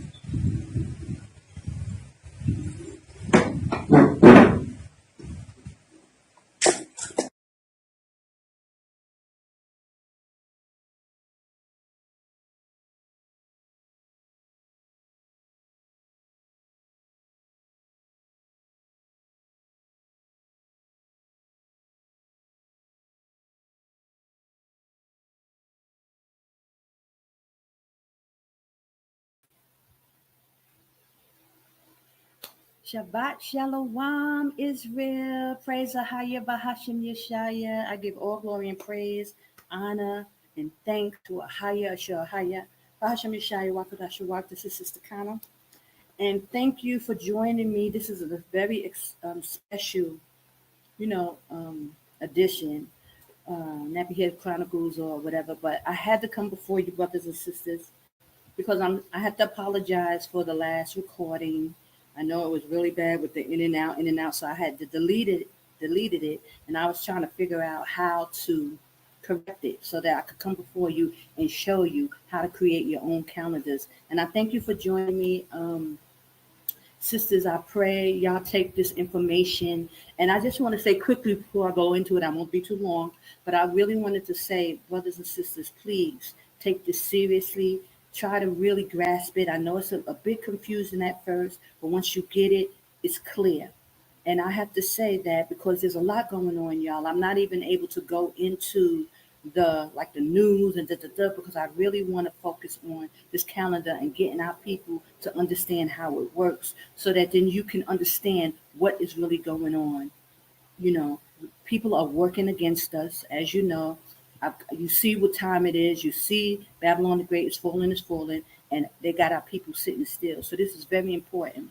And I say for my sisters, once you able to see this and grasp it, and I'm praying that you do, I'm asking that y'all share and talk about the calendar, because there is a lot going on with our brothers and sisters. They seem to be pinning the men against the women and women against the men. So it's hard for a sister like me to come and give this information to the men of the Most High. They are struggling. They have issues with women. They cannot see, past that. And then on top of that, we got, uh, leaders, elders, and bishops speaking against women in such a way that brothers are just turned off when it comes to sisters, because they can't really see and hear. And I just want to encourage my sisters right now, because the children of Israel are waking up. The Most High, He's waking up the children of Israel, and He's going to bring us back through Yashaya Christ. And it's not just for men, it's also for women too. So I'm so thankful that the Most High is using a woman, and I'm bringing you this information, brothers and sisters, and I pray you can receive it, because it's everything. And they got us fighting against one another so that brothers cannot receive it. But we got to come back to the Father, and we got to come back to the correct holy days. So I'm in the Shabbat right now, starting, and I think you guys are too, starting this evening at sundown, we go into the Feast of Trumpets. It starts this evening. It's a double Shabbat, and I'm going to show you in the scriptures, and it's going to be clear, guys. So there's no reason for nobody, not to really get this. And then you got to question what's really going on. By these holy days, once you realize how off, everything has been, and how they have managed to keep us from connecting back to AHAYAH, then you have to question what's really going on. I pray you're coming out of Babylon. I pray you're getting yourselves out as soon as possible, because you can see they are ramping up for this winter. Something serious and major is going to go down. Okay, so now let me just go right into it. Okay, so now I figured out that I'm going to share my screen with you guys, and we're going to go step by step from the beginning. So I pray you get your paper, a pencil, get your books, so that you can go into the scriptures or go online to see the scriptures that I'm talking about, because I really want you to take this time to use this as study. Okay? Okay, so I'm going to share my screen with you, and I'm going to go into Publisher. Now, I have Windows. I don't have a Mac computer. If you have a Mac computer, I don't know what program you can use, but there's a plethora on Google that you can get a calendar. And you just find you a calendar that you can adjust, and you work with that. But if you have Windows, I suggest you use Publisher. That's the program I'm using, Publisher. And it's not Power, or you can use PowerPoint, you can even use Word, but Publisher, is what I've used over the years. And I'm going to show you how easy it is. So let me share my screen with you. Hold on. Okay, and let's see. Okay. Okay, we're going to go into Publisher. Okay, so let me show you here. There's a few things. Okay, I'm going to start here. Okay, now this is, I'm going to start here for a minute just to show you the equinox calendar. And y'all know, y'all very familiar with this equinox. For those of you who listen to Elder Bakar and GLCC, this is the equinox calendar that he brought out a couple of years ago. But I added a few things on it just to make it a little more simpler for you to understand. You see that 31 there, 31, 31, 31, it happens 4 times a year, where we will have 31 days in the Enoch Hebrew calendar, right? There's 31 in the winter, spring, summer, and fall. So this one here is the first one is, you see late winter over here, and the last month in winter, which is February. according to the Hebrew calendar, has 31 days, right? And then you go to the next day, March, April, May, and then you see 31. May has 31 days. June, July, down here, August had 31 days. So that's what we just dealt with, 31 days as of yesterday. And today, made a new or September 1st made a new month, has 30 days, but we'll go into that. Then September, October, November, and November also has 31 days. So that's what November, December, January, and then February goes back to February. So it just really shows where the 31 days go. Okay. Okay. So now I want you to go, if you have Publisher, you can go into Publisher, and I'm just going to show you how. So when you open up Publisher, I'm going to do a new one. And, hold on. Just so you can see, run step by step. When you see new, you open up Publisher, and it'll give you a window like this. And I just picked a calendar that I saw on this one. Now you guys know that I make my own calendars, so I didn't use the template, but I'm just showing you just for purposes how it would look when you open it up. Okay, it'll give you this. Now, you know, it says January 24th or whatever, but over here somewhere, let me see. Over here, if you go to insert and then it goes calendars, here you can go create a calendar, and it says this month, and this is one I recently used, so I'm going to show you that. Okay, let me take that out. I got to go to a blank screen. So we would okay, insert new page. You go there, click on the arrow. Okay, so that brought up a new page. Then you're going to go over to here to calendar, and then you'll it says this is the one I put up. I'll make it bigger, stretch it open so to cover all that. Okay, so let me see. Basically, this is what you want to see. This is the regular Gregorian calendar, okay? And you can use any calendar you want, any template you want, but I'm just going to go with this just so it'll make it easy. Okay, here we go. Now you can see that. I pray you can see it. Okay, so it says September 2020. So if you want to change things, this is Shabbat. Okay, okay, so you see Sunday, Monday, Tuesday, Wednesday, Thursday. I would just add the Hebrew, instead of using the Gregorian names, you can also add the Hebrew names, which is Akkad, which is 1, right? Shanya, which is 2, the second day. And I'm just doing this just so, you know, for those of you who want to make your calendar and you kind of don't know what to do, just making it a little simple. Shalash is the third, is 3. So you put Shalash. Okay.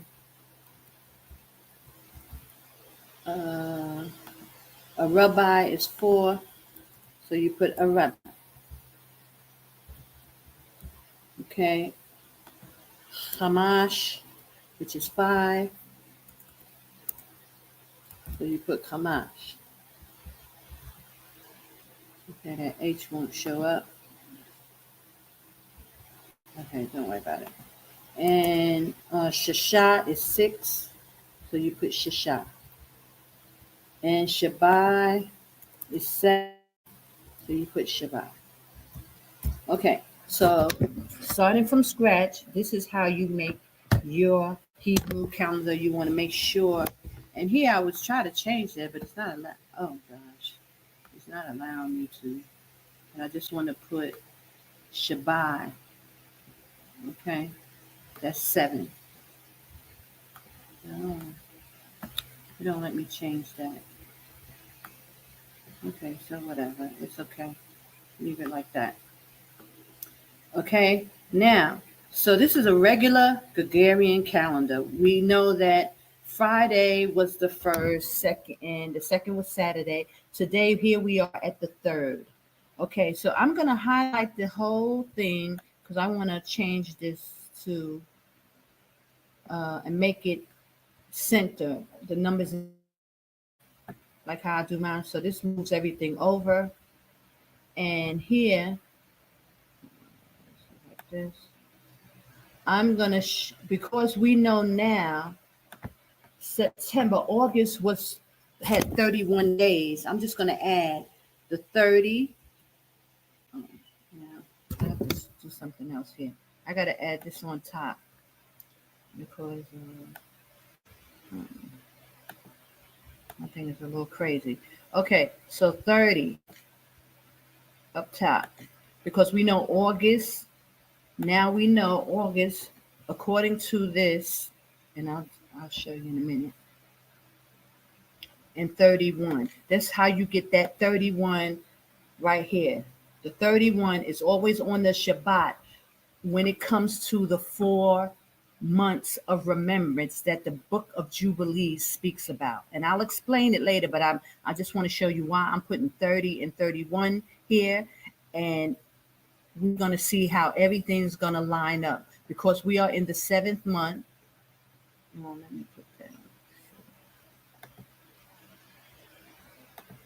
on. Oh, no. Okay.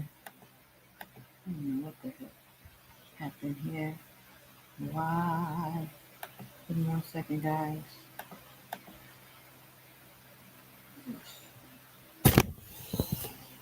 As you can see, it's just a mess. Okay. Let me just put that up. Get that out the way. Again, we're going to add that. 30, 31. I got to do it again. Okay. And I'm going to show you why in a second. So we're in September, but we know August had 31 days according to the Hebrew calendar. Okay. And I believe according to the Gregorian as well. But give me a second. Let me just go here so I can show you. Okay. So we're back at this, and I just want to show you. Here we are. We are. Let me pull that up so you can see this. Here's autumn. The 6th month is August. August shows 31 days, right? So here we go, 30, 30, 31. So that's why this 31 is here. That reflects the 31 days. The next month is the 7th month, which is September, but Shabbat according to the Hebrew. So that's the calendar we're working on right now, Shabbat. And that's why you see that 31, just so you'll know what that means. Okay. So let me just go here. I already did everything, but I wanted to show you guys step by step. Okay. So that's why that 30, 31 is here. Okay. It's reflecting August. Okay. Now here in according to the Hebrew, we only got the Gregorian numbers up. So now we need to add the Hebrew numbers. Okay. So follow me here. Today is Saturday, the 31st day according to the Hebrew, and it's September 2nd. Tomorrow is Sunday, September 3rd, and the Hebrew number will be 1. So we put 1 because it starts. Now, I'm going to go into scriptures and explain all this, but let's just put the numbers according to the Hebrew so that you guys can see it. Now, I pray you guys are with me and you're able to see everything. Hold on. You're able to see everything. If you have a question, guys, you can ask, but I'm just hoping that you can see everything, okay? And you understand where I'm at. Let me keep going. If you have any questions, I'll try to come back and look at it. Okay. We're back here. We're going to add the Hebrew. letters. We have the Gregorian already on. Now we're going to add the Hebrew. So 1, 2. And you can follow with me. You can add yours. You could be making yours. Saying, speak to the children of Israel, saying, in the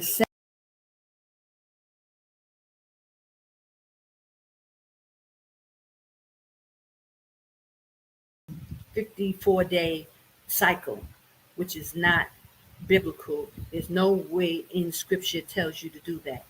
But when you go into the book of Jubilees, it tells you specifically we have a 364-day calendar, which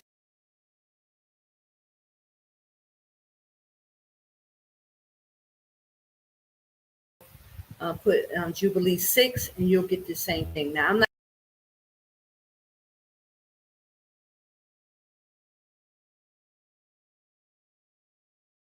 doing no survival work. We should.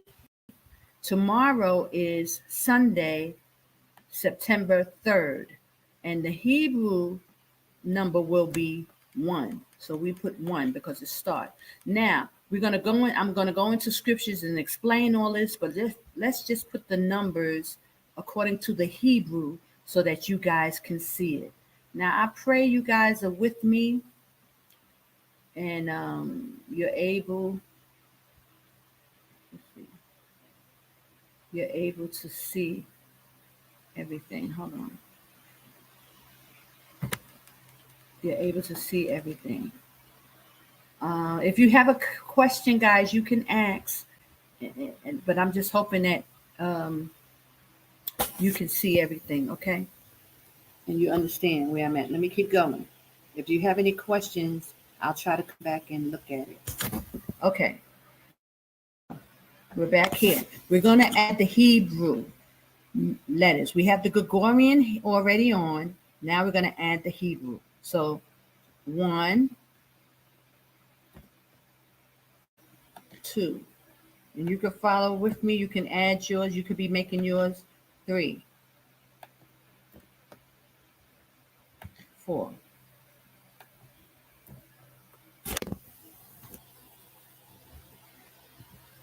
5, 6. Now I told you the pattern that you would see, the 7, 14, 21. You will see that during those 4 months, the first month, the 4th month, the 7th month, and the 10th month. So this is the 7th month. So you should see that 7, 14, 21 on the Shabbat. Okay, let's go down to the next number. After 7, we got 8, 9, 10,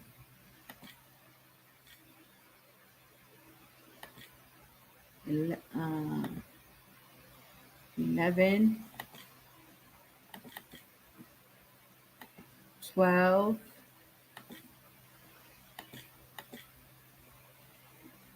13,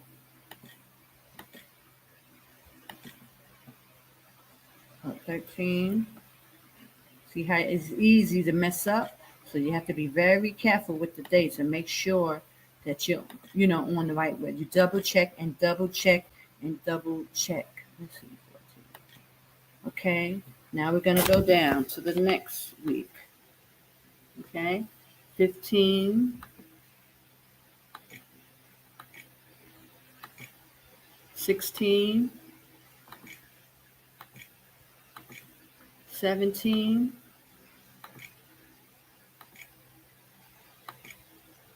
18,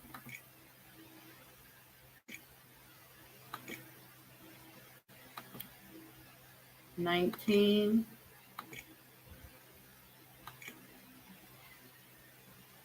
20, 21,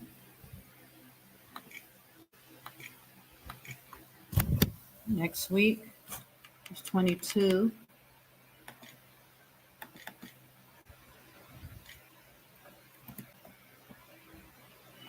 23,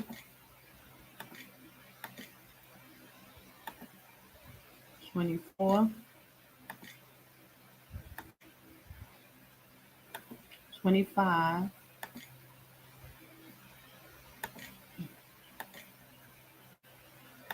26,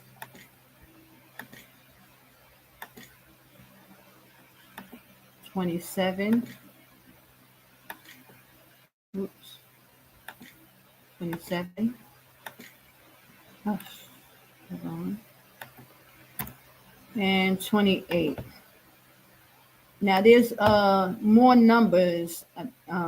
Shabbai, the seventh month go up to 30, but we're just going to leave it at 28 for now, just to focus on this month so you can see everything.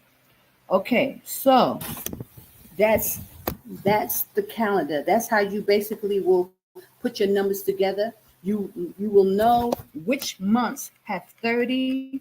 Oh God. You will know which months have 30 or 31 days based on the vernal equinox calendar. Make sure you have the correct one, and you can download mine or send me an email. I'll give you a copy of the one that I did, just so you can see this. Now, I'm going to show you what else I do. So I always keep the Shabbat in red numbers, so that it's clear that this is our Sabbath. So I'm going to change that. I'm going to bold everything, make it bold. I think I did that. Make it bold.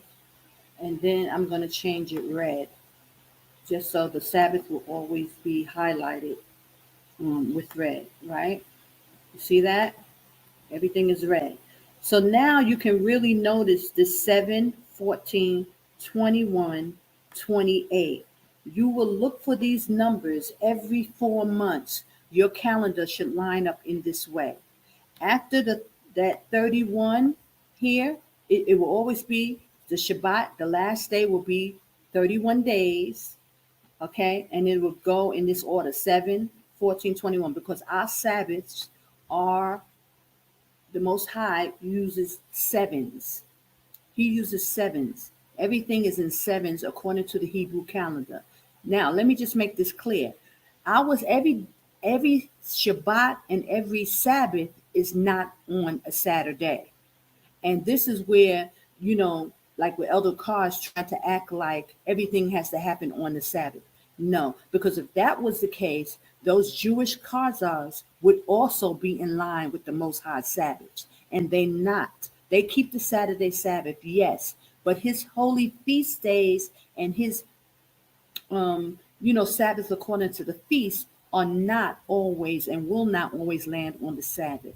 The Most High put a monkey wrench in this whole thing. So, and when he says the secrets of the times, there are secrets.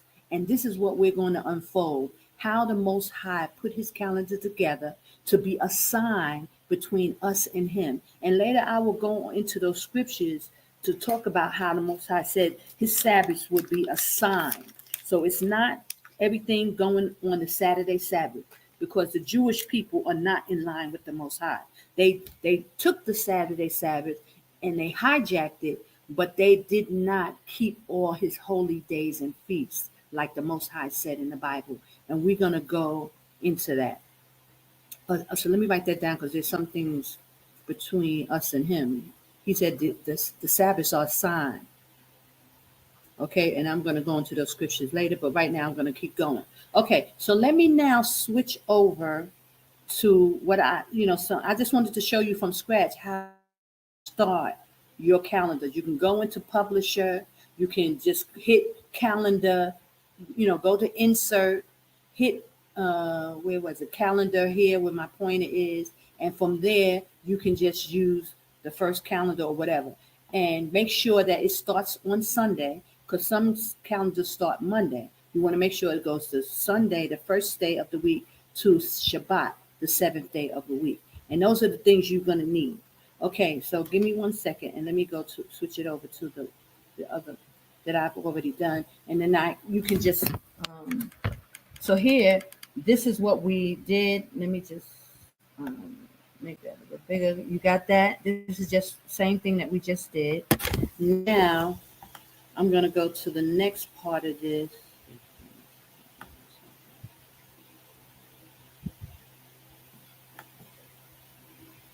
Okay, so the next thing I did was I put in holy day. Now I want to go into the scriptures with you so that you will know what days the Most High told us, ordained us as feast. Okay, so I'm switching over to the calendar, another calendar that I started, but maybe I can just add that here for you because I like this one because the numbers are bigger and that you can see clearly. So let me just try to do that. Okay, so everybody's clear, right? Y'all see that? Oh, gee. Oh my God. Let me go back. I didn't put the numbers into this one yet. Okay, this one has the numbers. Let's keep it there. Okay, so now, give me 1 second, guys.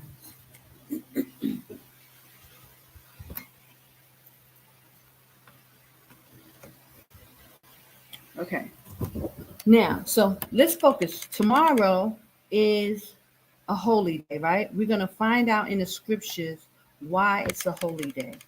Okay, let's start at Leviticus, and then we're going to go into the pseudepigrapha, into the book of Jubilees, chapter 6, so that you can get ready, so we can read through that. Now, I have it already, the scriptures I pulled out, but I just want to let you know, write this down, the book of Jubilees, chapter 6, and I think we're going to start at 20, but first let's go straight into the Bible.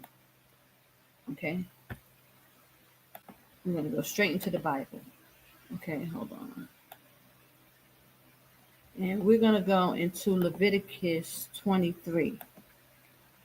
Okay. And we are going to jump down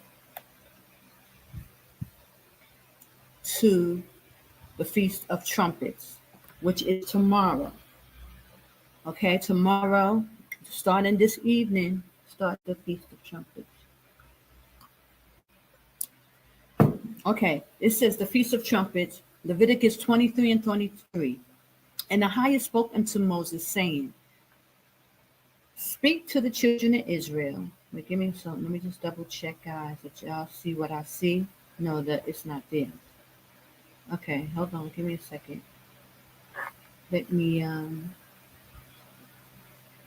go back again. I'm sorry, guys. My hands are showing up.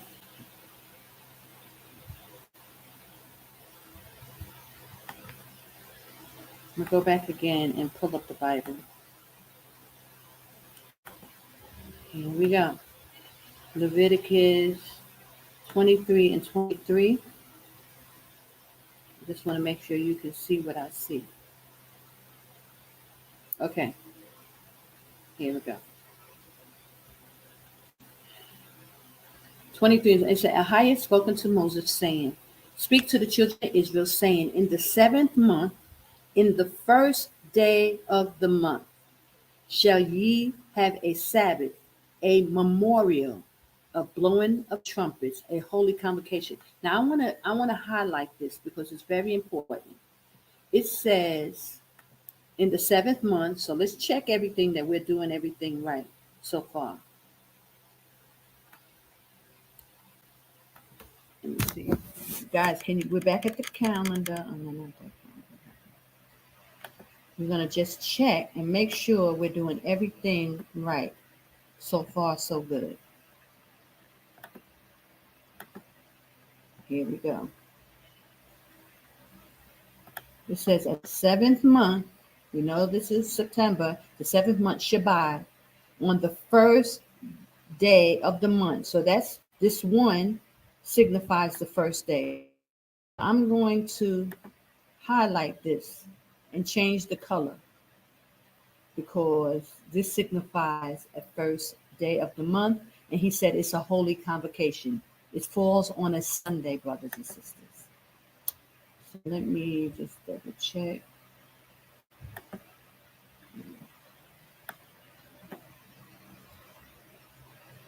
So that you can see that. You're going to feel that, okay? I'm going to go down. And this is where I put holy day, just to, keep it clear. And I'm going to go into more. I'm going to make this smaller, maybe about 12.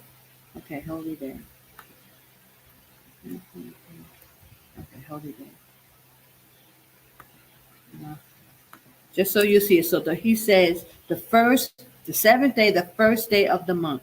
And according to the scriptures and according to the calendar, we know that August has 31 days. So that signifies the red 31. It's on the Shabbat. It ends. The next day is the first day of the month, of the seventh month. Okay? So let me keep going. I hope you guys. I have to keep coming back and checking. Okay, yes. Okay, let me put this up. Put this up here so I don't keep moving this.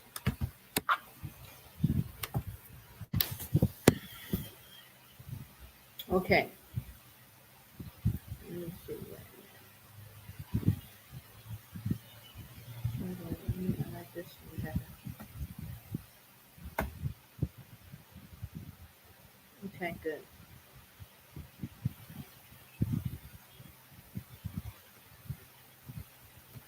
It says, okay, in the first day of the month shall ye have a Sabbath. It's a Sabbath, brothers and sisters. We doing no servile work. We should do it like a regular Sabbath. It's a Sabbath. The Feast of Trumpets is a Sabbath day.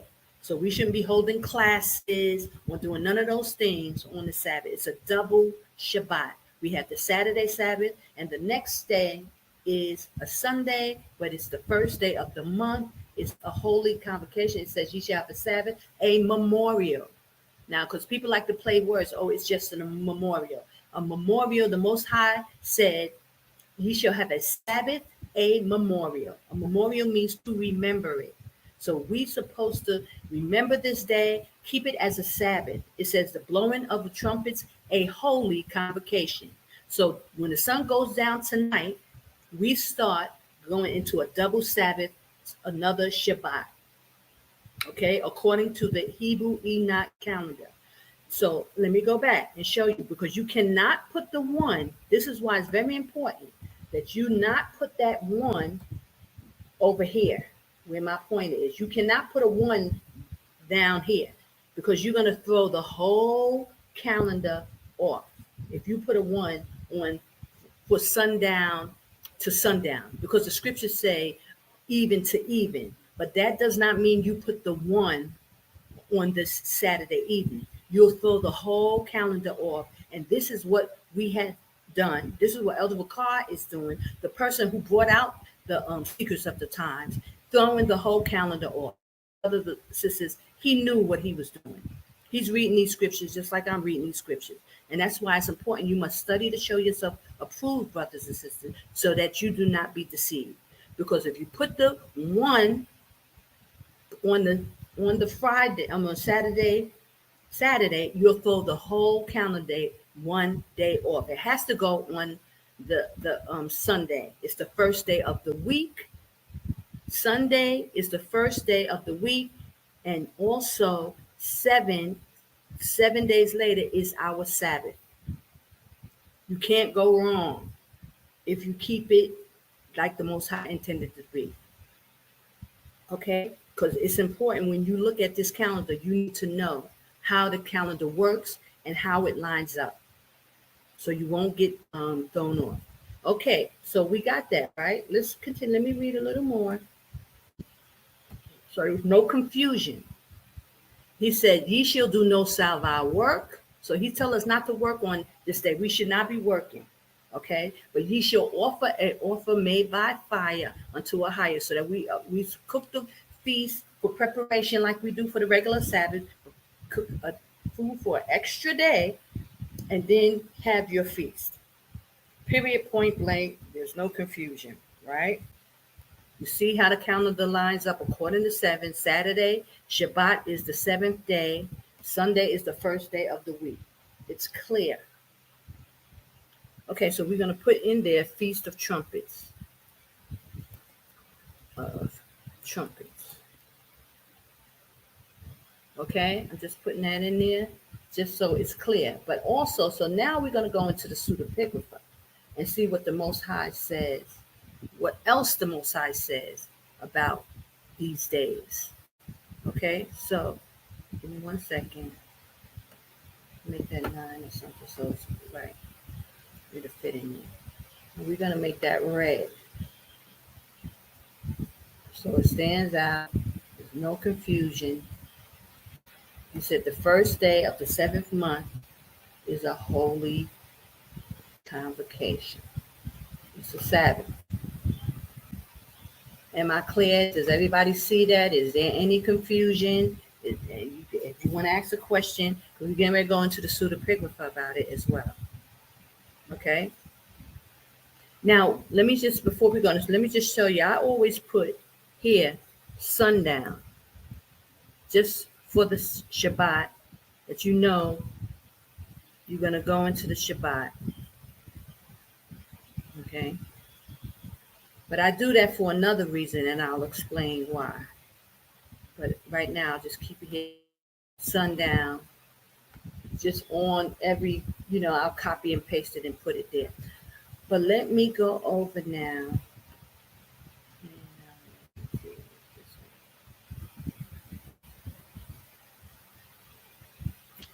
Okay. Let me go over now. So I wrote down the scriptures here. But for those of you who are on the internet, it's going to tell you all you got to do is go to Google, type in pseudepigrapha, and you can Google it, and it'll come up right here, just so you'll have it.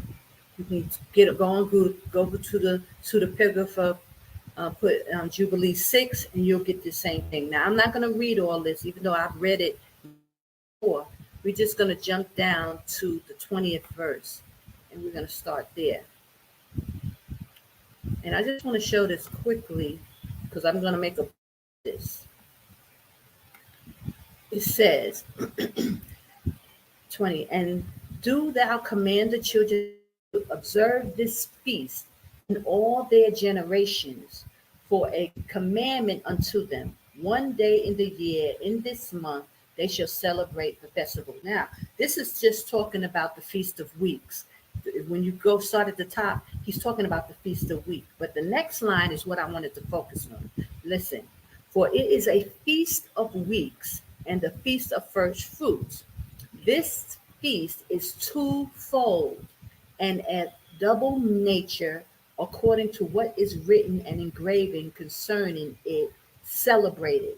I just want to point out how the Most High is saying that he made this Feast of Weeks and the First Fruit. They run concurrently. It's a double feast and of double nature. So this is an example of showing that the Most High do things like that. He makes things double meaning, and he deals with double nature of things, as well as double Shabbats. When you go into the Feast of Weeks, you count 7 Sabbaths, y'all know that, and then on the next day, the 50th day, which is a Sunday, always on a Sunday, is the Feast of Weeks. And it just shows that the Most High is not always doing things on the Sabbath. All our feast days do not fall on the Sabbath. It sounds good, for somebody to, Elder Carr brings it out and makes it sounds real good, but that's not what the Most High has done, and that's not what he's doing, and he's throwing us off and keeping us celebrating the wrong holy days at the wrong time. So we become an abomination to the Most High when we do that. But I wanted to bring that out because I want you to remember that when we start going into these feasts, other feasts, and seeing how the Most High do things, he'll make things double in meaning, double in, in duality, meaning that he'll, do things at a certain time. Okay, let me just keep reading. Go down to 23. Now, this is where we need to be. And on the new moon of the first month, and the new moon of the 4th month, and the new moon of the 7th month, and the new moon of the 10th month are days of remembrance. It's very important, these moons. Now we know when we go into the Hebrew, new moon doesn't mean the moon, it means new month. The Hebrew word is Qasash, and it means new month, not new moon, the actual moon in the sky. It means new month. So that's what I just showed you for the 7th month. We started the new month. It was the 3rd of September. Go back just to clarify it. Because once you see it and understand it, it becomes really easy. It's exactly what the scriptures is telling us. Okay, here we go. We're back here. Let me just make sure you can see what I see because it kind of goes off really fast. Okay, no, you don't see what I. So, you didn't see that. Hold on a second, guys. Let me go back. So I was in a pseudepigrapher. Let me just read it again. Stop sharing. And I'm going to share my screen again.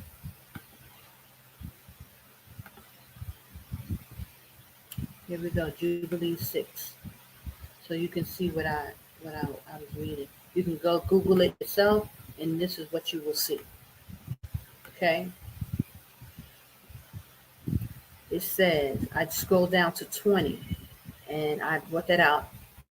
Thou command the children of Israel to observe the feast in all the generation for a commandment unto them. One day in the year, in this month, you shall celebrate the feast, for it is the feast of weeks, or first and the first fruits, two together, right? It's a feast is twofold and of double nature, according to written, engraven concerning it, celebrated. So again, I just want to read it, and I wanted you to see it so you can read this for yourself. Jubilee 6 and 20 shows that the Most High do things in double nature and also in double meaning. Okay, so and I brought out about you count 7 Sabbaths. It's not on the Sabbath day, it's the next day. It's on a Sunday that we keep the Feast of Weeks every year. Okay, so I just want to show you because the Most High, he's not an author of confusion. When he gives information, you know that this is how he do things. We have to learn our power. We have to know how he does things. That's why I always say, like, learn the power that you call yourself serving. How do you, say you love him and then don't understand how he do things? How you understand how the Most High do things is by studying his word and studying his books and look at the examples that he give us. So this is a clear example that the Most High does things twofold. He'll just do things in double nature and in double meaning. So when we look at the Feast of Weeks, he went 7 Sabbaths. Now he could have made the Feast of Weeks easily on a Saturday and made it easy, right? But no, he went to the 50th day for the meaning of Jubilees, 50. But also he took it outside of the regular Saturday Sabbath. Okay, he could have easily made it on the Sabbath, but he didn't. Okay, let's continue. So now we went to 23, and it says the new moon of the first month, a new moon on the 4th month, and a new moon on the 7th month, and the new moon on the 10th month are days of remembrance and the days of seasons. So he's clearly telling you he's setting apart the seasons in 4 divisions of the year. These are written, ordained as testimonies forever, brothers and sisters. So we know that the seasons, the Most High set apart his seasons as a testimony for us. Okay, so we must take these things very serious. So going back now, let me go back. Going back now to what we were doing.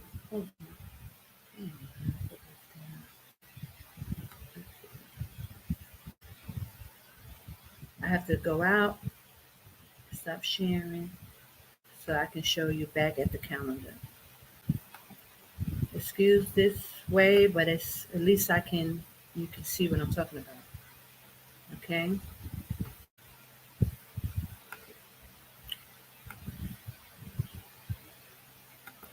The seasons are very important. There are days of remembrance, brothers and sisters. Okay, let me shift this over one more time so that you can see that graph that I made. Okay, the seasons.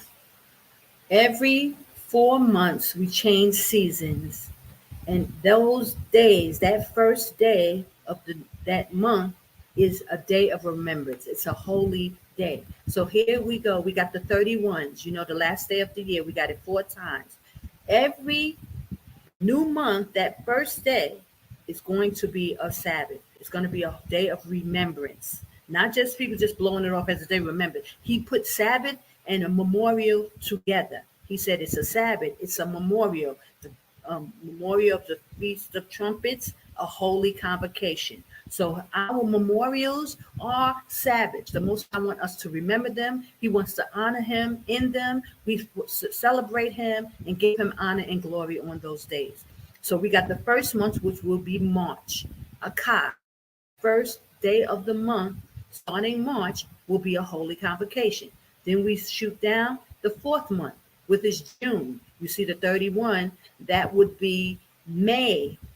And according to the Hebrew calendar, we'll have 31 days. That next day in June 1st, according to the Hebrew calendar, will be a holy convocation. Skipping down to the next 3 months go by, and then we have September. That's the month we're in now. August will have 31 days according to the Hebrew calendar, 31 days. The next day, September 1st, according to the Hebrew, will be a holy convocation. And then we shoot down to winter, which will be, let's see what day is that? That is December. November will have 31 days according to the Hebrew calendar. And the next day, December 1st, the 10th month, will be a holy convocation. And these days will always fall on a Sunday. It will always be a double Shabbat. They will always fall on a Sunday. It will be a double Shabbat, and most of them have double meaning, and it's twofold. Now, let me just give it to you on this graph just so you can see it. Okay, I put Akkad is the first month, March, Shana, April. These both have 30 days. The next month, Shalash, I put it in red, 31 days. So that way we know that the next day, June 1st, will be a day of remembrance. That's the fourth month, a Rabbi, the fourth month, that will be a day of remembrance. Then Kamash, also 30 days. These are the summer months. And the last day, Shashah, will have 31 days, right? After that 31 days, the next day, September 1st, according to the Hebrew, try not to get confused, Hebrew calendar, it will have 30 days, but that first day will be a holy convocation. That is what happened in sundown tonight. We will go into the 7th month tonight at sundown. It's a holy convocation, guys. And then the 8th month, we got 30 days. And then the 9th month, we have 31 days, the Shai, but it's November 31st. And then the next following day will be December 1st. According to the Hebrew, it will be a holy convocation. It will always be on a Sunday, like I'm showing you. Okay? And it goes on and on and on. And after that, then we go 30 days again. And then in February, 31 days. And the cycle repeats. March will be the first day of the month of the Hebrew calendar of the new year. And that will be a holy day. Okay?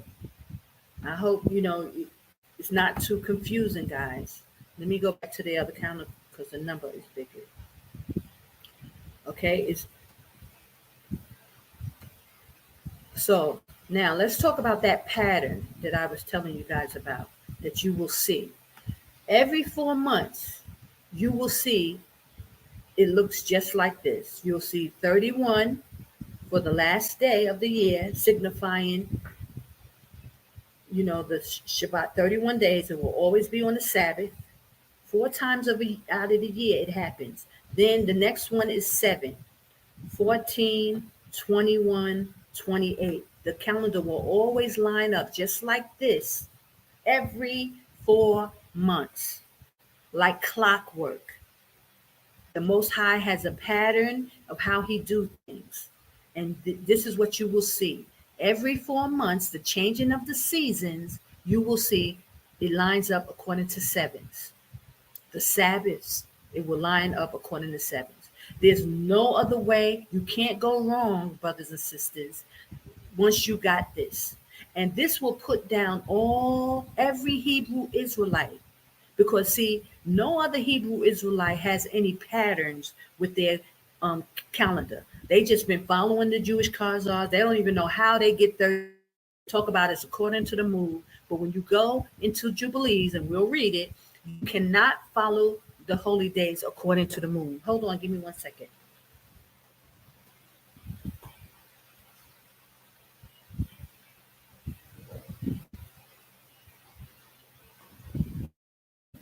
Sorry about that. Okay, you cannot follow the calendar according to the moon. The moon comes up 10 days too soon. It throws the whole calendar off 10 days, and it gives a 354-day cycle, which is not biblical. There's no way in scripture tells you to do that. But when you go into the book of Jubilees, it tells you specifically we have a 364-day calendar, which goes into 7 evenly, 52 weeks. And he lines it up by sevens according to on the days of the seasons. Those 4 seasons is when the calendar will automatically correct itself. You will see this 7, 14, 21, 20 into 7 every 4 months, like clockwork. When you got your calendar right, you will know it because you will see the sevens. Okay, so Hebrews have got to put this calendar, that other calendar down, following the Jewish Qasash. In Revelation 3 and 9 and 2 and 9 tells you they are the synagogue of Satan. We are not to follow them. It will force every Hebrew to, get on the correct calendar. Many of them to try to act like they don't ascribe to the Enoch, they don't ascribe to Jubilees. That's their problem, because those are the only 2 books that really give you the information of how to find the first day of the year, and lastly to figure out the calendar according to sevens. Okay, so I just wanted to reiterate this. Now let's keep going. So we see the pattern 7, 14, 21, 28. Now let's go into the scriptures and read about the next holy day. Hold on, let me go out and come back in.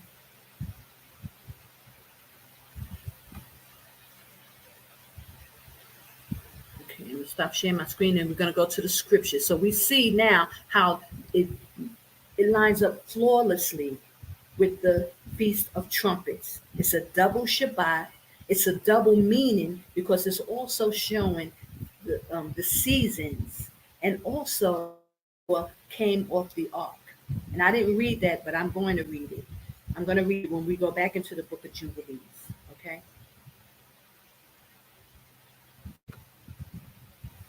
Let me go back to the scriptures so we can read the rest.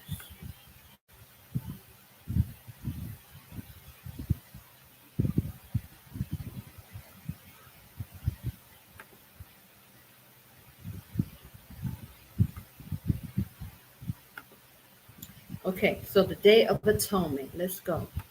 It says, Leviticus 23:26, and AHAYAH spoken to Moses, saying, also on the 10th day of the 7th month. And now we have to see, now we understand why the Most High was being so clear about the days and the time when we're supposed to do things. He's very precise. He said on the first day of the 7th month. Now he's saying the 10th day of the 7th month. And he even goes and say at sundown and even on the 9th day when you start your fast. So the Most High is being very clear about the day. what he wants us to do and how he wants us to do it, because he knows how his calendar lines up and how it must line up in order us to be on point with him. Okay, so also on the 10th day of this 7th month, there shall be a day of atonement. It shall be a holy convocation unto you, and ye shall afflict your souls and offer an offering made by fire unto AHAYAH. Now let me talk about this made by fire. We supposed to have a feast before we go into the fast. You cook a meal before that sundown comes, and you sacrifice to the Most High before you actually go into your fast. This is what he's saying. He's saying, and ye shall do no work on this day, in that same day, for it is a day of atonement, to make an atonement for you before AHAYAH your power. For whosoever soul it be that shall not afflict his soul in that same day, ye shall be cut off from among his people. Now that's very deep, brothers and sisters. So the Most High is saying it's a specific time and it's a specific day. So you got to understand, this is why in Daniel, it tells us that they thought to change times and laws. They know how important it is for the Most High that we do things at the time he tells us to do it. So that's why there's so much confusion about this time. We need to know what day to afflict our souls, because he said we will be cut off. So that's why it leads for a lot of people to get destroyed. When Babylon is falling, when all Hades breaks loose, a lot of people can be cut off.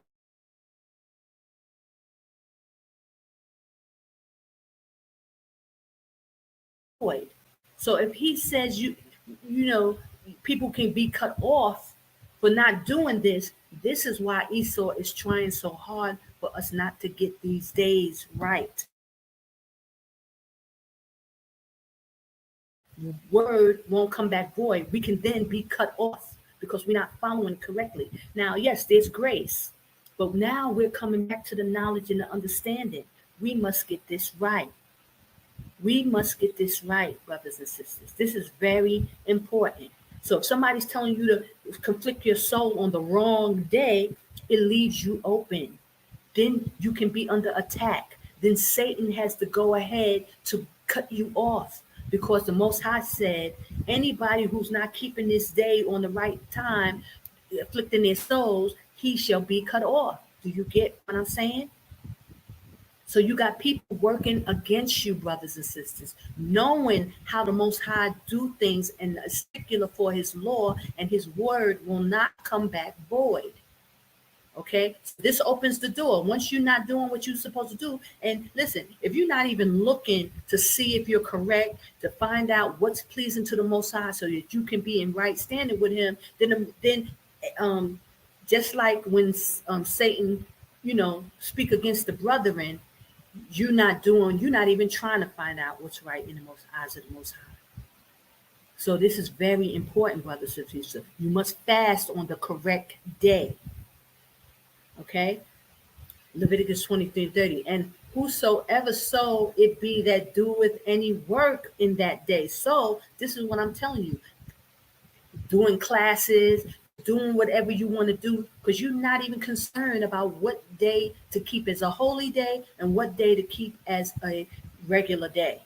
And if you don't have people really telling you this, you're going to get it wrong. But listen, and if you do it any same day, the same soul will be destroy them from among his people. Look what the Most High is saying. He's saying if you do work on the wrong day, if you don't conflict your soul on the wrong on the day that he's telling you, you can be destroyed. You will. It don't say can, it says you will. The soul will I destroy from among the people. So it leaves room for you to get destroyed in Babylon, because you ain't even paying attention anyway. The Most High is calling you out. He's trying to bring you back so that you could save your soul, and you just walking around thinking everything is everything. Pay attention, brothers and sisters. You must learn to keep the righteous acts. Figure it out. And I'm trying to show it to you, but you got to figure it out on your own and know what's right and what's wrong. Do not let just anybody tell you anything. This is very important. It leaves the door open so that you can be destroyed justifiably. Okay? Because you're sinning against the Most High because you're not keeping his days. Okay, it said, ye shall do no manner of work. You shall be a statue forever. Brothers and sisters, we are now coming back under the law. We're learning. The reason why the Most High got us talking and telling you about these laws, because we will be going back under it. So it's your due diligence to figure it out. It says you shall do no manner of work. So if you're fasting on the wrong day, that means you're going to be working on the wrong day. It says it shall be a statue forever throughout generations in all your dwellings, no matter where you dwell. Okay, people try to say, "Oh, we ain't in the land yet." It ain't. No. This not saying that. It says all your dwellings throughout your generations. Right. 32. It shall be unto you a Sabbath, another Sabbath, and ye shall afflict your souls in the 9th day of the month at evening. He's being very specific. Yes. Very specific. He's telling you when exactly to do it. So you must know his calendar and you must know the correct days. Don't throw it off. And this is why I'm taking the time to show you how the calendar works so you will not be deceived. Nobody can deceive you now because you know there's 4 months out of the year that got 31 days. You should know those days and then count the first day of the month, and you can count and you can stay in line from there. Don't let nobody throw you off, brothers and sisters. Okay? I'm telling you there's infiltration. Okay? And from even to even, ye shall celebrate your Sabbath. It's a Sabbath, brothers and sisters. Sabbaths are a sign between us and the Most High, and I'm going to bring that out. So let's go back to the calendar again so that you can see what I'm talking about. And we're going to highlight that day. Okay, let me stop sharing for a minute so y'all can see. Okay, y'all have to understand how important it is. This is why Sister Connor, for all these years, been making a big thing about these holy days. This is why. Praise AHAYAH. Okay, let me see. I'm gonna share my screen and we're gonna go again because I blew up some balloons for the holy day. So praise AHAYAH. Okay, so now let's go to the calendar so you can see it. Okay, so it says we know the first day, it's that Sunday. Now we're going to go to the 9th day. The Sabbath is the 7th day. You see that 7 there. Sunday is the 8th. Monday is the 9th. And Tuesday is the 10th day. Okay, so we're going to highlight this day. We're going to highlight this day. We're going to make it blue. Okay? Because it's not a change of seasons. The change of seasons are in yellow. Let's make blue for the holy days. Okay. He said the 10th day. And we're going to write holy day. Yeah. I'm going to have to make that small. Day of Atonement. Yeah.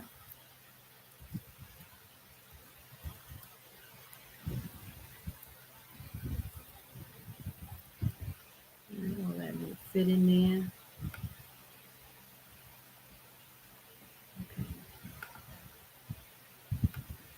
Okay. Now we just read it, so you know it's the 10th day according to the calendar. You see how you get the first day. How you get the first day is very important. You see that 31 up there for the changing of the seasons.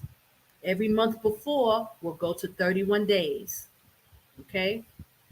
I know it's a bit confusing because you got to figure out which days, but you'll get used to it. Hold on. And this is why it took me so long to be able to articulate it, brothers. Since I couldn't explain, I didn't see the patterns until I started doing the calendar 7 years in advance. So it took me time. So it took time to be able to come to you and to show you how to do that, how to do it. But now we got it, okay? And I'm showing it to you so that you can get it. And you must be able to show and study it and show it to other people so that they can get it, because all the children of Israel must know this. Now, it's not just for Sister Connor. It's just not for, a few of us. If we plan to come in, if you plan to be up in that wilderness, then you should know this, because you must keep these days at the correct time. Okay. Again, I'm going to make this red. We're going to bold it.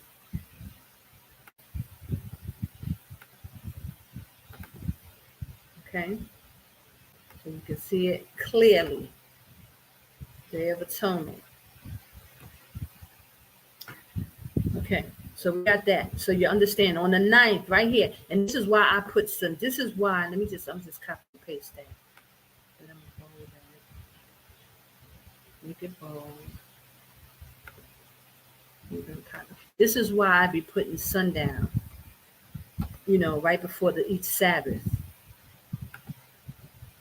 so that you know what you're doing, as you're making your calendar, you can do whatever is helpful to you. But at sundown on Monday night, starts the feast. It starts the Day of Atonement where you're going to fast. Sundown on Monday night. So we're here at Shabbat. So you got a whole week and a half to figure that out. But we're going to fast. So you make your little dinner before you feast. You give the Most High His glory and His praise, and then you go into your fast. Now, I told you that the Most High sent me to a church when I was in California. They did a shut-in. The whole congregation met at the church, babies, everybody, and they had a shut-in. And they fasted together. And they woke up like every 3 hours. They did the 6 o'clock in the evening.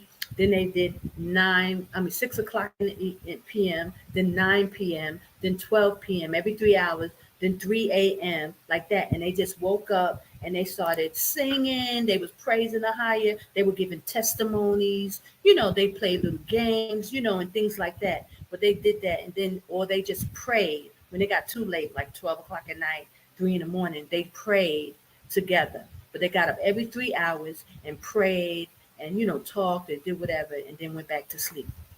And, during the fast. So it made it go fast. And, it made it interesting. But I thought it was very nice. And I know that the Most High wanted me to see that. He sent me to that church to get that information, because I didn't know anything about the holy days. And I've told this story many times. So let's keep going. Okay, so then after the fast, you conflict your soul on the 10th till sundown, Tuesday night. Then at the end of the week, it will be the 14th. You see that's 21. Now, the reason why this is important to know this, because when we go into the scriptures, again, the Most High is being very specific again. So you see that 14 right there. This 14 will be 4 months. The calendar will line up 7, 14, 21, 28. Okay, so that's why I'm going to go out and go back into the scriptures. Hold on. That's why when the Most High goes in the scriptures and he says the 15th day, he's being very specific. He's telling you what to do. But let me go out and start in. Okay. Go back to scriptures.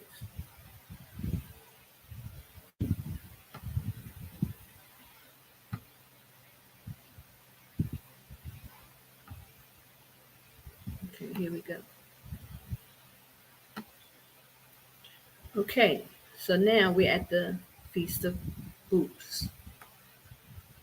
Leviticus 23:33. And AHAYAH spoken to Moses, saying, Speak to the children of Israel, saying, The 15th day of the 7th month shall be a feast of tabernacles for 7 days unto AHAYAH. Now I want you to pay attention, because he's saying 7 days. But then check this out, because if he said 7 days, then it will just go to the next Sabbath, right?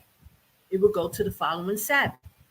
But listen, on the first day ye shall be a holy convocation. So we know it's a Sabbath. We got to keep it. Now, the first day, he said on the 15th day, that first day, which is the 15th, is a holy convocation. It falls on a Sunday, brothers and sisters.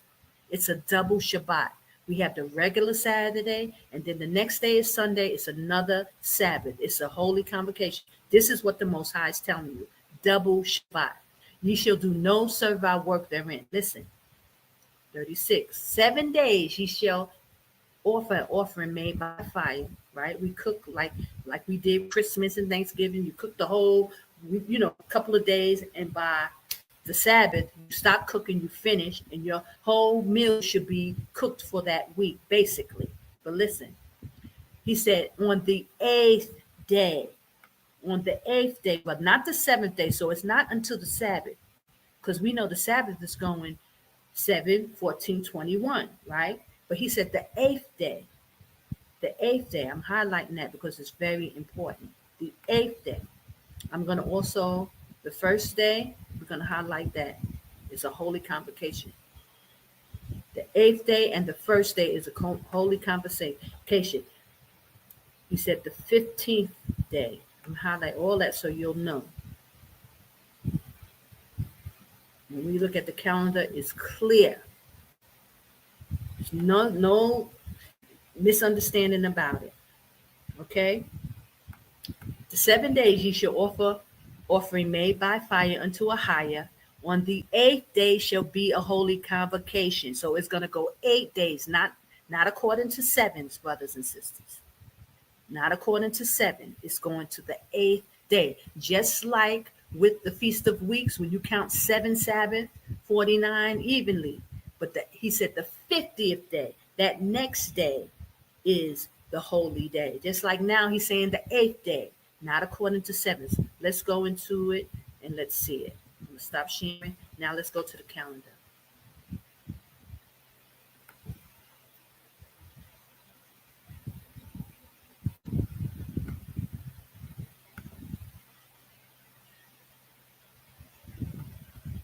Here we go.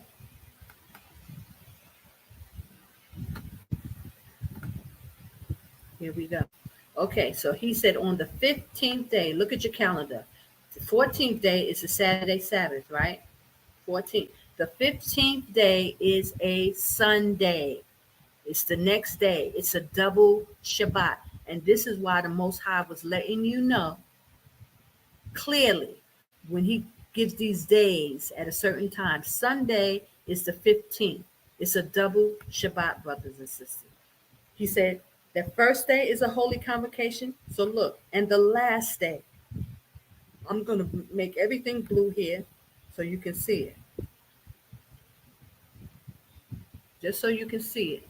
So it's clear what the Most High is saying. He said for 7 days, right? 7 days. Now, normally, let's count 15. 1, 2, 3, 4, 5, 6, 7. That would be 7 days. It would end on the Sabbath. So, like Elder Carr got you ending everything on the Sabbath. That's incorrect, because the Most High said, and the 8th day is a holy convocation. It's an 8-day feast, not a 7-day feast, brothers and sisters. So you got to highlight this next Sunday. It's again a double Shabbat. It's a double Shabbat again. It's not just everything ends on the Sabbath, like I'm trying to tell you. That doing the calendar that way will always throw the holy days 1 day off. Look at the numbers. The numbers don't lie. It's clear.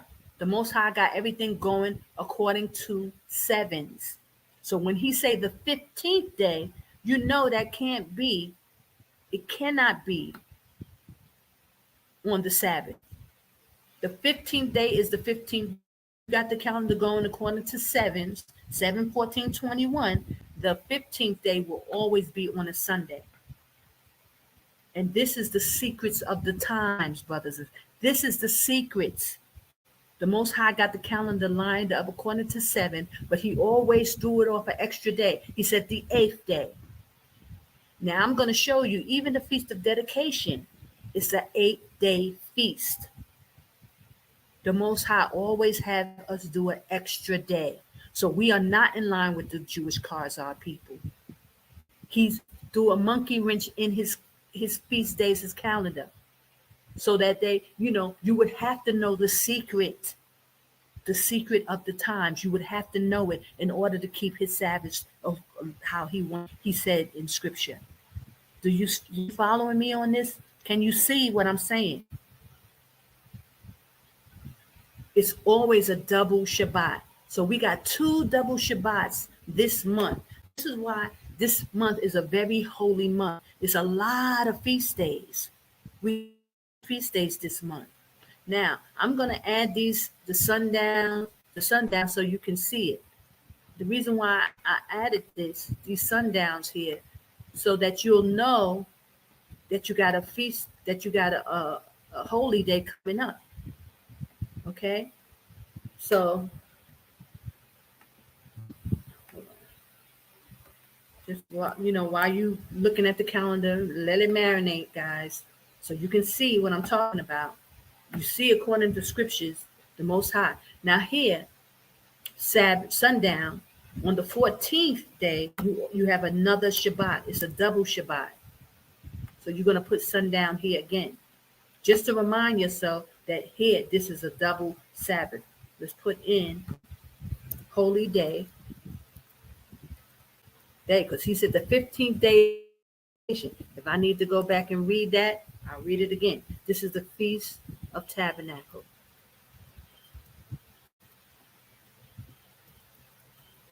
Now, it's the first day is a holy day, and the last day is a holy day. So all these other days after Sunday, which is a holy day, then you can, if you need to make more food, if you need to cook something else, then you can, cook until you get to Friday. If you have to add more food, or, sometimes even during Thanksgiving and Christmas, we would do that. After the 3rd, 4th day, you start running out of food, or you got to make some more food or whatever. So, but the first day is a holy day, and the last day is a holy day. Not all of them are Sabbaths. So we have a double Sabbath, Saturday and Sunday, and then you go the whole week, and then you got another double Sabbath, Saturday and Sunday. Let me change the size of this so you can see the whole thing. Okay.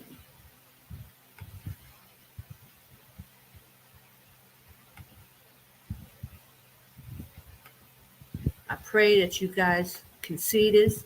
I pray that it's clear, because once you get it, you can understand it. But it may take some time for you to get used to it, because that 31 at the top, knowing when that falls. So that's why you got to download that vernal equinox graph. And if you want to email me, I'll send it to you. And I could also send you the other thing that had the, March, April, May, and with the 31, I can give you those as well. Because it's very important that you get it. Now, praise AHAYAH, somebody can show you. No one was showing me this. I had to get it on my own. It was only through the grace of AHAYAH showing me this and showing me how to figure it out. But it wasn't until I started doing it 7 years in advance that I started to be able to see the pattern. It's a pattern. So hold on. Let me just put down these sundown, because it makes it easier. Then you can even see, how it's starting to work. And because this is a double Shabbat, you have another one right here. 2 double Shabbats, brothers and sisters, back to back. Oh gosh. So I hope this is coming a little clearer. I know it's not simple, and it takes some time to do it. But once you start doing your own calendars, you will see. Now, listen, I'm just going to do this up for this first month. But I'm going to go through this for a couple of weeks, a couple of months, because I said I have to do 7 years. I'm almost at the end. I got 2 more years to go, but I want to start now. So I don't mind doing. Just know, brothers, things be getting hectic. You see how fast the days are going? Oh my goodness. It's going so fast that I can't even really keep up. So I got this. I put holy day again here. Let me just copy this. This is too much. But I want to say the end of the Feast of Tabernacle. That last day is the last day, and he says it's a holy the 8th day is a holy convocation, not the 7th day, right? Because if it was just a 7-day feast, it would end on the Shabbat. But the Most High didn't say 7 days; He said 8 days.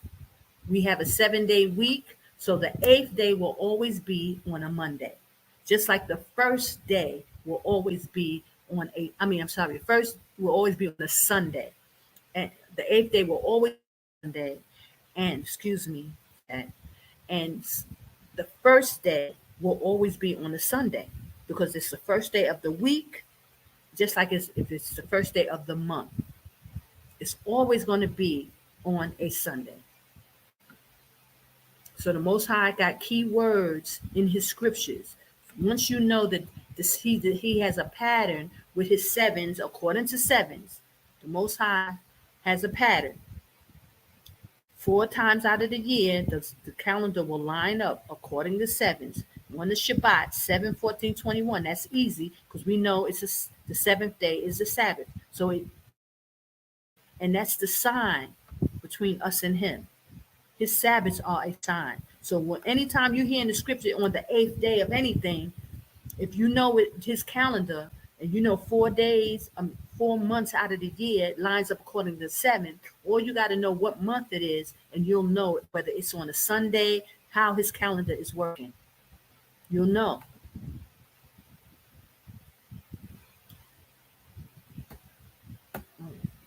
Okay, here. So I put it there so that you'll know.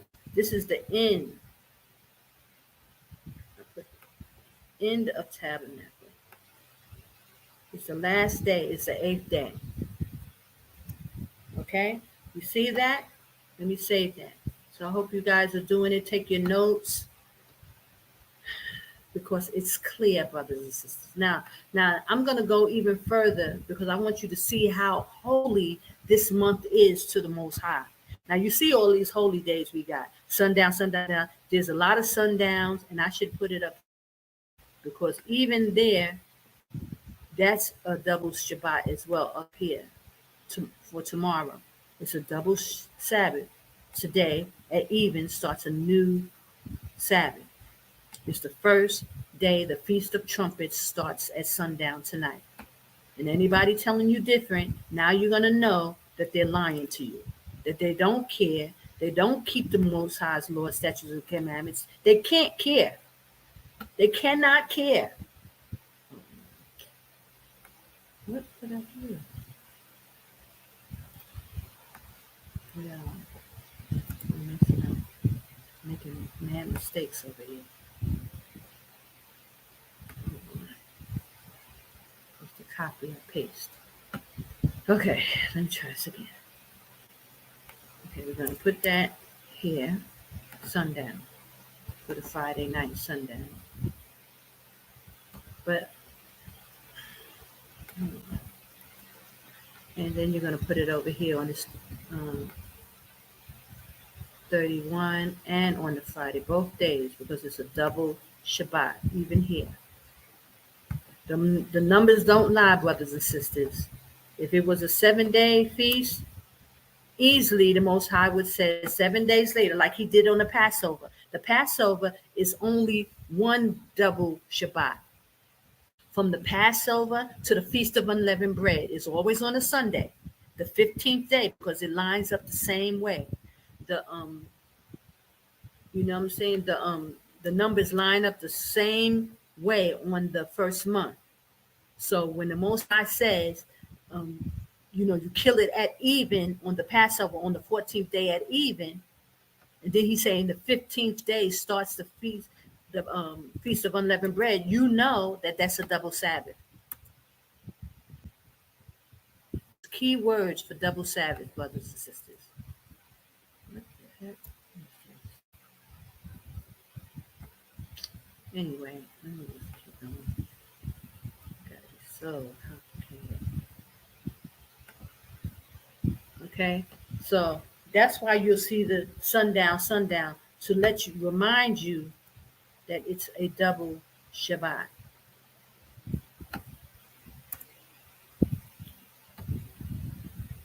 Right?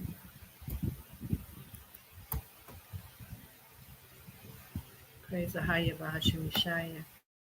I hope this helps, guys. I hope I'm not making this too confusing, but I pray you can just doing it this way so you can see. Now, which one? This one? No, I did it wrong, guys. Yeah, I did this one. Oh, here you go. That's not a double Shabbat. That first one is not a double Shabbat. Okay, if y'all caught that.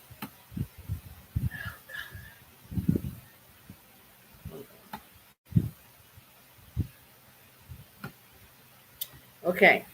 I didn't even say that. No, just say it.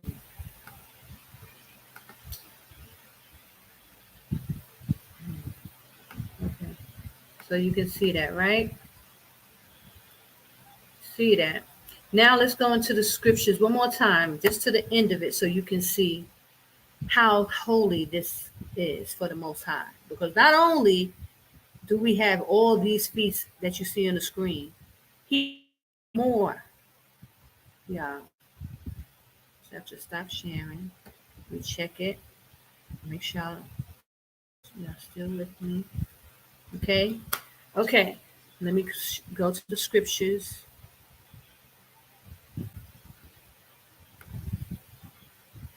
So you can see how the Most High, even this is such a holy month for us. Now, Akkad, March is holy as well because we got the Passover in that time, and that's when Yashaya was crucified for our sins, so that we can even be able to come back to even get this information about the calendar. That's why it's so holy. But also the 7th month is holy unto the Most High. And look at all these feast days he's given us on this month. Okay, so let's go down. Not only do we have all those feast days that you saw, he then even added the ingathering, right? Let's go to that. Feast of Booths, right? We went over that. Let me keep going. He said, and these are the feasts of AHAYAH, which ye shall proclaim to be holy convocations, an offering made by fire unto AHAYAH, a burnt offering, a meat offering, a sacrifice, a drink offering, everything upon his day. Besides the Sabbaths of AHAYAH, and besides your, so that means we should be giving gifts to one another. And besides your vows, besides your free will offerings, what you give to other people, and it's give which ye give unto AHAYAH. Also in the 15th day, here we go again, the 15th day. So we know how that thing lines up according to sevens, 7, 14, 21, 28. So on the 15th day, we know that's a Sunday, right? The 15th day of the 7th month, when ye have gathered the fruits of the land, ye shall keep a feast unto AHAYAH 7 days. There we go, 7 days again. On the first day ye shall be a Sabbath, and on the 8th day, it says it again, the same thing. So we got a double meaning, a feast of double meaning, running concurrently. This is how the Most High do things. This is his example of how AHAYAH does things. He do things of, like it says in Jubilees, double meaning and a double, running concurrently, 2 feasts together, back to back. This is a pattern of the Most High. These are the secrets of the times. This is how the Most High do things. He does things in doubles. He gave us double Sabbaths, and he gave us Sabbaths of double meanings. Everything does not line up according to sevens, because it shows you right here on the 8th day. That means it's not according to sevens. We know the week goes from 1 to 7. Sunday to Shabbat is a 7-day week. according to 7. When he say the 8th day, we know that's the next day. It's always going to be a Sunday. There's no ifs, ands, buts about it. There's no way around that. So we have been lied to. People are purposely lying to us. When you look at the Most High calendar, there's no way that an 8-day feast can fall on a Shabbat. There's no way. When the Shabbat is the 7th day. The next day will always be a Sunday. That's the same thing with the Feast of Weeks. You got 49 weeks according to sevens. So the 50th day is got to be a Sunday. There's no way around it. The Most High is not doing things always falling on the Sabbath day. See, that's how the Jewish Qasash, they hijack the 7th day.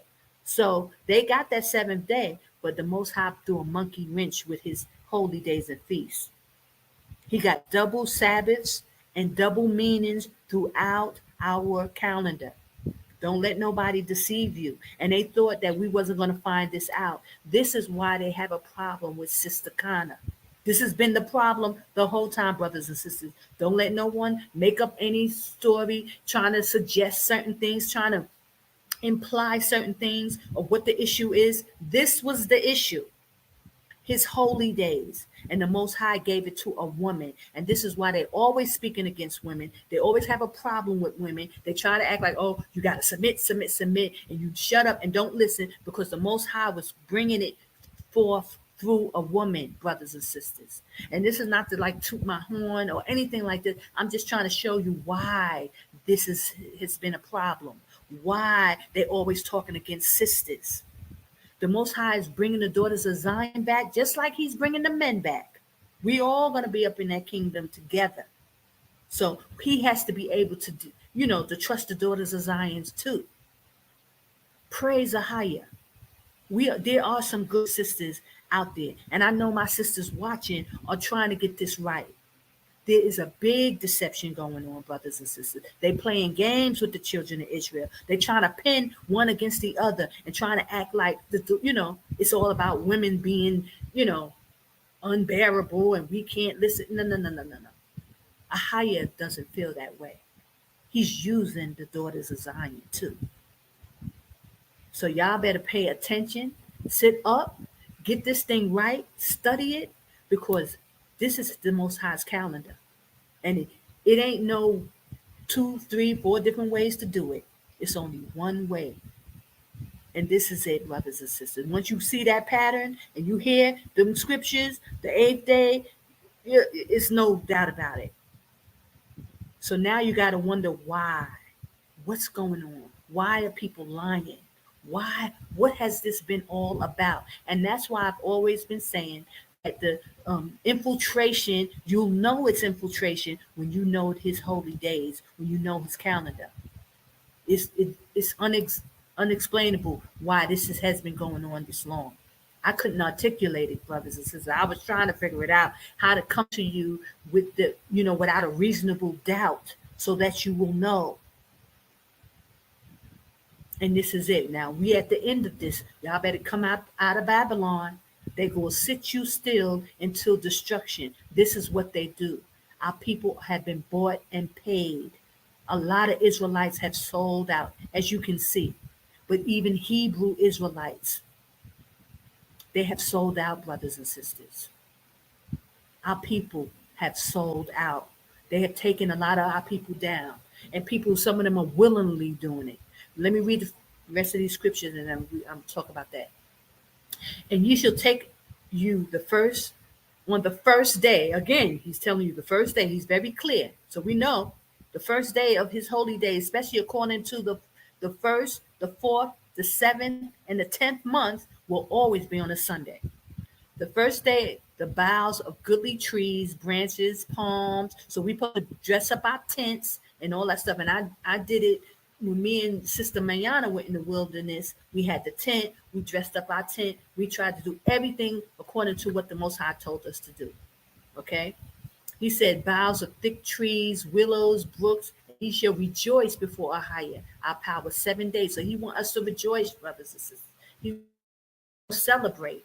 This is a a very holy month. Keep it, celebrate it, proclaim it, teach it to whoever so that our people can get it right. So many of us won't get cut off and die because of this. And ye shall keep it a feast unto AHAYAH 7 days in the year, and it shall be a statute forever in your generation. Ye shall celebrate it in the 7th month. Ye shall dwell in booths 7 days. All that are Hebrews born shall dwell in booths. Because on the 8th day is a holy day, but that's the last day. We don't have to sleep, the 8th night. That your generations may know that I made the children of Israel dwell in booths when I brought them out of the land of Egypt. I am AHAYAH, your power. And Moses declared unto the children of Israel the feast of AHAYAH. Praise AHAYAH B'Hashem Yashaya. So it should be clear. If y'all have any questions, you can ask. I also want to go into back into the Book of Jubilees really quickly, just to make it clear, okay? Because people want to play games. These are holy feasts, double meaning, double in stature meaning, back-to-back feasts. This is how the Most High set up his calendar. This is the secrets of the times. It's not always Sabbath to Sabbath to Sabbath. He said the 8th day will be a holy convocation. You know that that's a Sunday. It's double Sabbaths all throughout our calendar, throughout our year. Hold on. Let me just go back to, I'm going to share my screen, Jubilee 6, and read the rest of that. So you'll know without a shadow of a doubt, people are lying, and they've been lying, and they knew. They could have corrected this years ago. They never did it. And they want to sit you still into destruction. That's the plan, brothers and sisters. The plan is this. They thought, just like I told you in one of my other videos, that woman I met, she said, they're not coming. This was the plan, that you were not supposed to make it here into Jordan. But let me just read this, finish this, then we'll come back to that. Okay. So, okay, let's go to 24. Jubilee 6 and 24. And Noah ordained them for himself as feasts for generations forever, so that they have become thereby a memorial. These are memorial days of remembrance, but they are Sabbaths, brothers. On the new moon of the 1st month, he had bidden to make himself the ark. On that day, the earth became dry. He opened the ark and saw the earth. So this is also why these days are days of remembrance. So we got the Feast of Trumpets, but it's also because of these things, what happened with Noah. It's double meaning. Again, double meaning and a double stature. The Most High do things like that double. Okay?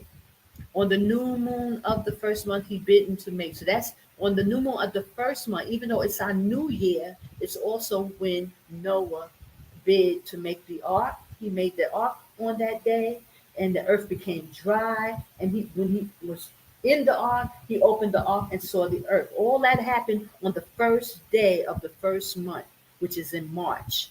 Okay, that's a holy day. It's a holy day. It's a day of remembrance. You must keep it, and it always falls on a Sunday. On the new moon of the 4th month, the new moon meaning new month, it will always be on a Sunday. Why? Because I showed you the 31 days. That next day will always be a Sunday. On 4th month, the mouth of the abyss, of depths of the abyss beneath will close. So that's why he ordained that the 4th month.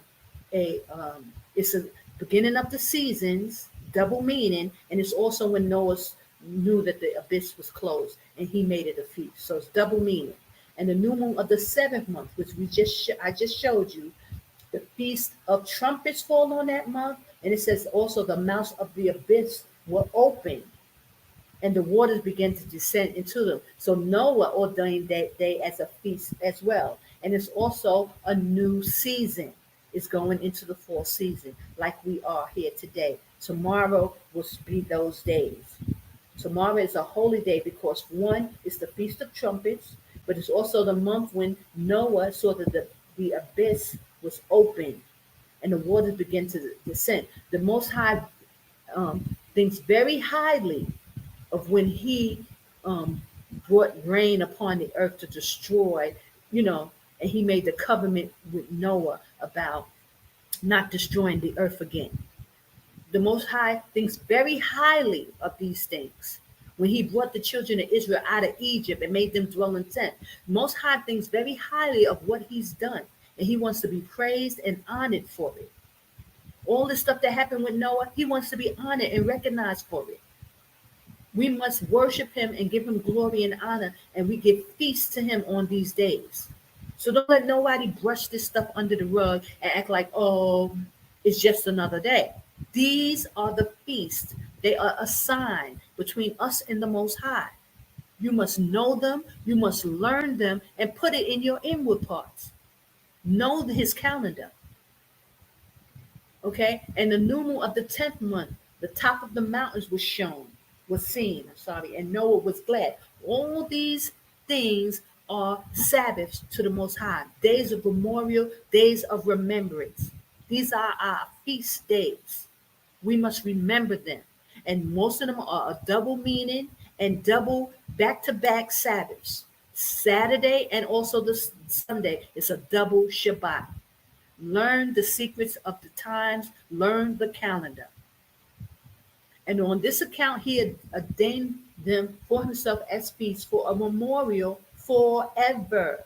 And thus are they ordained. And they placed them on the heavenly tablet. So some people like to say, oh, Noah, he's a man, and he made, no.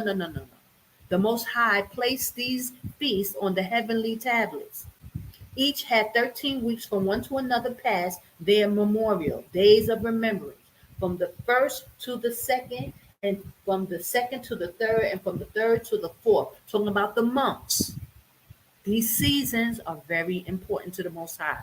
He gave them as signs. That's like in Genesis. The calendar gives us signs.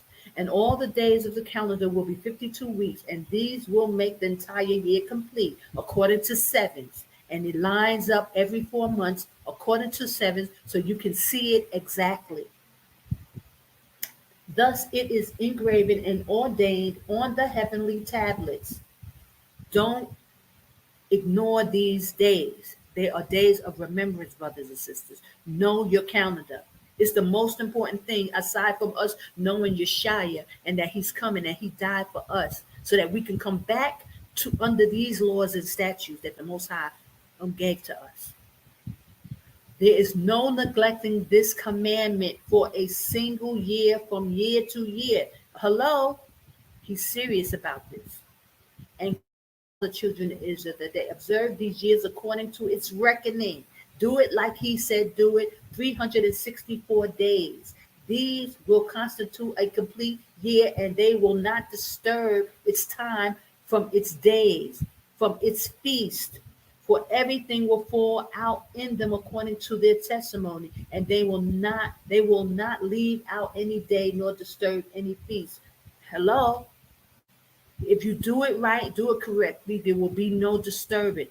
He said, but if they do neglect and do not observe them according to his commandments, they will disturb all their season. That's how you will not know when the new season comes in, and you will not know to keep them as a Sabbath. That's why he's telling you to remember them. You must know this calendar. You must know the days that he said of remembrance, the days of the seasons. It's important. He said, then they will disturb all their seasons, and the years will be disorder, and they will disturb the seasons, and the years will be dislodged, and they will neglect their ordinances. These are the Most High ordinances. They are very important. They are his laws, his statutes, his judgments, his ordinances. These are the commandments. And all the children of Israel will forget and will not find the path. It's very hard to find this path, brothers and sisters. This is why we've been off all these years. It wasn't easy. And that's why some people like you call me up and say, I really don't get it. I don't understand it. Because once we went off it, it's hard to find this thing. It took me years, brothers and sisters, and finally, when I did it in a long pattern, then I started to see the patterns. It was only then. Take the time to study it. Make your own calendars so that you will see how the pattern works. Okay, let me see. And all the children will not find the past of the years and will forget the new moons. That's the new months and seasons and Sabbath. So once you go off, we go all the way off. And then that's why they talking about, oh, everything is according to the Sabbaths. No, not to the Saturday Sabbath. Everything is just not Saturday Sabbaths. Because then if that would have been easy. How could you go off? If everything was according to the Sabbath, how could we go off? We just knew the seventh day. We know Saturday is the seventh day. That would have been easy. But the Most High is telling you it's more to it. So when Elder LaCar try to tell you, oh, it's everything is, and then tomorrow he's doing his little academy on Sunday, when most of our holy days are doubled, a lot of them. So you can't do everything. You better switch it over to the Monday. Because this is why this is going on, brothers. And they didn't think that we was going to get this. Praise AHAYAH. Give glory and honor to AHAYAH for giving us back our days. And that you can see it. And you know how to find it. Nobody can deceive you now once you know it. Once you know it, nobody can deceive you, brothers and sisters. Okay, let me finish this, okay? Praise AHAYAH. And they will go wrong as to all the order of the years. If everything was according to the Saturday Sabbath, that would be it. But there's more.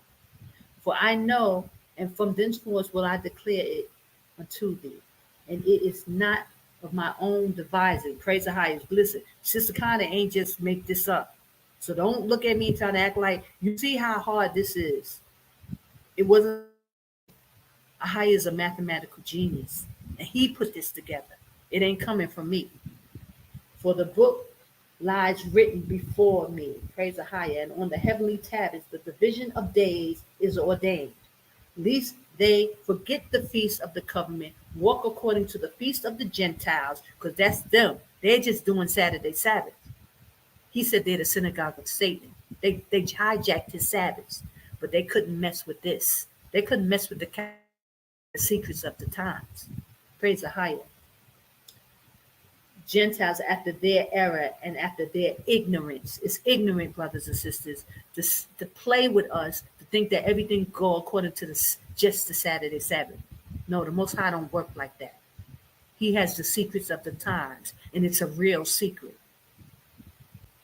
For there will be those who assuredly make observation of the moon. So they can put down all that moon Sabbath garbage. Anybody telling you they following Sabbath according to the moon is a liar, and it ain't in them. And you know that lunar Sabbath is for lunatics. They're crazy. And they infested with demons, brothers and sisters. Know that. That's where they get that lunar Sabbath from. It's lunatic. They're lunatics. And they can't put it down because it's a demon possession. Okay? By how it deserves the season and come in from year to year 10 days too soon. That whole calendar is off. So them brothers and sisters going to have to put that crap down. They're calling on the wrong name and they honoring the wrong God on the wrong days. Okay? It's clear now. So now you know. For this season, the years will come upon them when they will disturb the order. They're disturbing the order, y'all, and make an abominable day and the day of the testimony, and an unclean day a feast day, and they will confound it all the days, the holy with the unclean, and the unclean with the holy, for they will go wrong as to the months, the Sabbaths, the feasts, and jubilees. Look, how you going to do that? If it was just about the Saturday Sabbath, none of this would be important. But the Most High said, for they will go wrong as to the months, the Sabbaths, and the feasts, and the jubilees, because everything is not just the Saturday Sabbath. And I'm going to say it again. Everything does not fall on the Saturday Sabbath. They're lying to you, and they know our people will get destroyed in Babylon. These people are liars. They're working against us. And brothers and sisters, y'all better get up out of Babylon. It's clear now. It's clear. It's infiltration. And they are working against us. They're using these elders, these deacons, it's a whole bunch of them, all in cahoots together to keep y'all sitting still till destruction and trying to act like they're keeping these holy days and feast days. They are liars. Get out of Babylon, brothers and sisters. If you see what I'm saying, if you understand what I'm saying, then you know this infiltration. You know it. For them to testify to thee, that thou mayest testify to them. I'm testifying to you, brothers and sisters. They are liars, and they're lying and deceiving the children of Israel. For after thy death of the children will disturb them, so that they will not make the year 364 days. This is what it was all about. This is why they came against Sister Connor. This is why they had a problem with me, because I came and started speaking about that calendar, and they wasn't ready for it. It was AHAYAH. He told me to leave and get out of Babylon and speak to the children of Israel, brothers and sisters. And I've been doing it for 15 years and counting, warning you over and over. Get out of Babylon. It's infiltration. Only 364 days only. And for this reason, they will go wrong as to new moons, new months, seasons, Sabbaths, and festivals. And they will eat all kinds of blood with all kinds of flesh. End of story, brothers and sisters. Praise AHAYAH, Bahashim Yashaya. Praise AHAYAH. I hope you get it. I hope you get it. It's been infiltration from the door, and that's why the Most High dealt with me the way he dealt with me. According to these Sabbaths, it wouldn't matter if everything was on the Saturday Sabbath. He said the feasts, the seasons, all that would go off, and it did, because the calendar is not lined up like that. He said on the 8th day, it's a double Sabbath when it's a Sunday. The first day of the week, the month, is a Sunday. It's double Sabbath, brother. Everything is not according to sevens. Praise AHAYAH. Praise AHAYAH. I was using Shalom, Babakaya, Shalom, Sister Michelle. Praise AHAYAH. I was using the publisher in Windows. Now I don't know what you can use in praise AHAYAH. I just gotta just get it out. Praise AHAYAH. Bless the name of AHAYAH. I pray y'all get this. Please know that there's infiltration. This is the proof.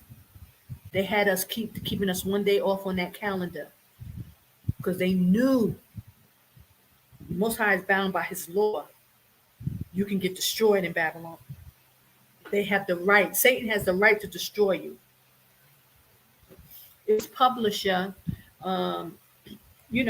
They have PowerPoint, Word, and there's a program called Publisher. And you can make your own calendars as easy as I showed you step by step. Just go in.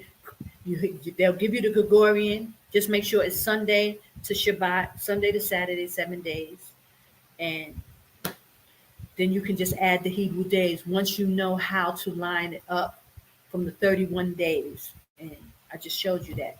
Praise AHAYAH. Please, brothers and sisters, proclaim the Most High's holiday, because a lot of our brothers and sisters are still on that lunar Sabbath, that lunatic calendar, worshiping Satan, and swear they got it right.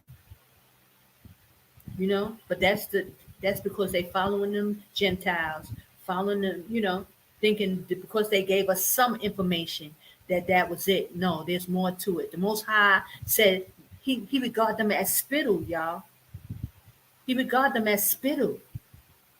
So you got to know that what they're doing is just so far left from what the Most High. He's a holy power. He's a righteous power. And he's going to do things his way, not according to what the Gentiles is doing. So now y'all know without a shadow of a doubt that this infiltration, they've been playing with that calendar all these years, brothers and sisters, trying to hold y'all up, sit y'all still in Babylon until destruction. This is the proof. Go into this calendar. Keep the days at the right time. Get out of Babylon and come worship AHAYAH at his holy mountain. Thus saith AHAYAH. We got to come out. Jordan is the safe place, brothers and sisters. And praise AHAYAH. So I'm so glad I prayed. I articulated this, and I'm gonna say shalom for now because I want to keep this video as short as possible so people can go into it and study. This is just strictly about the calendar. I didn't want to go into news, nothing else, and I'll come back next week and do it again. I'll keep doing it. I'm not gonna stop. I'm just gonna go because I got to do it anyway, and so I'm just gonna keep doing it so you can keep getting the reminder, so you'll know without a shadow of doubt you're being lied to. And you've been lied to, and you can see how much of fraud these people are that's trying to act like they're all about Israel. They ain't keeping the Most High's holy day. They never was, and they knew it. It's not like, oh, they need to figure it out. They knew. This is why Sister Connor was a problem. This is why they was arguing, fighting with me, because I came to Elder Bakar about the calendar. Those of you who've been in this truth all this time, y'all know. I came to him about the calendar. The Most High sent me to him. And praise AHAYAH, he came out with the secret of the times, but he only gave a little piece of it. He didn't give it all. And they knew it. And so every time a feast day would come around and I was trying to, bring it up, it was a problem. But now I know how to articulate it. So that's why I'm bringing it to you, brothers and sisters. And I'm showing you exactly how to get it. So nobody can't lie to you no more. They can't play games to you no more. Now you can go ask the elders. Go ask the elders why. Why would they do that to you? To us as a people. Why? I give all glory and praise to AHAYAH Shel AHAYAH, Bahashim Yashaya, Wa Qasash Wa. They would never break down that calendar like I just broke it down to you. They ain't gonna do it. They got schools. You got the academy. Why not breaking down the calendar? Why it took me to have to come and tell you about this calendar, show you step by step how to create a calendar? Why? Please share it, brothers and sisters. Please share it. Is it a download? What do you mean? Is it a download? You want a download? You want brother? I can send it to you if you want me to, but what you mean? I'm kind of confused. The publishing. If you got Windows, do you got Windows computer or do you have Apple? Let me know.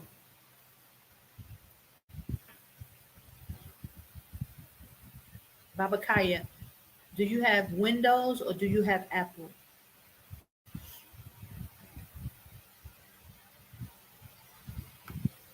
What type of computer do you have? I'm trying to get on my computer, Windows. Okay, so what you do is you go. I'm gonna share my screen and see if you can. If I share my screen, you should be able to get it. Hold on. You'll see. You go to your. Now I just downloaded this new. I updated my computer. So when you go into let me see if I can share my screen. Let's see. I don't think you can see this part of it, even in the share. Hold on.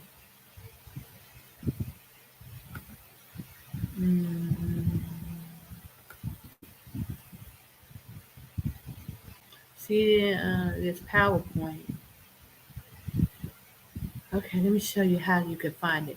Go to your Windows, go to your, not settings, but when you go to Windows, it gives you Word, Excel, PowerPoint, and then it got recommended Publisher.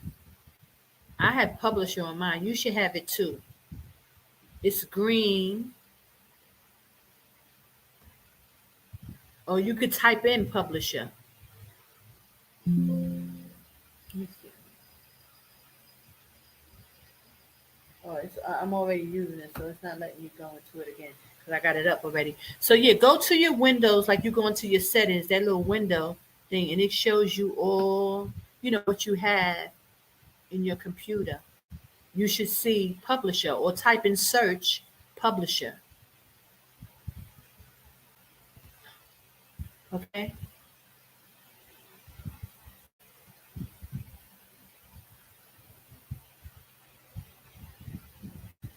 Let me know if you got it, brother. If you got Windows, you definitely got publisher. Maybe it's not coming up with the icon, but you can go into your search, into that search box, and if you type in publisher, it should come up. Let me try it for myself. Yeah, it comes right up. As soon as I go into search on your desktop, at the bottom of your screen,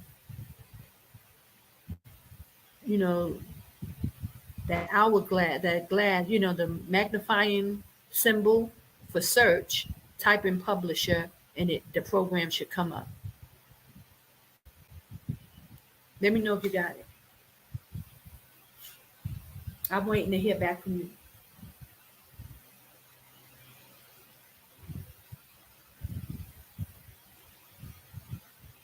And it's got a green emblem with a P.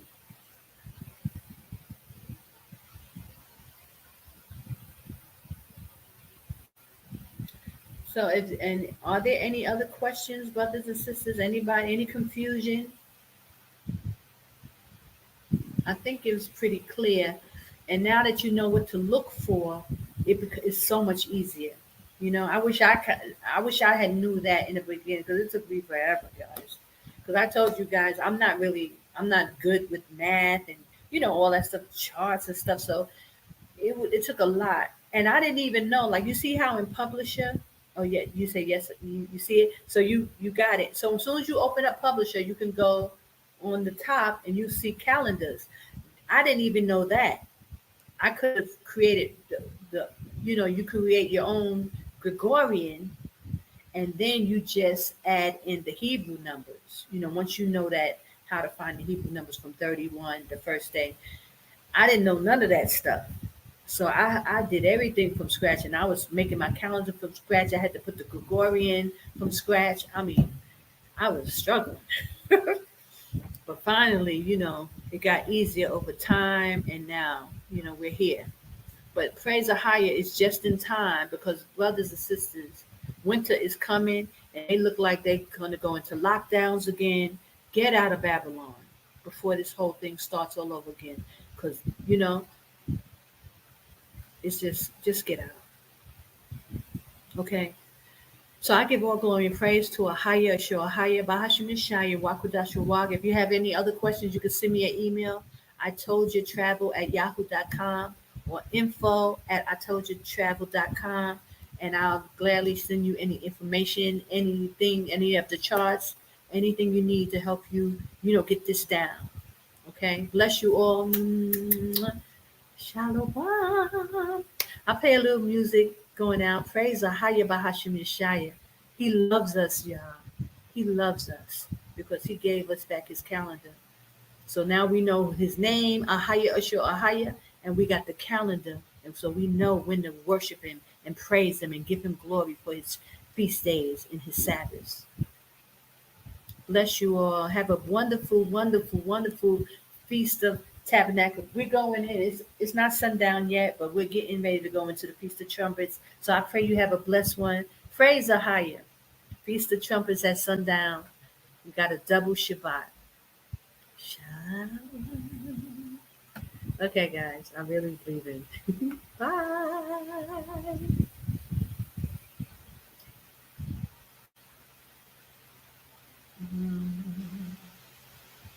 I'll play a little music on the way out, because I am praising AHAYAH, man. This is amazing. Woo.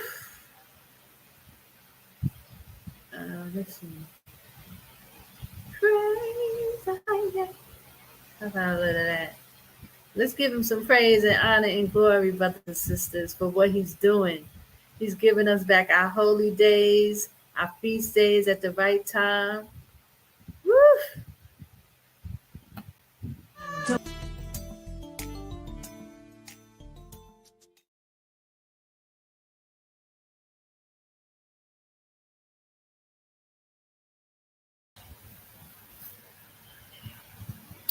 Shalom.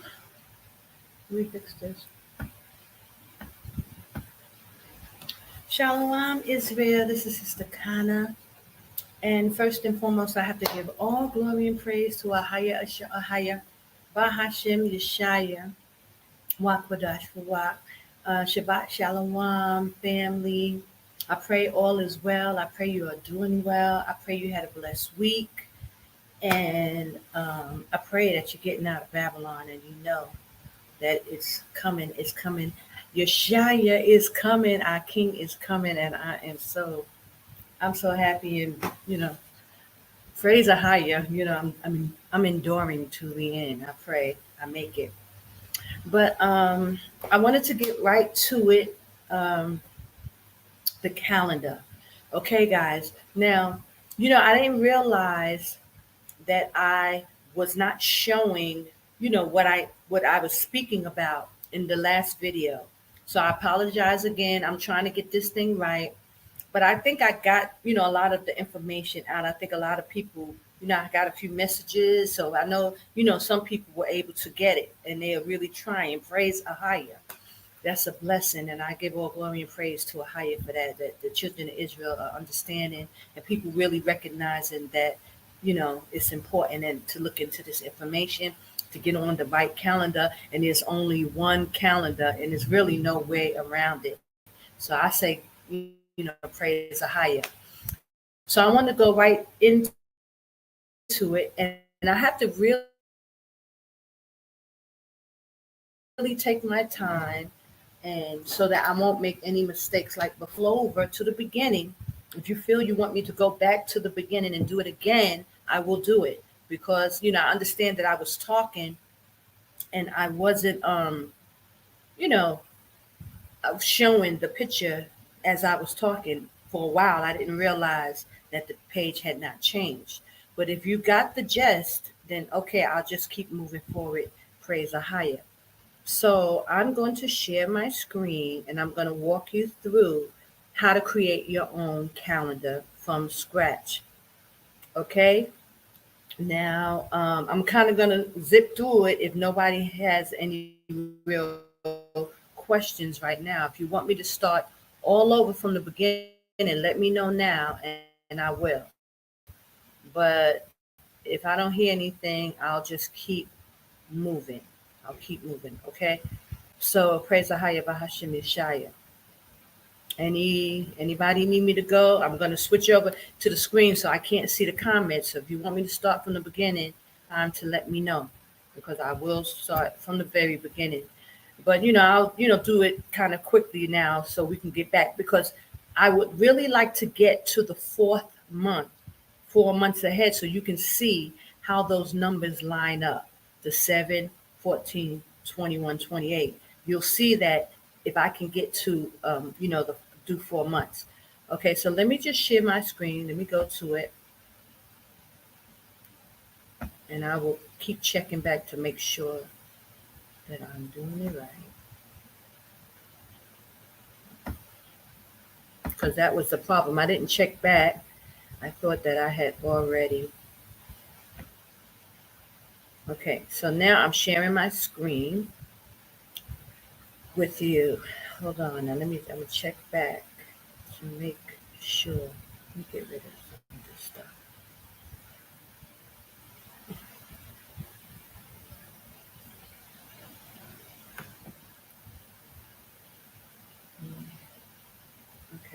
Okay, so I'm checking back now and I see that you can see what I see. And you could just hit your screen expand to make this bigger so that you can really see. Let me just see if I can do this better. This may be better like this. Okay, so let me go to Publisher now. So now we're in Publisher, right? Make sure I'm in the right.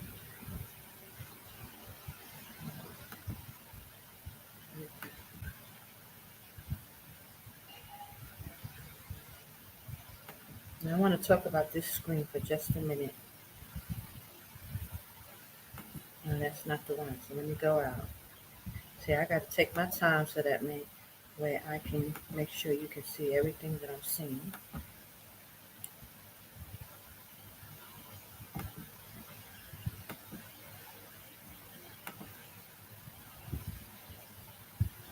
Okay, I'm going to stop at this page for a minute so you can make sure you can see what I see. Okay, here we are. We're in Publisher, brothers and sisters, okay? And before I actually go into how to create your own calendar, I just want to stop at this screen for a second. And I'm looking off because I have a bigger screen on this side, so please forgive me, but I can see clear when I look at this screen. What you're watching is you have the vernal equinox calendar. This is the first calendar that Elder Bakar presented when he was talking about the secrets of the times. I just added a few, more things so to make it clearer, like that 31 at the top, that red line, and then down here that 31, that red line, and the 31 down at the bottom, and the red line and this red line. These indicate the 4 seasons, the 4 additional seasons. Normally, the Hebrew Enoch calendar has 30 days each month. Let me break it down like that. 30 days each month. But there are 4 extra months that have 31 days. There's 4 months out of the Hebrew calendar that has 31 days. So there's a majority of 30 days, and then there's 1 month that's a 31 day.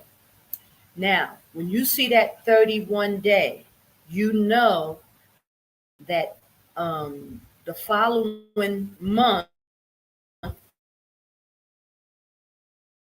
is, okay, what Elder McCall called Echo Jubilees, and the book of Enoch speaks about. Mainly the book of Jubilees tell us that there's 4 months in the year that the Most High ordained as days of remember. Look at that vernal equinox. That red line is letting you know that that's a month with 31 days, right?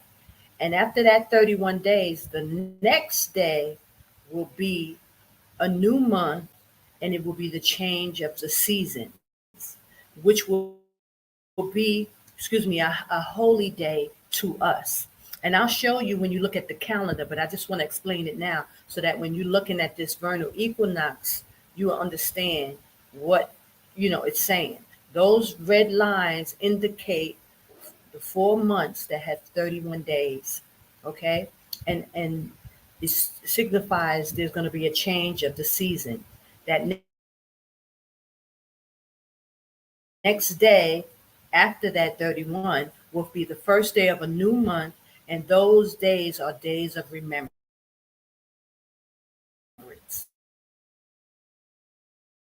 Okay, so I put this calendar here side by side so that you can see it. That yellow right there, that is the new, and that's the change of a season, right? And or in my case, I put those yellow days in yellow so that I would know and know that's a new month, and it's the change of a holy day for us. When our day, they are like high holy days for us. Our seasons very highly. He wanted us to remember them, and he wanted us to have a feast on these days. The Most High, when he did these kind of things in his creation, he wants to be reverenced for them. He wants us to remember them, and he wants us to feast and give him honor and glory on these days and times. So that's what the year are, changes of seasons, and they are days of remembrance, and we are to keep them as Sabbaths. Okay, so this is our calendars. We should learn that our calendars should reflect the days that are spoken of by our Most High, AHAYAH. He gave us these days for us to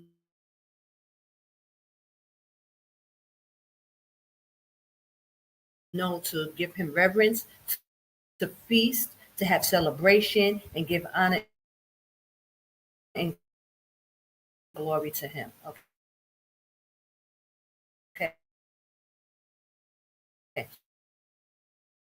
So on the vernal equinox, I also wanted to put it side by side with the calendar so that you can really, okay, it's just been orchestrated.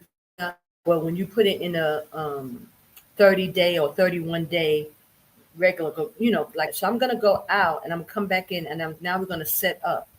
If you have a Windows calendar, if you have a Windows computer,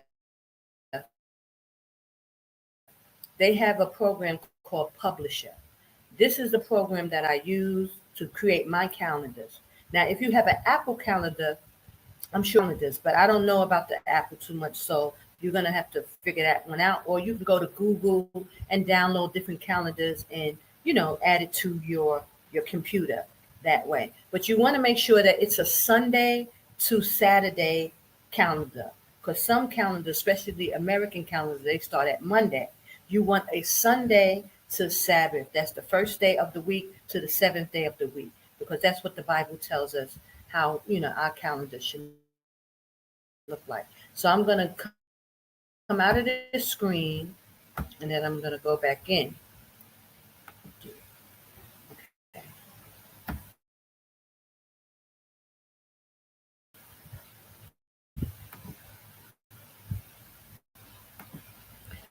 Okay, so here is this is what the publisher program looks like.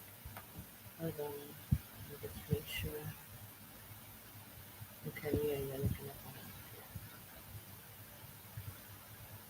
at. Okay, so I have 3 pages already done on mine, but I'm gonna start from the beginning so that you can see it. So under this one, I'm gonna create a new page. So you go to which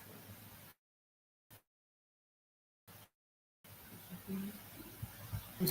Insert. You see at the top it says File, Home, Insert. You go to Insert, and now you're going to insert a page. Right? You're going to click on that arrow down, and it's going to give you. So I want a blank page. Okay, so you're going to hit blank page, right there. So that's what the blank pages look like. Yours may be a strictly blank page, but mine has this thing on it. But anyway, so I'm gonna create 4 pages already, so I can get rid of that. Another one, 2, 3, and 4, and I'm gonna tell you why. Okay. Now you're going to go back up and click on the first one that you created here. Then you're going to go to calendars. You look across the screen on the same thing, insert. You click on insert and you go across and you look for calendars, right? Here we go. This is calendar, right? And it says this month. Now, guys, I already did September, so we're going to go to October. Unless you want me to do September all over again, you have to let me know now. But, so nobody said anything, so I'm going to move on to October. Okay, so go down to next month, and it's going to put October. And you're just going to stretch it to cover the whole page. So you hover over that square, and you're going to stretch it up and make this to reach the whole page. My thing is acting kind of funny, so it's just hard to do stuff. But I'm going to do it.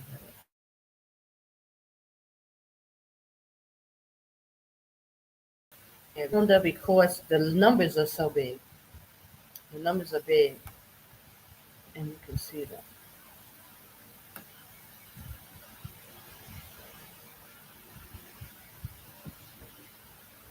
Okay, let me move that down.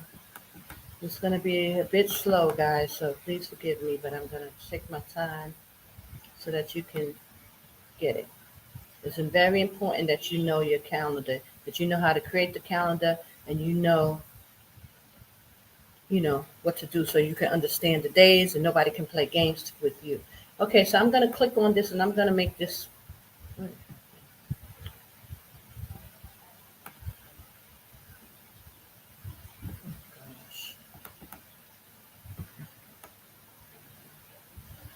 Okay, I'm going to click on that and make it smaller. So, and make the size like 36, I think it is, because I'm going to add the Hebrew name. This is the 8th, October is the 8th month. Shema wa na. Okay. And so I'm just going to put that in there. Bold. I'll make it bigger.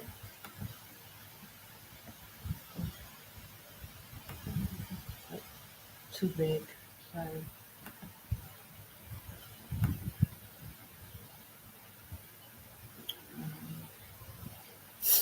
No, I can't see October. I want to keep that in there. So let's keep it there. Okay. Shemawana. Okay. So now let me go back up to September just so you can see where the dates end. Okay. Okay. Here we are. We're back at the September Shabbat calendar, the 7th month. That's this month.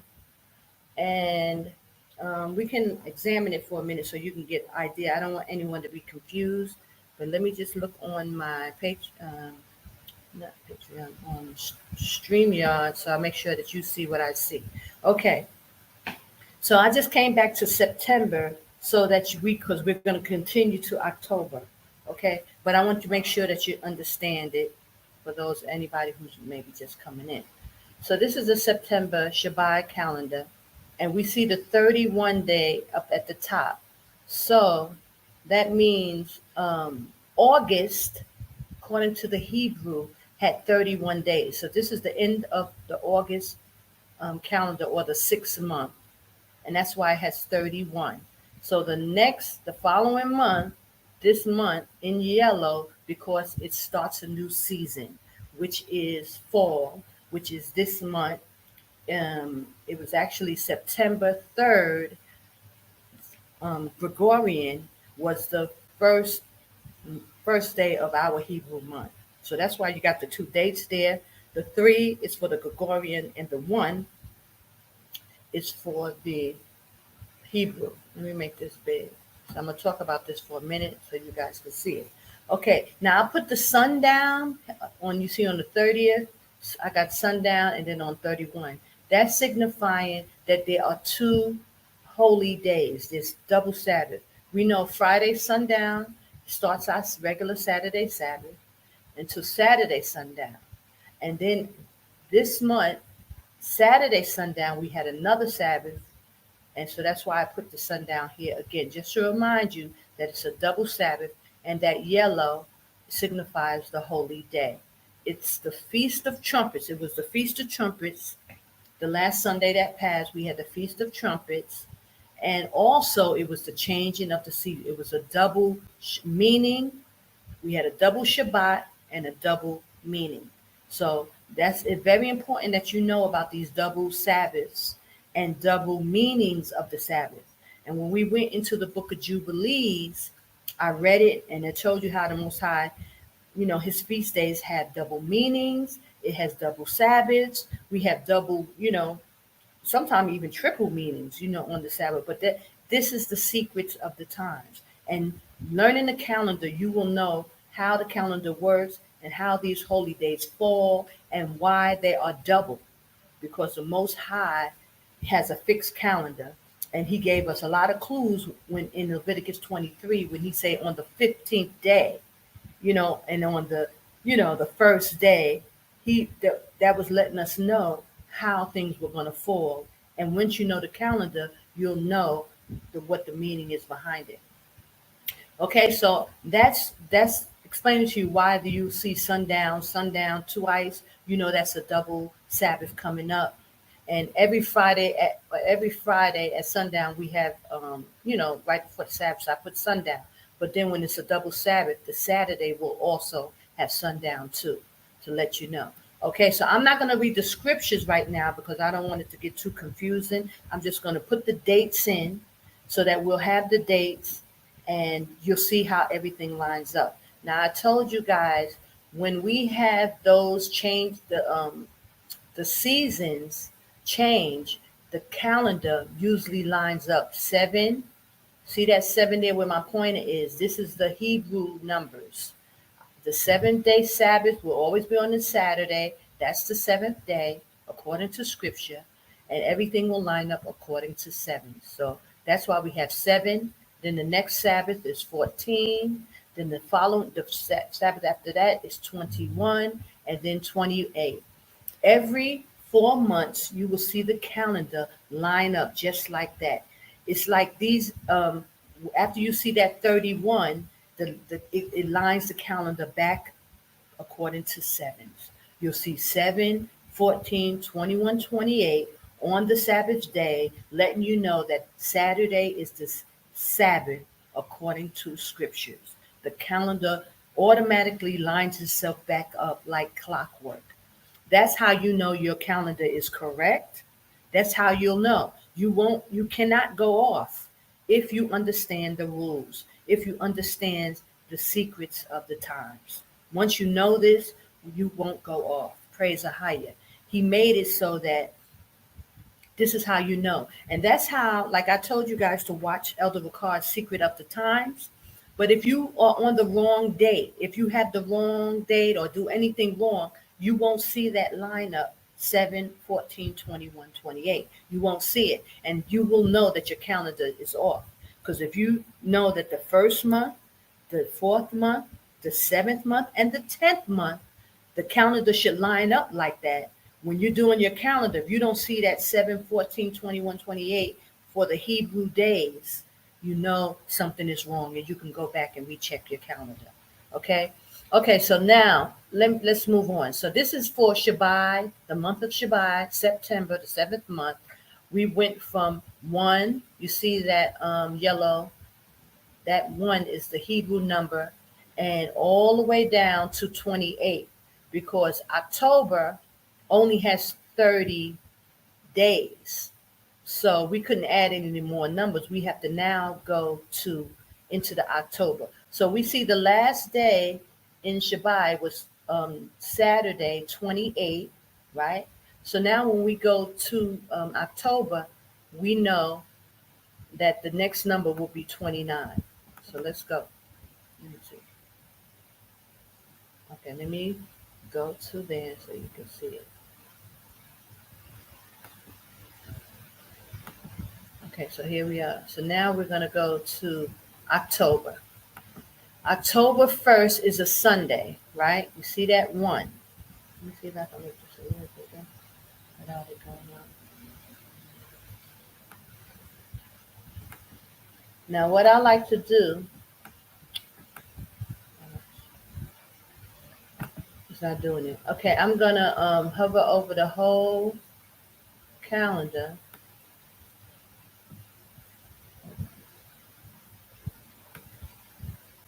Like this, and I'm going to change it because I want the numbers to be centered, so I'm going to change it. Go to home, and then you go over and change it. See that? And I'm also going to make it bold, all the numbers bold, so you can see that. Now, so that looks good. Now I'm going to go back to the September calendar and just copy the Hebrew, if I could. Let me see.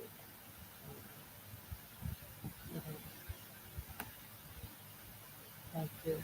I can copy that. I'm going to copy it and then put it in on October so I don't have to write everything out. See if that'll work.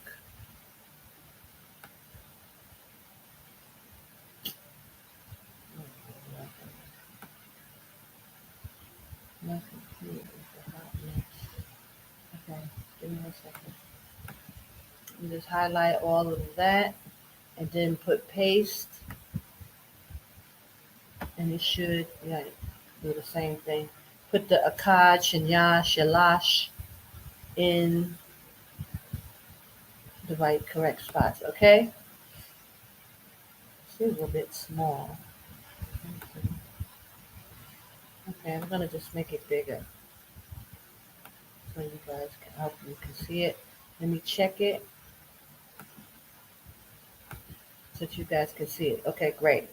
Okay, so now we're gonna add in the Hebrew numbers. This is very tedious, guys, so, so you don't want to make any mistakes, because then you got to go back. If you don't catch it, that means you got to go back. Okay, so now, I showed you on the September calendar, it ends on the 28th. So, we have 29 here. Oh, gosh. I also forgot this. Hold on. I got to add this.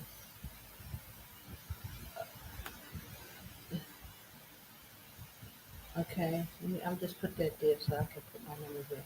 Okay, 29.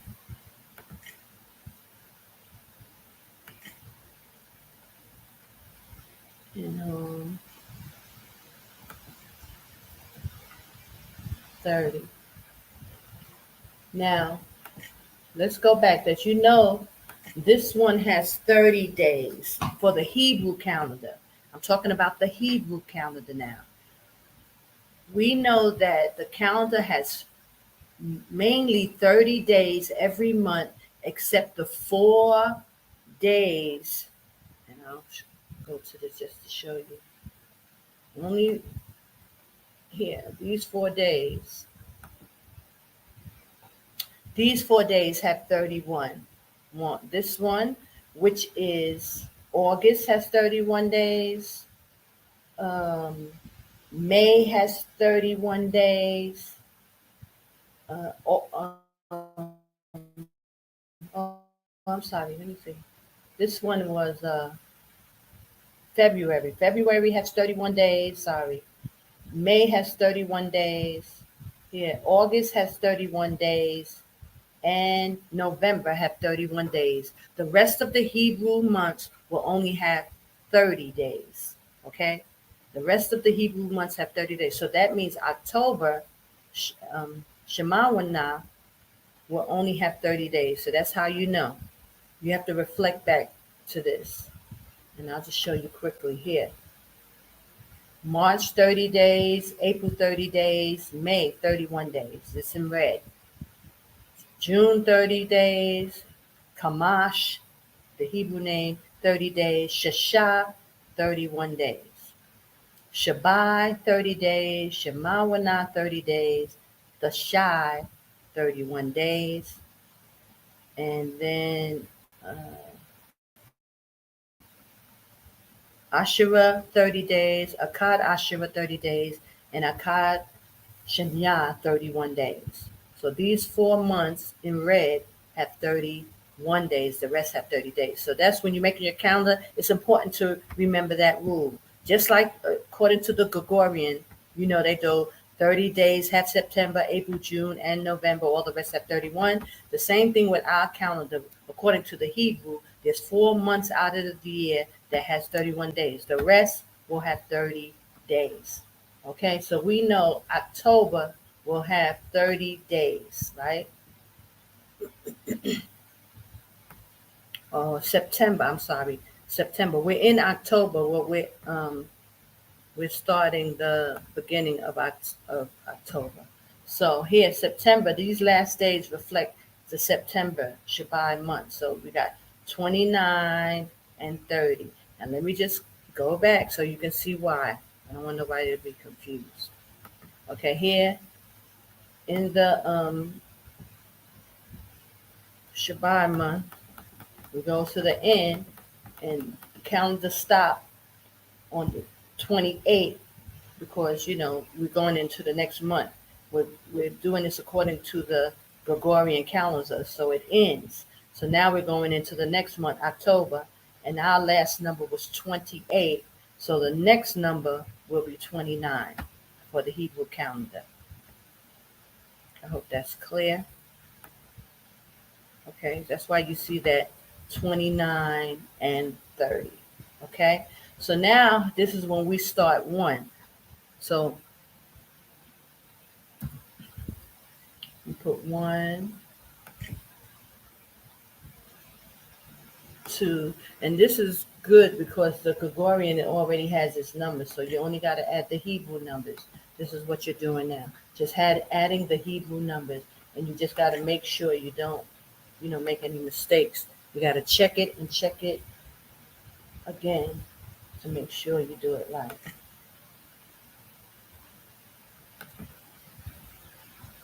Now, I don't want you to be confused because you see that 7, 14, 21, 28. That's for the Gregorian. That's not the Hebrew number, so don't get confused with that.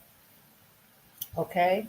Just make sure. That's why this can be very confusing because you're putting 2 sets of numbers. Okay?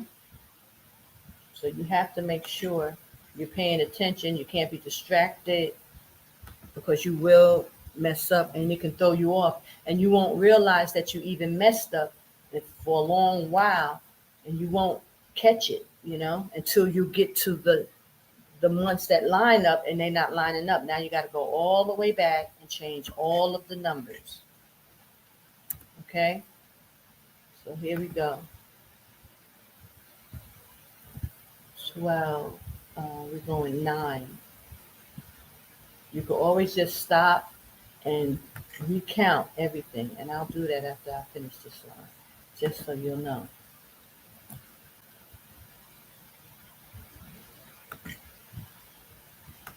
And I want to explain, this is why I was having such a hard time because I'm not great with numbers,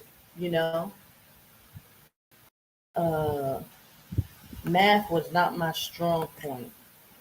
So I was just always, going back and forth. And I didn't understand the rules, to the calendar. I didn't get that right away. For years, I didn't figure that out. So it was just rough. Okay. Okay, so just to give you my pointer. So here, we're starting here, 1. So you just want to make sure that you put in the right numbers. 2, 3, here's 4, 5, 6, 7, 8, 9, 10, 11, 12. Okay, so you basically just want to go all the way down. You just want to do this till you get to the end, and I'm going to keep doing it.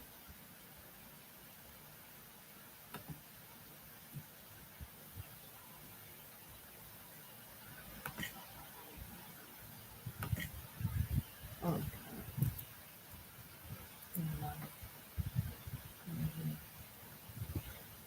Gotta make sure your pointer is on the right thing.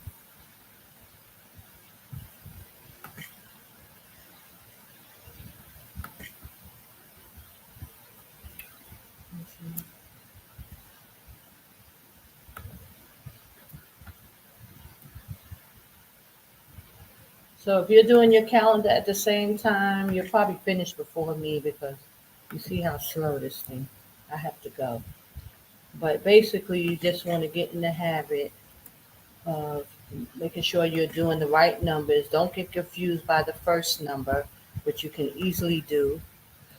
And just go down the board, just counting the numbers down.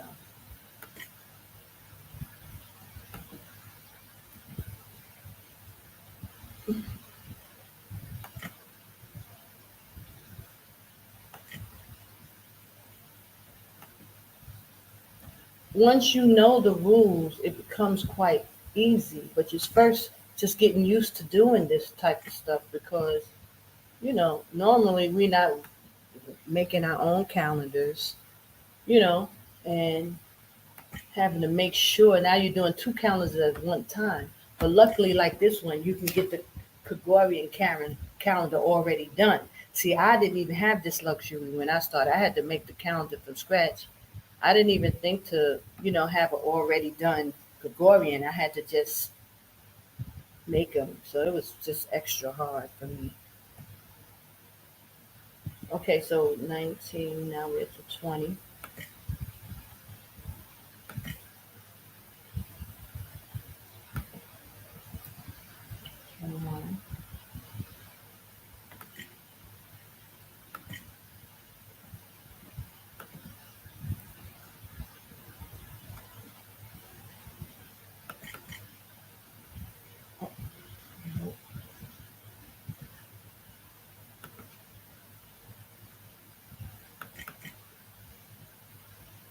Check that out of there.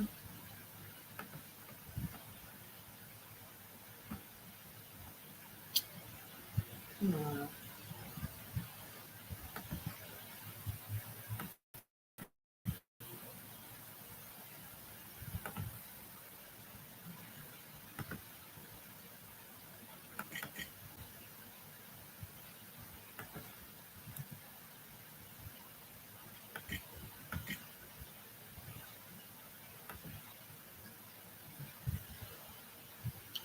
Eek.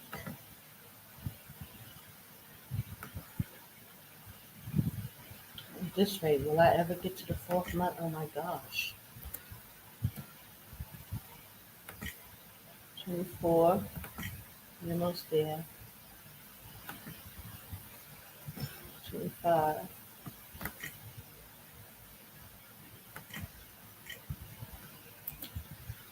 26. And then after you finish, you're just going to double check it. Make sure it's correct.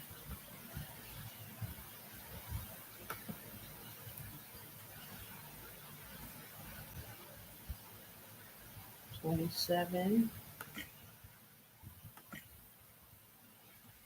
$28,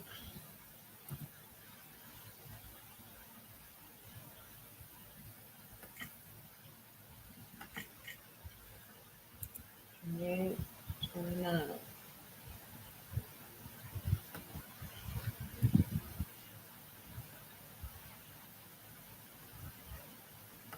Okay, so this is for October.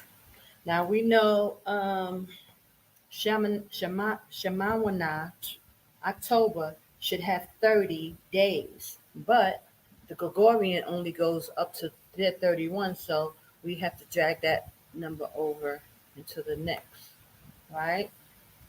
So let's look. Make sure we've got everything right. October 1st is on a Sunday, and that's 29 for the Hebrew. The second Monday, 30 for the Hebrew. Now we keep going. 3 and then 1. So now I'm just going to focus on the Hebrew. 1, 2, 3, 4, 5, 6, 7, 8, 9, 10, 11, 12, 13, 14, 15, 16, 17, 18, 19, 20, 21, 22, 23, 24, 25, 26, hold on, 27, 28, and 29. Now, just so that you will know, that's how I do it. Now, let me just fix the calendar up. We know that I do the Sabbath is always Saturday in red. So we're going to highlight this whole box and we're going to make that red. I'm going to change the colors. Oh my God. Let's go back.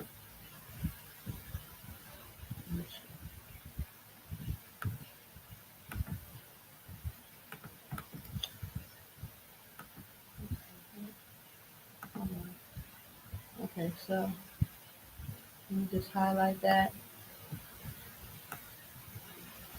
Make the Shabbats red.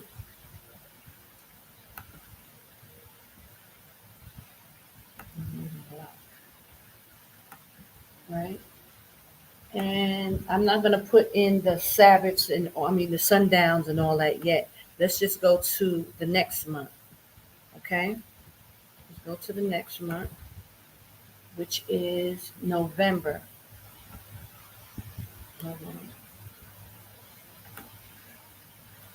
you might have to do this a little differently. You're going to go to insert again. Insert calendar. And it's going to say next month. You're going to say more calendars, right? And it's going to give you, I'll take this out. Maybe that's why it's jumping. I don't know why it's jumping. So we're going to go to November. Okay? And I think this is the calendar I had. Let's see.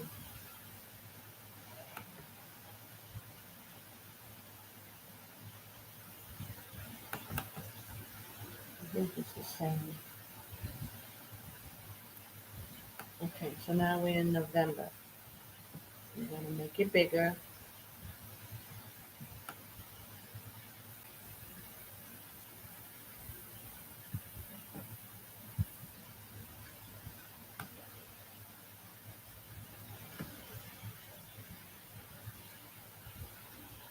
Okay, if you have any questions, guys, leave it in the uh, comment section and I'll check it when I come back, and I'm going to check and make sure you guys are seeing what I see in 1 minute.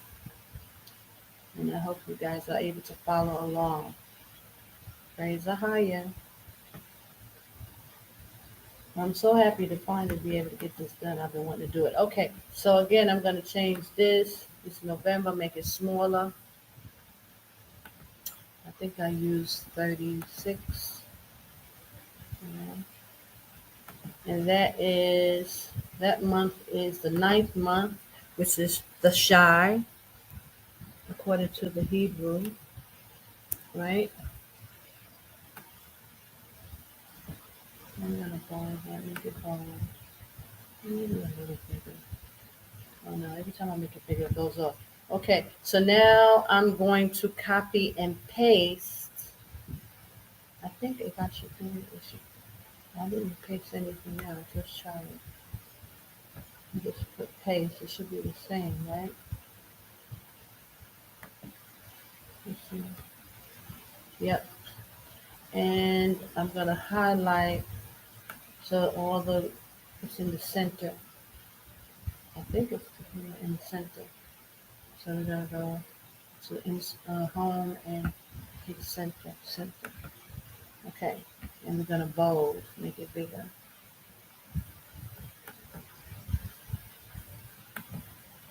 Is that bold? Yeah,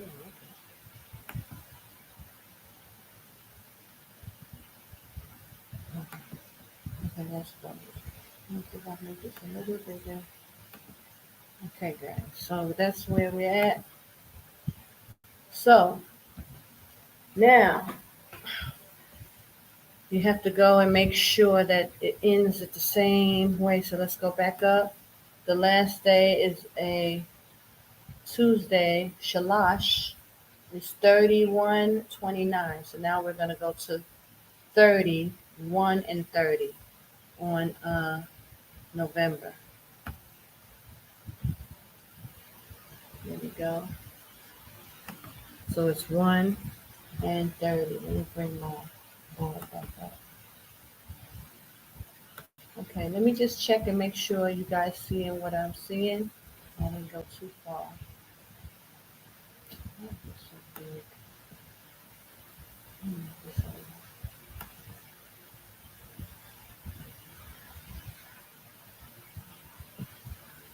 Okay. It's going to be 1 and 30. Con. Okay, so it's 1 and 30. Okay, give me 1 second. Let me just check and make sure. So we're in October because next month is very important. Okay, so I just want to make sure you guys can see what I'm seeing. Yes. So now we're in the shy, which is the 9th month. But it gets tricky here, and I'm going to show you why it gets tricky.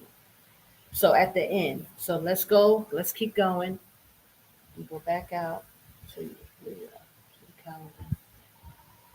I'll put 300, sorry. Okay, 1 and 30. So now it's 2, 1. See, and this is when, like next month or the following month, it'll start lining up. This is where I tell you during the whole year, the calendar starts lining up a lot. 1 and 1 and like that. And which wasn't happening for many years. I hardly ever saw that.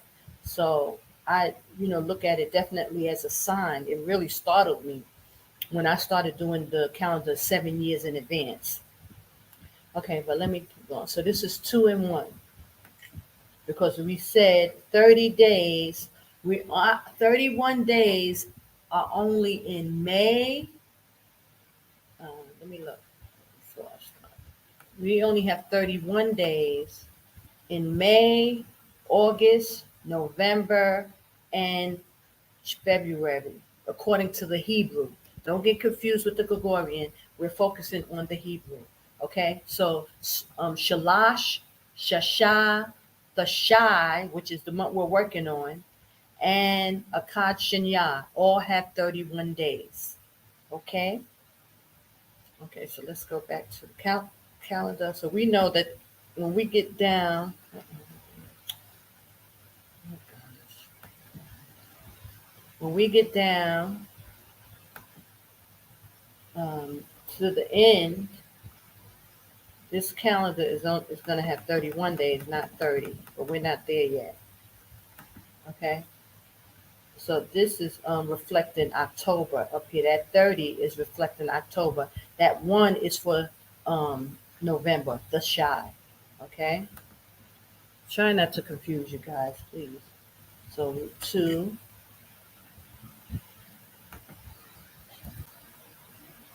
3. We're just going to go down the line and add our numbers.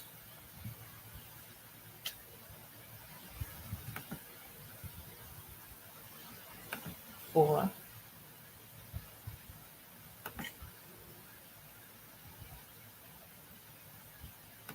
5. This will be 5. And so forth. 6.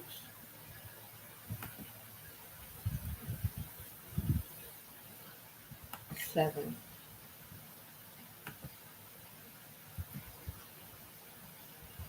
8.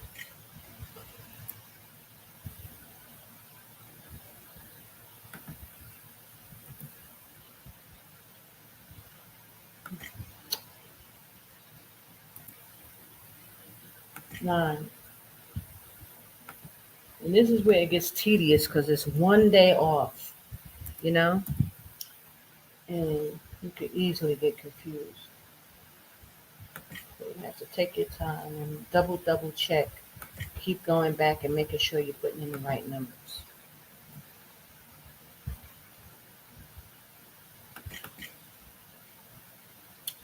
Now, I have gotten a few emails, a few questions about finding the first day of the year. You know, people are going back, which is good, and they're trying to, make sure. So that's excellent. But the problem is, guys, is that they were always playing with the Gregorian, the dates, because most of their conservatories or websites reflect for their Easter Sunday, how they line up for Easter Sunday. So it's hard to find websites that coincide with the conservatory with Elder Bakar brought out the Secrets of the Times. So that's why I'm suggesting that everyone, you go back and watch that video, because he gives the links to how, to get to those conservatory sites that gives the list of equal parts day, equal parts night. You have to find equal parts day, equal parts night, and that's how you find the first day of the year. So you have to, go into that. Now, once we started going into this information, they started messing with the websites, taking websites down, doing all kind of stuff where it was hard. So you have to, really do your research to find the correct sites. And he did it for Mount Sinai, even though I know he don't know where Mount Sinai is, because he's doing Saudi Arabia, but it's still the same region, so the latitudes is not too far off, because it's not in Saudi Arabia, Mount Sinai is not in Saudi Arabia, but the latitude, the area is still, in the same area. It's not too far off.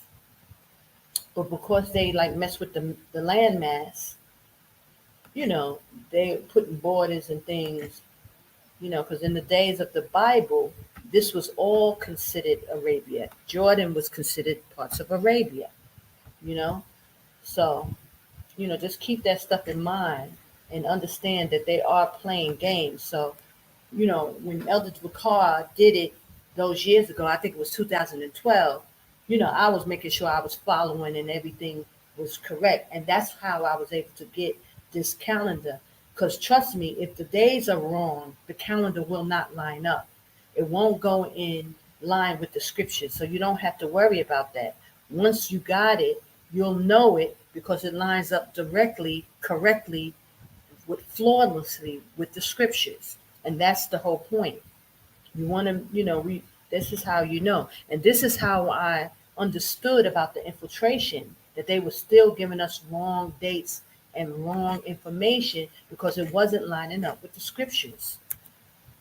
And that's how you know, because, the Most High told us, Christ told us, trust no man.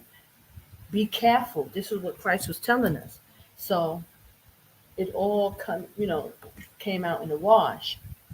And this is how we got to this. So I'm so thankful and praising AHAYAH every day that this information is finally coming out and people are finally paying attention enough to understand and see. Now, we got to go back and double check these numbers, right? Because I'm talking, but I'm pretty much, I think I'm on it, guys. I'm on it. Hold on. But, so it's imperative that we get this right. This was not to be played with, and they understood. They knew how tricky this was. They knew how hard it was, and they didn't think we was going to be able to get this. But AHAYAH knew. Praise AHAYAH. Praise AHAYAH Bahashim Yashaya, y'all. We got it. And now we're not getting off it. So praise AHAYAH. They didn't think we was going to get this, but AHAYAH knew. And he wasn't playing with me, y'all, so I had to make sure I made those videos. I had to keep going. I had to keep talking. And I'm thankful that, people are paying attention and looking into this information. So that's why I'm taking my time and I'm going to do it just so you can get it and you can see it and it's clear. Okay? Okay, 28. We're almost there. That I can show you because it gets tricky here too. 29. And I'm going to show you why. Oops. Nope. 29. Okay. Praise AHAYAH. Woohoo. Okay. Now, so let me just make sure. Let me count. So we're at 30. We're at 30. Why? Because we're going to go back up here. The last day was 29 here. The last day was 29. So, of course, this is going to be 130 on the new month. And that's exactly what it is. 130 on, what day is that? Okay. Let me just move this for now. Okay. We're in November. Okay. So this is Wednesday. So 130. Now 2 is a Gregorian and 1 for the Hebrew month. So it's the first month. 1, 2. Just checking the numbers. 3, 4, 5, 6, 7, 8, 9, 10, 11, 12, 13, 14, 15, 16, 17, 18, 19, 20, 21, 22, 23, 24, 25, 26, 27, 28, 29. Okay. Now, according to scriptures, when you go into the Maccabees, right, it tells you when the Feast of Dedication falls. So I didn't pull out those scriptures. Hold on. So I'm gonna stop sharing for a minute just so we can make sure, because you need to make sure.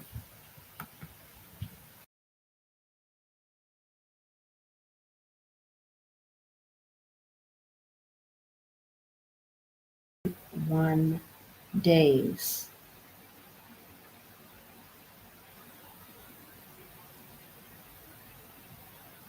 Okay.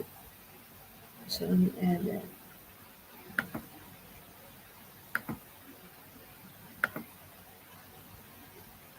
I hate when this computer start acting up. Okay.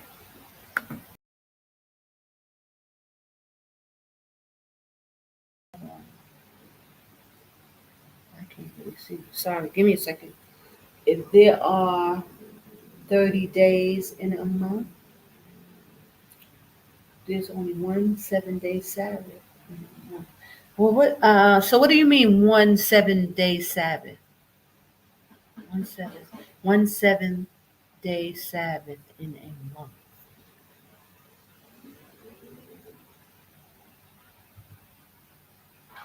You mean are you mean in reference to like the holy feast?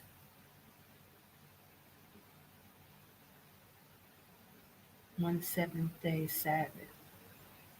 I don't know.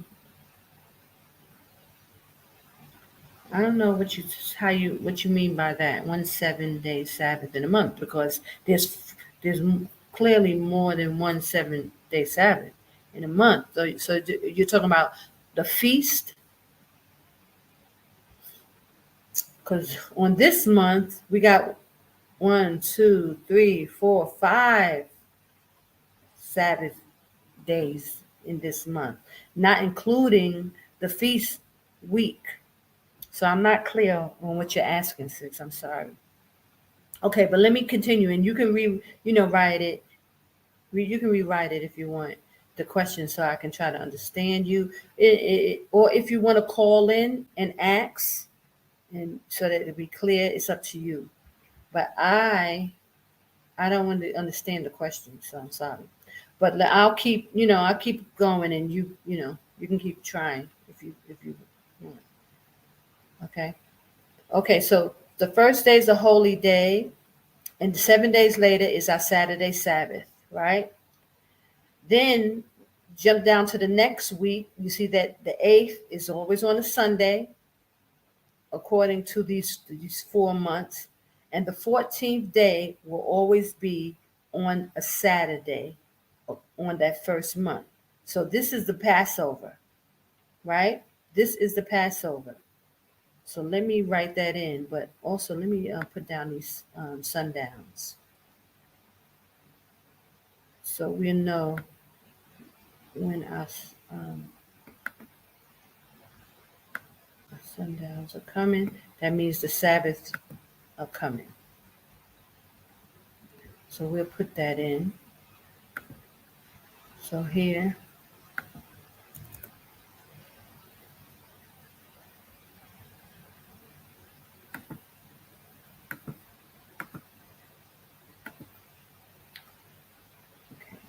so we have a double Sabbath, because the next day is the holy day. It's ordained by Noah to be a feast. It's also the new year.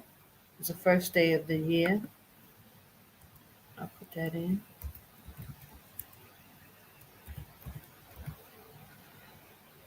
New year. And it's also when Noah built the ark. It's when he went on the ark.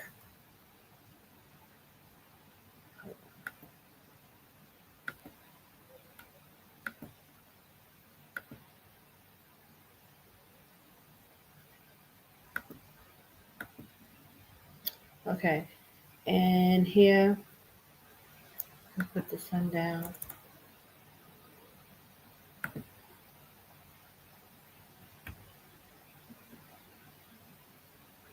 Here again, we have a double Sabbath on the Passover. Passover. Then we go directly into the Feast of Unleavened Bread. So it's a double Shabbat. Bless the name of AHAYAH Yashaya. Praise AHAYAH. Okay. And I will, so according to the scriptures, it says the 15th day of this the first month starts the Feast of Unleavened Bread. The 15th day will always be on a Sunday.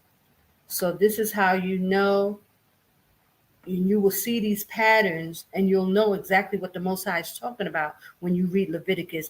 He's very specific. He's saying the 15th day is a holy convocation. So it's a double Sabbath, back to back, where we have the regular Passover, and even on that Passover on Saturday at even sundown, you kill the lamb, you cook it, and you go directly into the Feast of Unleavened Bread. It makes perfect sense. Praise AHAYAH. And you keep the feast for 7 days. So that whole week is a feast day, but only the Sabbaths are the first day and the last day. Those you keep as Sabbaths. The rest of the week, you can, buy and sell. You can cook if you need to cook more food. Most of the time you should make enough food, like how we did on Thanksgiving. You make a whole bunch of food for the whole week, and so that you really don't have to cook. But sometimes you may have to warm something up or make extra rice or whatever. You can do that in the middle of the week. The first day is a holy convocation. You shouldn't be kindling no fire.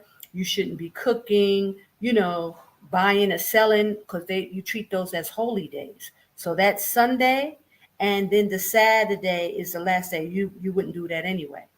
But it's a double Sabbath going into the holy feast, and then it ends. It's only for 7 days, the Passover. So it will end on the following Sabbath. That particular holy day lasts only for 7 days. It will end on the Sabbath. That's the only one that does that. The rest of the Sabbath days, like the Feast of Tabernacle, is an 8-day feast. So it's a double Sabbath again. It will go into the following Sunday, as well as the Feast of Dedication. When you read the Maccabees, it's an 8-day feast. So it doesn't end on the Sabbath. It will end on the Sunday. It's an 8th day. Okay. And that will always be a Sunday according to those 4 months. The first month, the 4th month, the 7th month, and the 10th month. Because all of those months line up according to sevens. The Sabbath will always be, the 7th day according on those months. So let me put that in there. This is a holy day, and it's the start of Feast of Unleavened Bread. And I just want to put unleavened in there just so we can see that. Otherwise, we won't be able to see it. And I'll put that in red.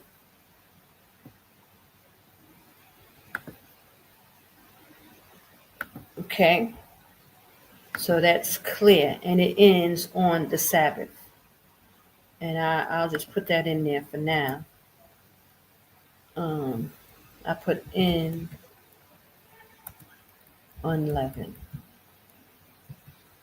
Just so, people will understand, because it gets real hairy with these 7-day feast days and 8-day feast days. And I don't know if that's what you was talking about, sis, but you can let me know. On the first month, the 4th month, the 7th month, and the 10th month, these months are also all our holy days fall in those months, except for the Feast of Dedication, because in the Maccabees it says it's on the 9th month. But the last day of the Feast of Dedication goes into December. But it changes because it depends on where we are with the Gregorian too. So I don't want to, make those kind of statements when it comes to the Feast of Dedication, because it varies depending on the Gregorian, that particular holy day. But as you can see, this is, oh, hold on, sorry. This is what our calendar should look like. And this is for our upcoming, I'll put this, our upcoming, March Passover will look like. Okay.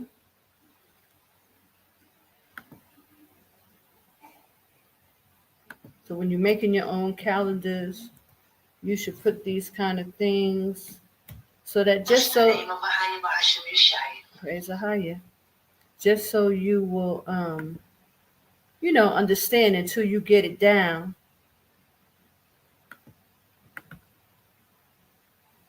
You become more confident with it. But at first, it can be a bit confusing because you still have to use the Gregorian dates. Just because you're still going to work, you're still doing everything, according to the Gentiles' calendar.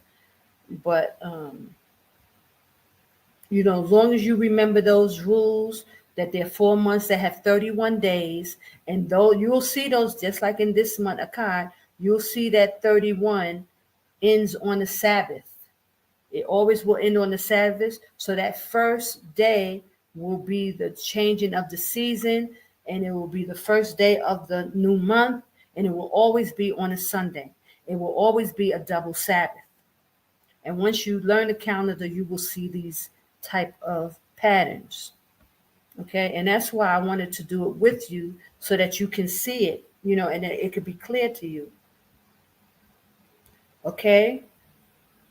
Okay, so I'm going to move on now. We're going to keep going. We're going to go to the next month, which will be April, and we don't have no real holy days in those other months. But there are some exception to that rule. But as we go, we'll keep going. So this is Shinya, and it's the second month. Let me center it. Hold on. I'll center it. That means put all the numbers in the center and make them bold so they'll be easier to see. Okay. And I will also add these dates up here. Monday, Tuesday, Wednesday, and Akkad Shinya Shalash. Across it. So you can see that.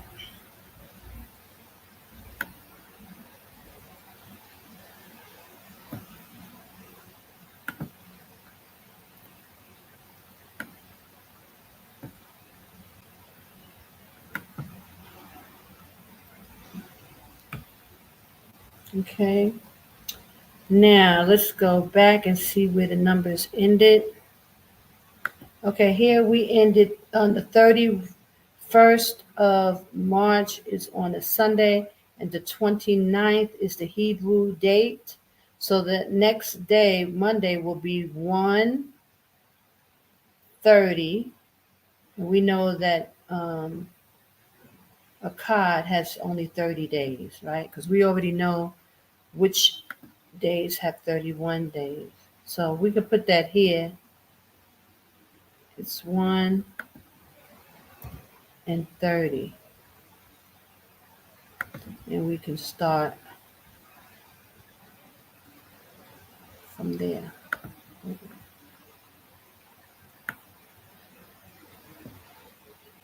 1:30.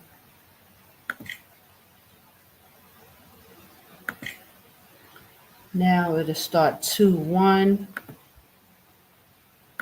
So now we'll start our Hebrew dates. 1.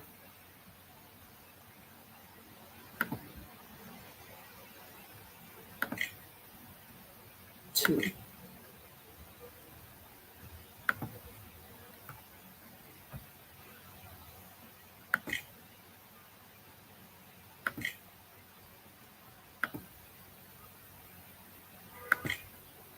So as you will see, we will not see these lined up according to Sabbaths, nothing like that on these dates.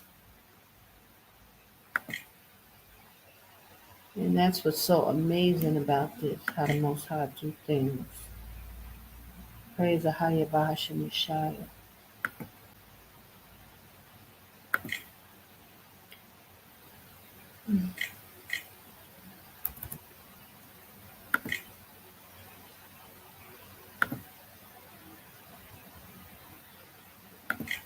But it can be easily, you can get confused because these numbers are so close.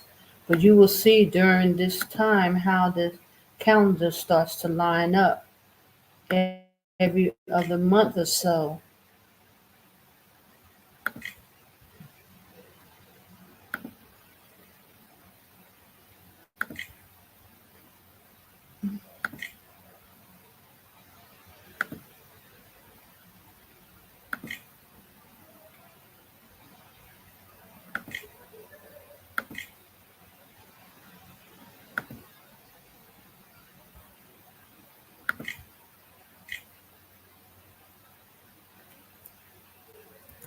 Mhm.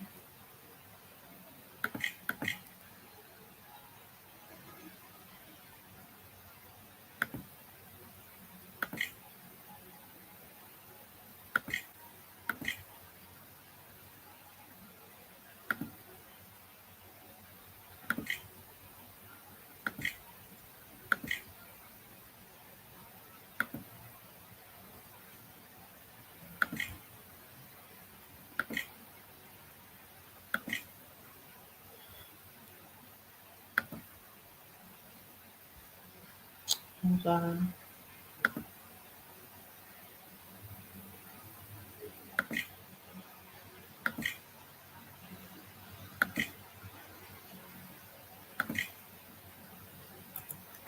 Sorry about that.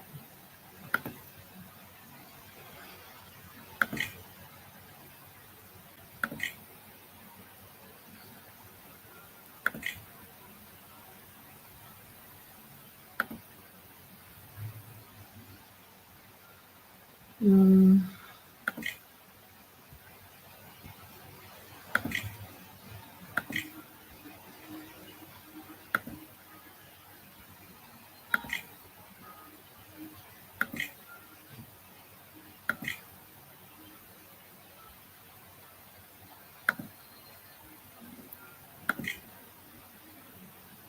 Hmm.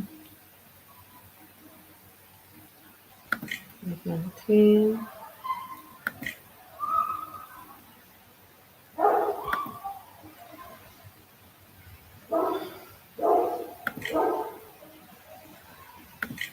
Twenty.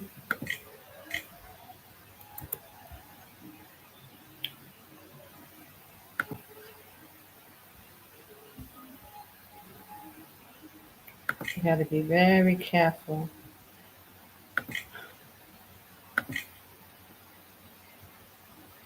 And when I first started, I wasn't using this calendar in this way. I was just doing it from scratch, just making both the Gregorian and it was so frustrating.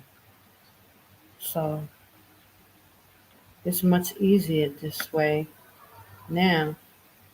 But I mean, it still can be confusing if you're just learning it and just getting the hang of it, you know, with the rules of our calendar, knowing the first day, knowing according to sevens and learning, all these things. But it makes so much more sense when you read the scriptures and you see different things like the 15th day or the first day. You understand why the Most High was being so specific. You know, he was really being specific, about everything. And now we see why, because these days have to line up, they have to fall in line, and you will understand clearly what's going on once you get it. Okay, and it leaves room because, see, The Most High knew how cunning Esau is. They really, you know, were banking on that we wasn't going to get this information about this calendar. They were really banking on that we wasn't going to figure this out. Praise AHAYAH. And the same thing with us with the landmass, not knowing where KADESH is, not knowing that there is a place that the Most High said He would protect us in the border. See, all that stuff they were banking on that we wasn't going to. And I said this before in the other video, like that woman that said to me, "They're not coming." She told me that the children of Israel were not coming. Yes, she did. So they were banking on us not getting this information, y'all. Okay, so now I put in all the numbers. Let me just double check that. Gosh. Okay, so let's see. 30, then 1, 2, 3, 4, 5, 6, 7, 8, 9, 10, 11, 12, 13, 14, 15, 16, 17, 18, 19, 20, 21, 22, 23, 24, 25, 26, 27, 28, 29. And I'm looking over to this side because I have a bigger screen so that I can see clearer. So please excuse me for turning my face like that, but so I can see. And now let me just check that you can see what I see. Hold on. Okay, so we got that. So that's Shanya, April. We got that done. Okay, we have no holy days in that month. But we will make the Sabbaths red, and we will put in sundown just to signify. Let's see. Oh, it's supposed to be bold. Okay.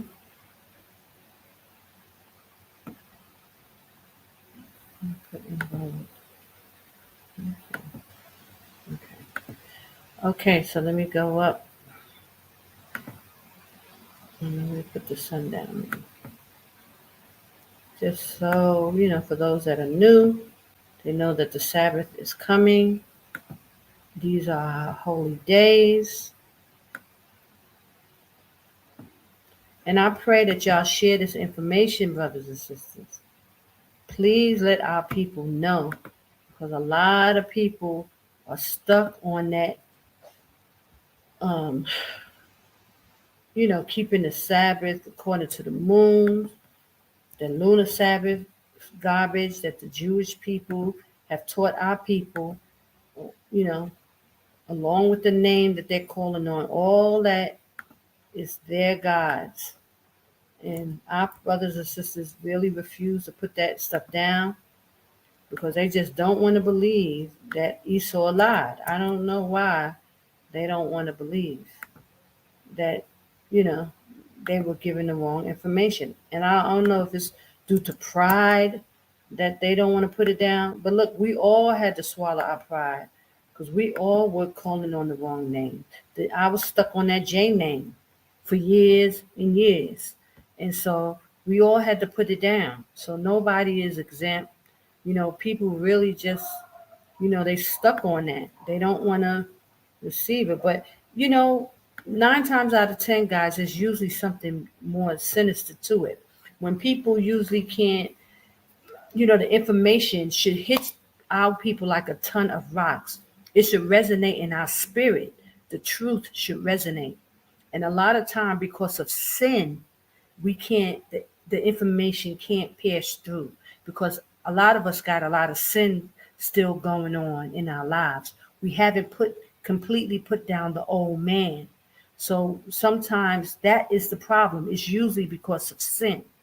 And I know it's a hard pill to swallow for a lot of people, but it is what it is. The Most High, He's not an author of confusion. His word is true.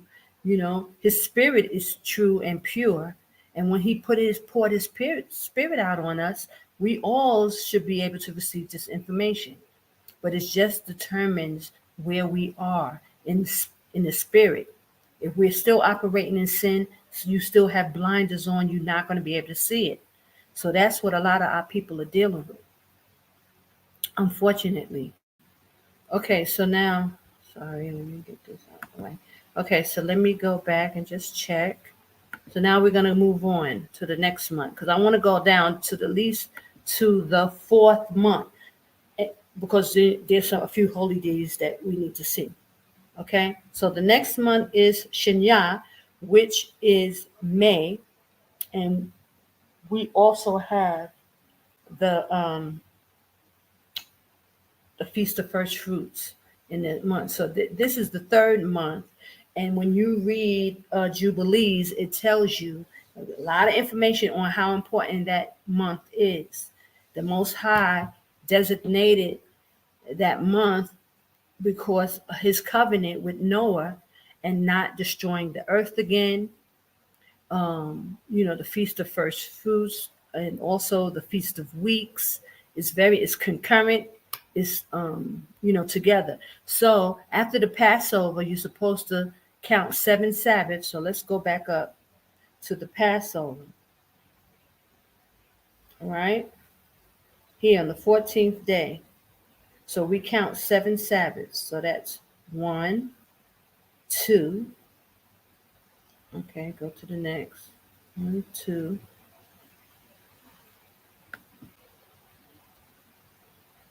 3, 4, 5, 6. And this will be the 7th Sabbath, which is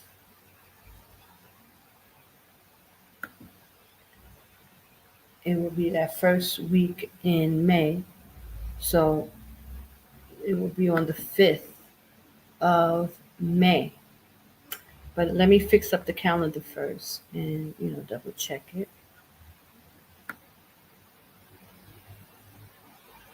Oh.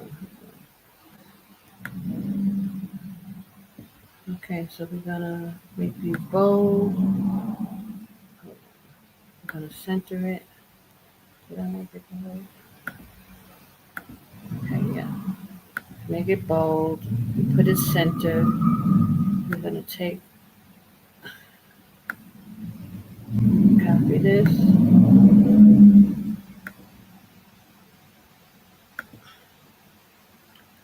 All of these holy days are very important to us, and we have to make sure that we get it right.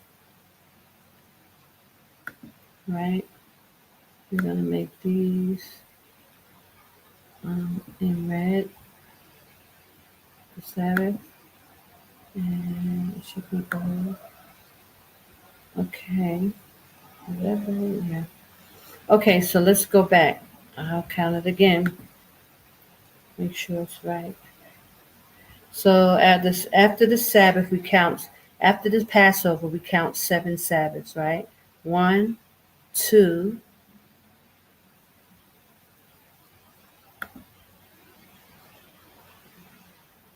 3, 4, 5, 6, and right here will be 7. So let's look at that. And Shalash, that'll be 7.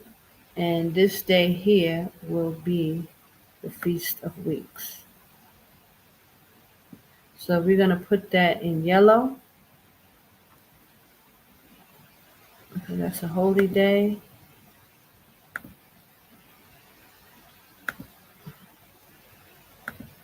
I'll put that there. Holy day.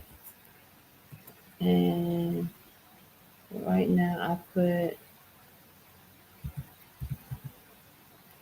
feast. And you won't see that on this. So I just put weeks.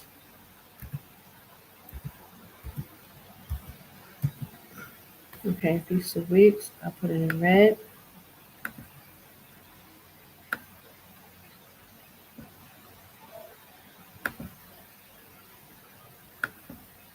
Okay.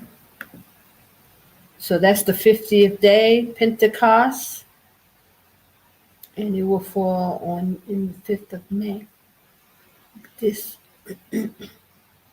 year. Okay. But I will add in the numbers I'm getting a little ahead of myself. Sorry about that. Okay, so let me see where we were. So this ended on 30 and 29. So this one will be 1 and 30 because this is another month that has 30 days. Okay, another month that has 30 days. Shinya. And let's check it and make sure. Here. Yeah. Shinya has 30 days, which is April, has 30 days. Shalash has 31 days. So the next month.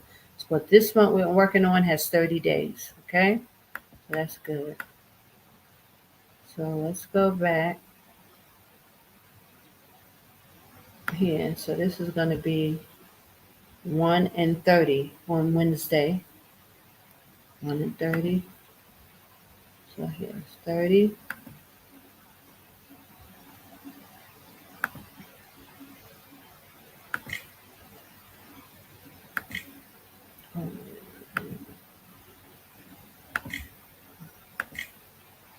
Okay.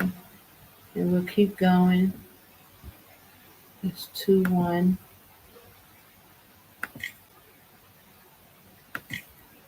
That's 3, 2.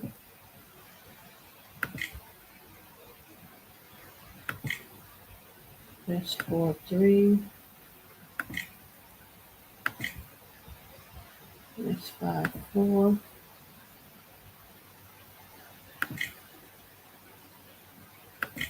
So that's the only holy day we have in Shalash in May.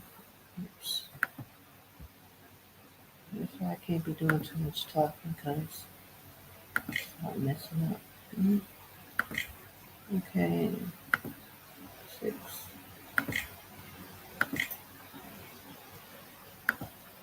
7.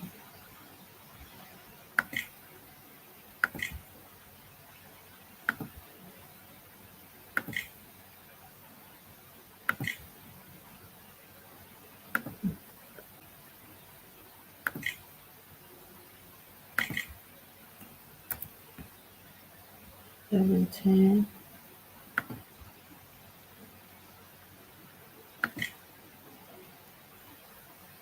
Oops.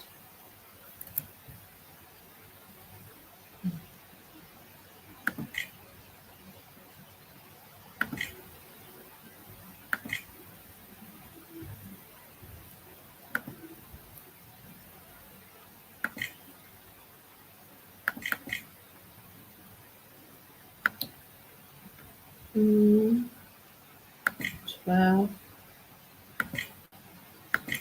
Again, I just have to tell you, forgive me for looking over this way because the screen is bigger. I don't have to stretch my eyes and strain. And I got on glasses at that. Still got a strain. Hold on. Because this internet, boy, makes your eyes bad. All these years of looking at this thing.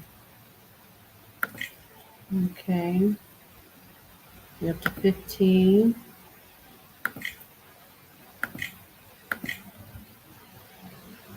16.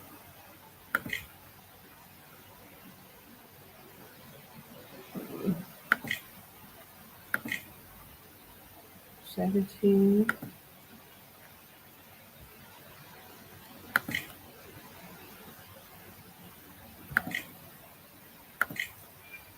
18.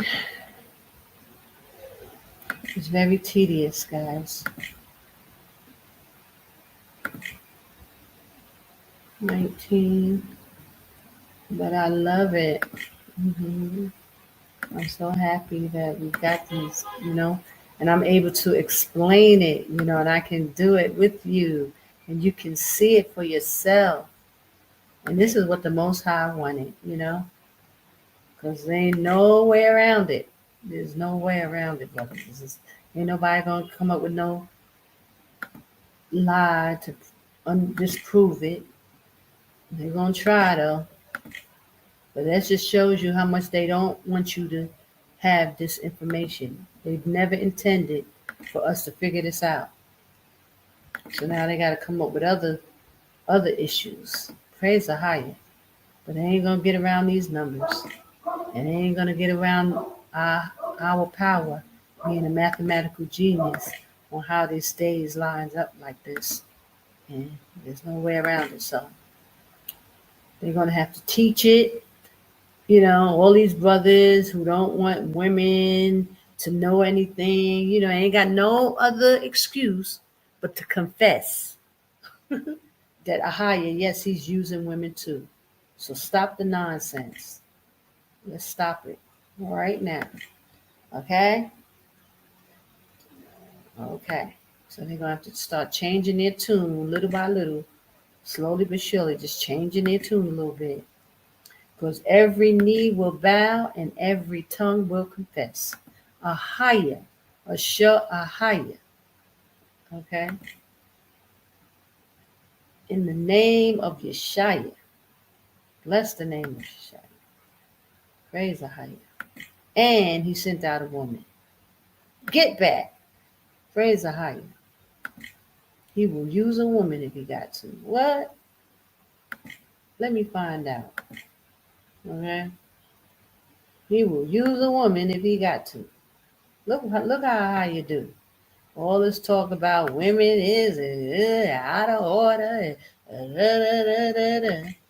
Praise AHAYAH. Look how he just be making a laughing stock of people. I'm just so thankful. Praise AHAYAH. Thank you, Father. The daughters of Zion is good for something. Ain't we? We good for something. I love it. Look how you do. Okay, so got through that. Oof. 30. Okay, now. Woohoo! Okay, so let me just make sure these numbers are right. 30. Let me just go back so I can make sure it's right. It was 30, 29 on the bottom there. So Wednesday should be 1 and 30. So that's where we went. That's where we are. Okay, so it's 1 and 30 on Wednesday. Now it's 1, 2, 3, 4, 5, 6, 7, 8, 9, 10, 11, 12, 13, 16, 17, 18, 19, 20, 21, 22, 23, 24, 25, 26, 27, 28, 29, 30. Yes, so that's good. So Shalash, May, it only has that one holy day, which is the Feast of Weeks, and it's a double Sabbath in a sense that it's the Feast of Weeks and also it's the first fruits. They run together. It's the same day. It runs together. It's double in meaning, and it's a double Sabbath because it falls on a Sunday. When you count the 7 Sabbaths, that 50th day will always be on a Sunday. It's a double Shabbat. So, and the Most High do things in doubles. Okay, he does a lot of that. So we're gonna put sundown there. Yeah, a double Shabbat. 2 Sabbaths back to back. Again, the Most High, most of his holy days are double Sabbaths, back to back. That's how he likes to do things. That's one of his patterns. So you got double Sabbaths. So we're going to put sundown on the Friday for the regular Sabbath, and then we're going to put it on the next day for the Feast of Weeks.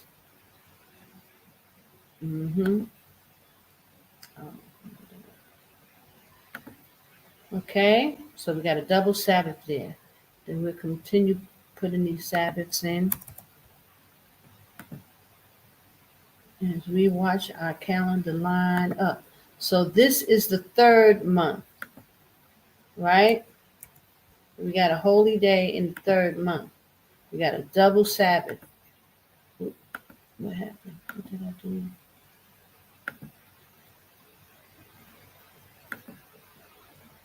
Oh, no, not there. See how I've been making? Making mistakes. I'm praying myself.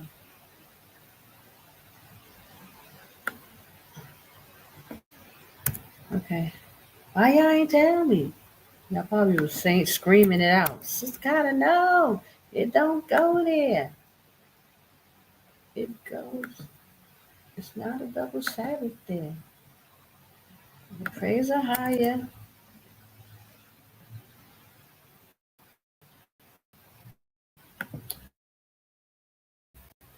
Praise AHAYAH.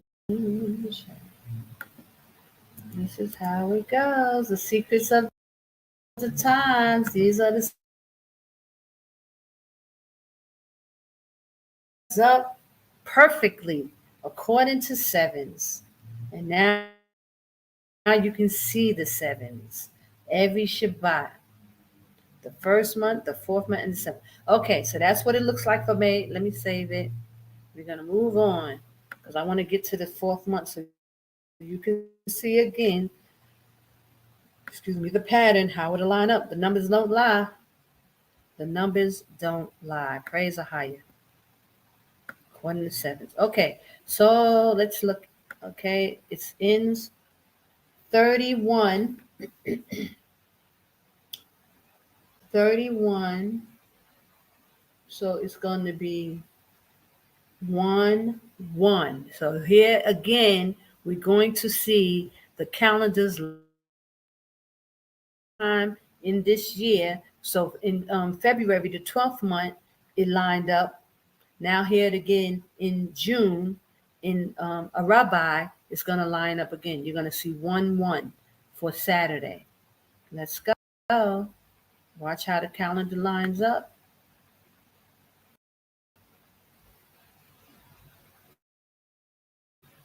Wait, or is it? Shalash. Oh, May. No, it doesn't line up yet. Hold on. Let me go back up.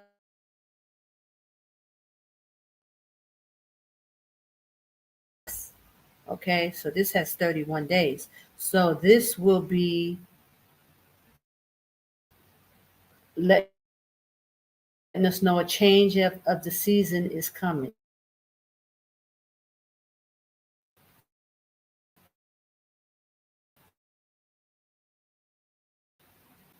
What did I do?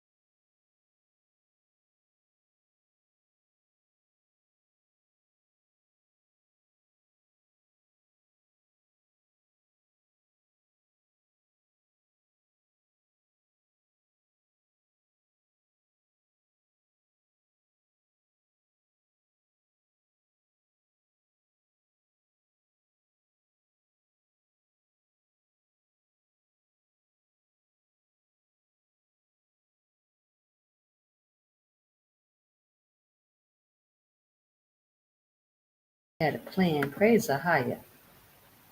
I'm so thankful.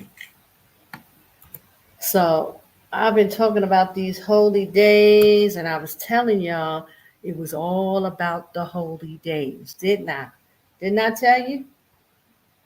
Wasn't I screaming it to the rooftop? It was all about these holy days the whole time. They were playing in our face with these days, thinking that Jacob was fast asleep. The lion sleep tonight. Yeah, they thought the lion was asleep, fast asleep, wasn't going to wake up, wasn't going to get a clue. Praise AHAYAH. So now we cooking with gas. Now we got the holy days. Woohoo! Now we can worship our power. See, now we can see these blessings. We can see these prayers answered. We in line with the Most High. This is what they did not want, y'all. So now we cooking with gas. As long as we on the right holy days and we praying and sacrificing our food to AHAYAH, woohoo! We could start seeing some miracles manifest. They knew that the Most High is a stickler for his law. So he couldn't, he couldn't do nothing for us because, he was shaking us and rattling us and trying to point us to the right direction. But he's bound by his law, y'all. And they knew that. So that what this was all about. They knew that our Most High is a stickler for his law. So they can play and do all kind of stuff with us as long as we're not connecting with him. But once we got these holy days and we on the right calendar, we connect back to our Father. Praise AHAYAH Bahashim Yashaya, Rawach Rawach. Praise AHAYAH. Hold on, let me check. Make sure y'all see what I see. Oh no, y'all don't see what I see. Oh, praise AHAYAH. Okay. It's okay.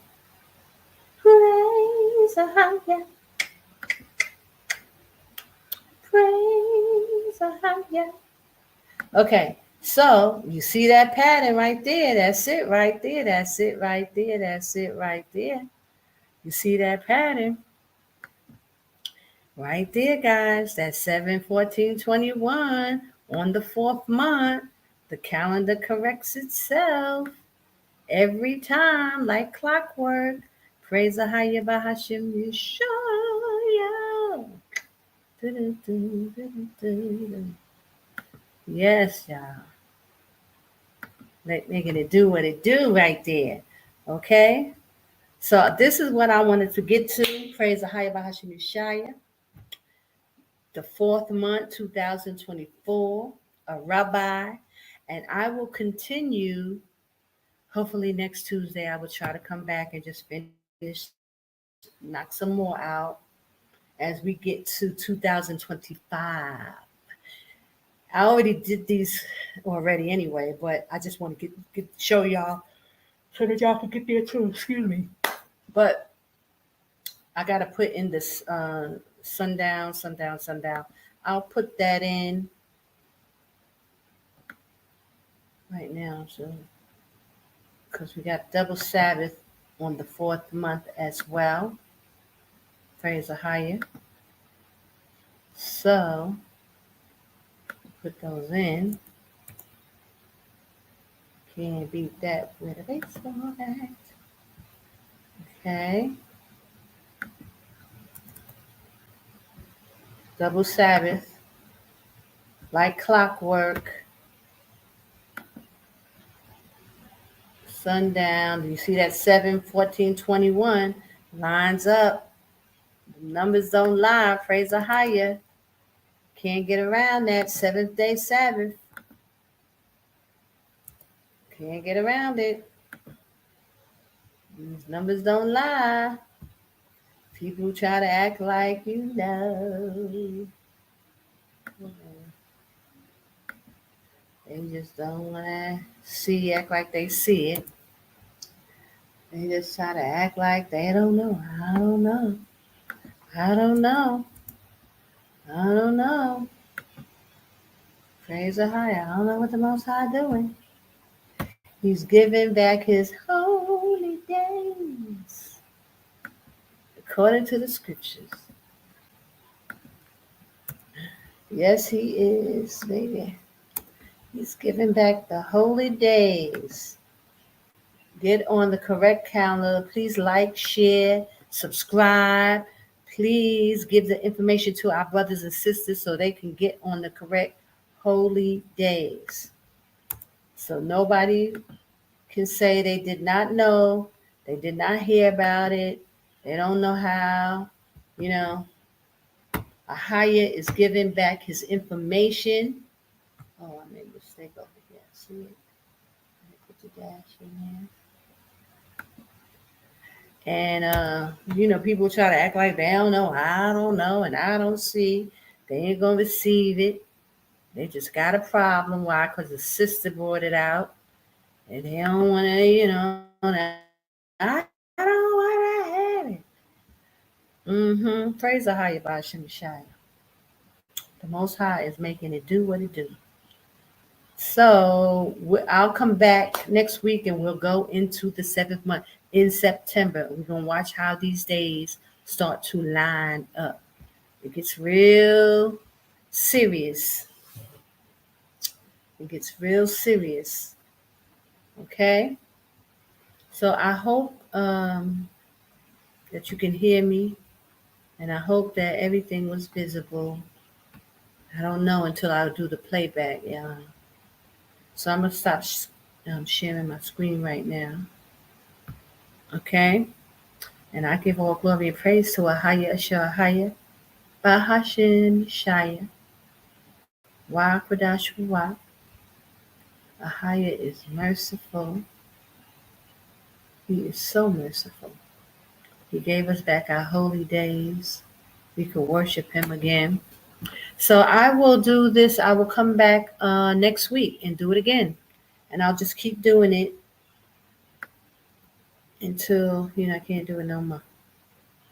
So I give all glory and praise to AHAYAH, Bahashim Yashaya, Waqadash Rawach. Shalom, Israel. Thank you guys for joining me. Please like, share, subscribe. Give the information to other brothers and sisters who keeping it wrong. Our people swear, they worshiping the Most High. They swear they doing everything right. And it's a bunch of deception. So we got to tell our people. We got to warn our people. We got to show our people the good news. We got the holy days back. We got the calendar back. We can worship him in truth. Because ain't nobody up until this point been keeping these holy days right. There was always one day off, according to GLCC. It was always an issue. So don't get deceived. It was serious. So, and brothers is prideful. They got that real prideful demon going on. They're not going to repent. They're not going to apologize. They want people to apologize to them and repent to them. But you won't see them apologize. They ain't going to repent. They ain't going to change their wicked ways, put down all that pride and, wicked demon activity. They ain't going to do none of that. They're going to try to act like, sweep this under the rug. They don't see it. They don't see the sister over here in Jordan giving you the right holy days according to the book of Enoch and Jubilees. They ain't act like they don't see that, brothers and sisters. So, sisters, if you see it, if you understand it, you must share it. Warn our people. Okay. I give all glory and praise to AHAYAH, Bahashim Yashaya, Waqadash Rawach. Shalom, Israel. Have a blessed day, blessed evening. I'll see you next week.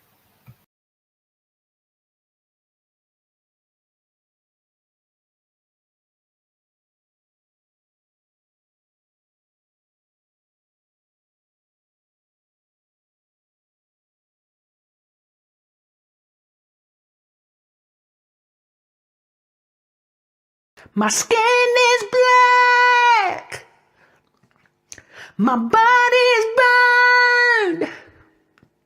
I survived Babylon. I am a daughter of Zion. Daughters of Zion like diamonds.